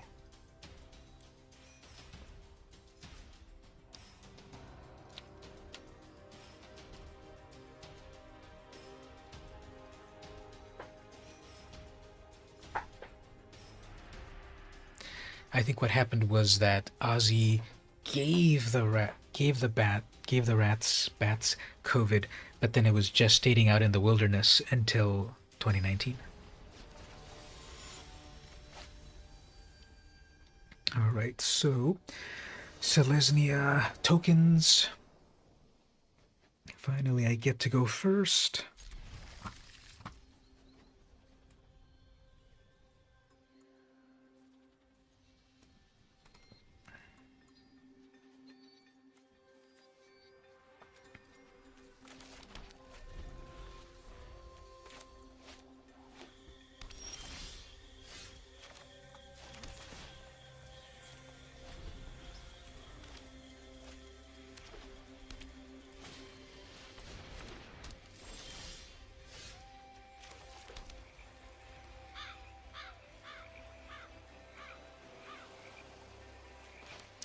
We'll hold on to all the draw spells until the right time. I guess I'll play the instant think twice.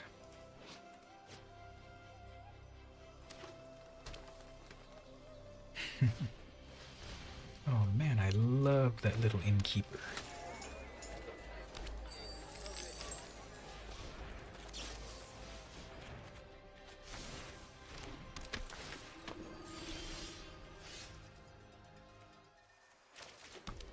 Alright, let's try to get our strategy online. Got a ton of... okay, well, Aether Flux Reservoir. Ugh, that's gonna tap me out, but...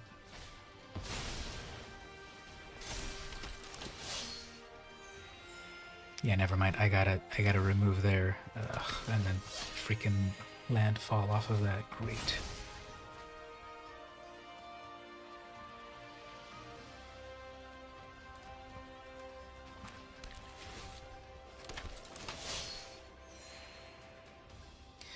Well, never mind. So I've got to deal with all of this removal.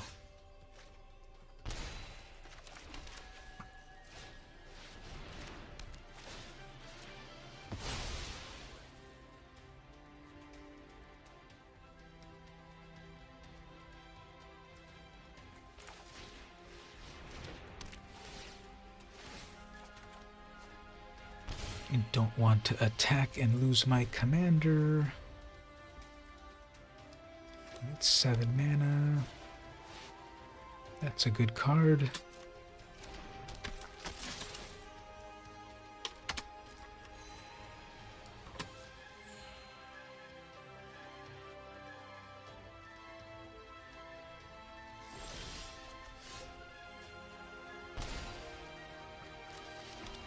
Alright, let's try to get this going on with Aether Flux.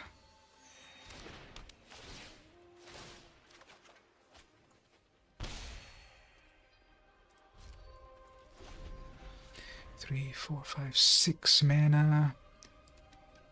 Need 7th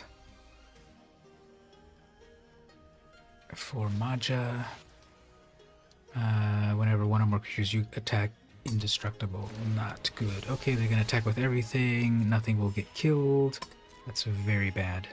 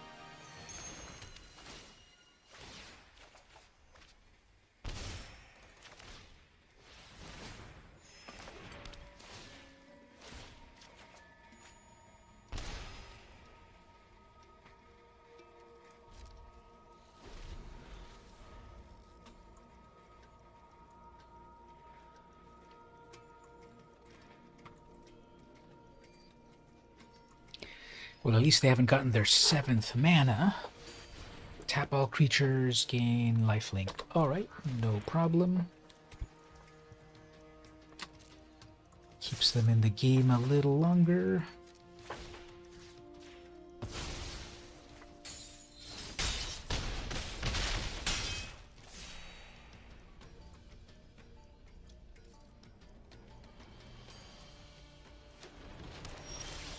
There's their 7th mana. Okay, so I definitely need to deal with...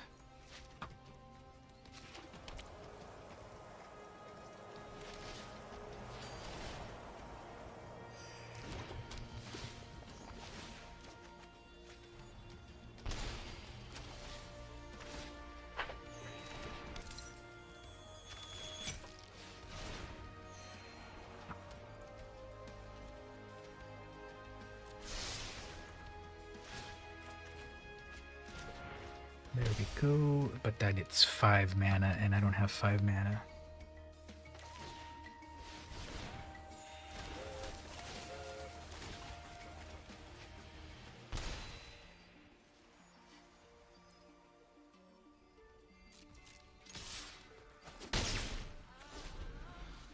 Alright, so they're gonna play their commander, then landfall.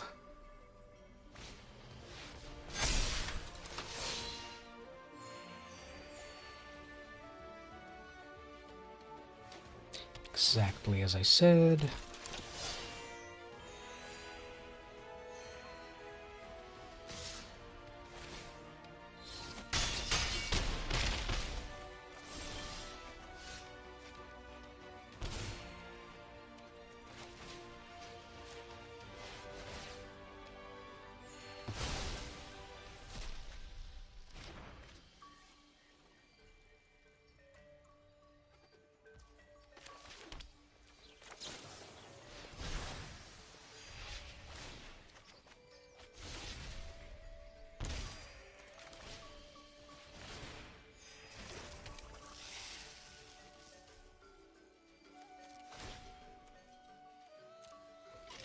both at 36 life.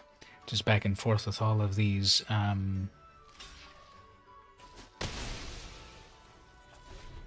life gains. I think they're back to their commander already. They had a land drought for a little while and then got back on track. Uh-oh. Tapping individual things perfectly obviously means they've got a good strategy. Probably replay their commander and then do something like Harrow. Double landfall. So I have 7 mana for my... that seems good. At the beginning of your end step, if you gained life... yeah, they're gonna just... this is done.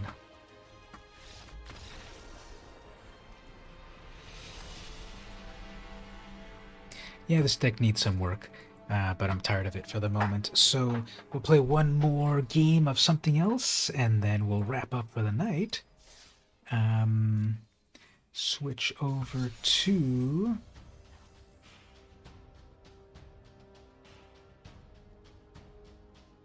let's play some Greasefang.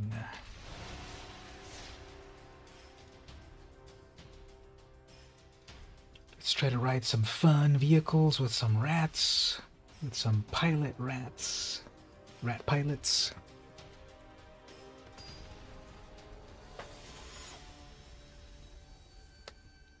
Ooh, this one will be annoying. They're gonna, if they go first, I'm not even gonna play this. They're gonna play, opponent goes first. Yeah, they're just gonna play turn 1. That deck is pretty funny. It's very overpowered actually, because it turns all of their defenders into attackers, and then it makes their toughness into their power. So they're going to play turn 1, turn 2, turn 3, A0 3, A0 5, A0 whatever, and then on the 4th turn, they're going to be able to play Arcades. And then suddenly they've got a 5-5 attacker, a 6-6 attacker, without summon sickness. So that's definitely another one of those very optimized decks that happens.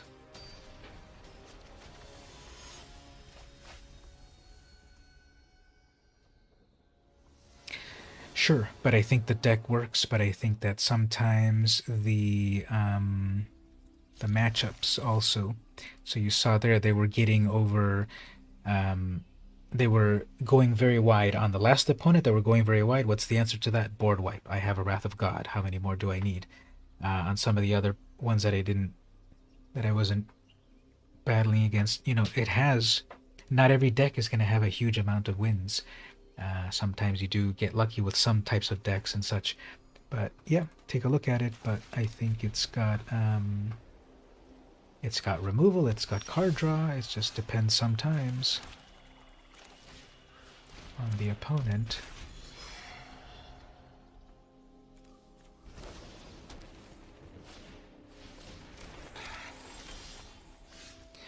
Black Market Tycoon. At the beginning of your upkeep, black deals 2 damage to you for each treasure you control, and then create a treasure. That's nice.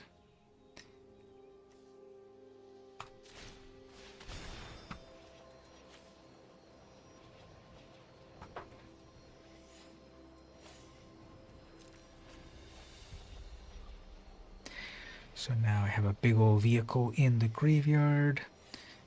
Greasefang next turn. Remember doing that back in the day with Animate Wall. That was the classic, definitely.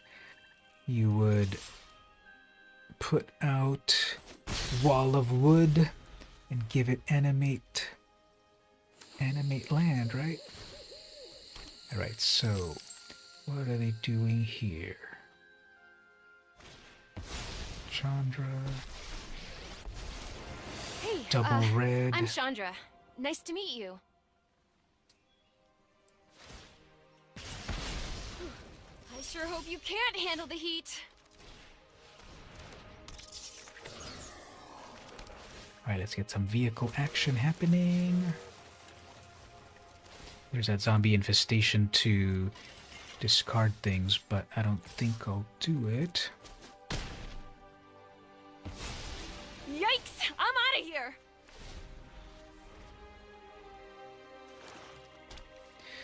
Gravebreaker Lamia can let me go get a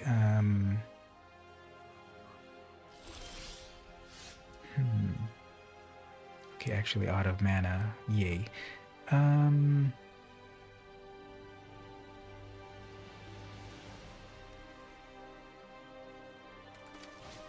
Alright, let's play this the hard way.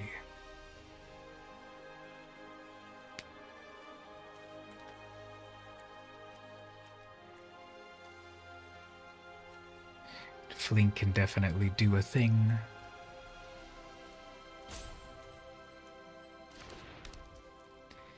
Alright, so discard 2 things. Let's discard those 2 things. Make a Zombo.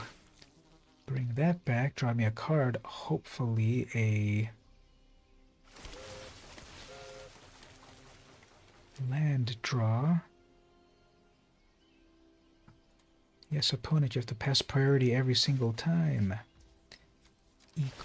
Crew that with that. Wall of Fire. Wall of Fire, Giant Strength, and 3, and then fling it. Alright, so this vehicle goes back to my hand. I can drop... I can infestate with 2 vehicles back to the graveyard. I can make a zombie out of nowhere. Maybe they'll attack with that Mayhem Devil, double block with 2 zombies. I guess they have enough mana for their commander, which I will then have to exile next turn. At the beginning of your end step, you may sacrifice another creature. When you do, something happens. Fine, you're going to do damage on that.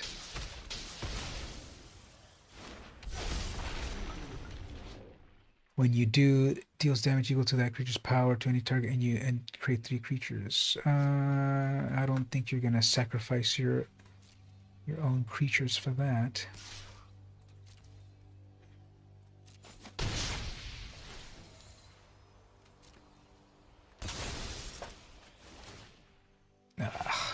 Fine.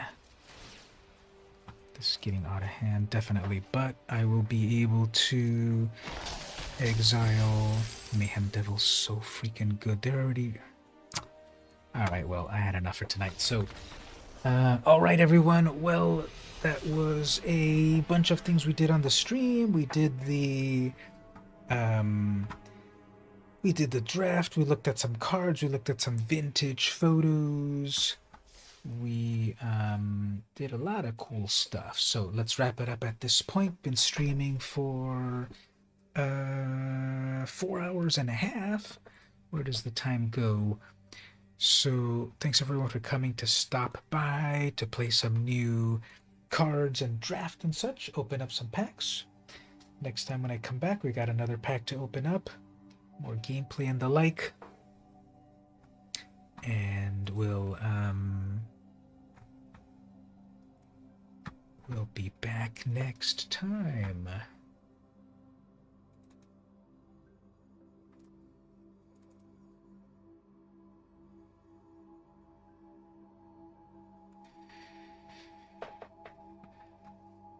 All right then, everyone, have a good night.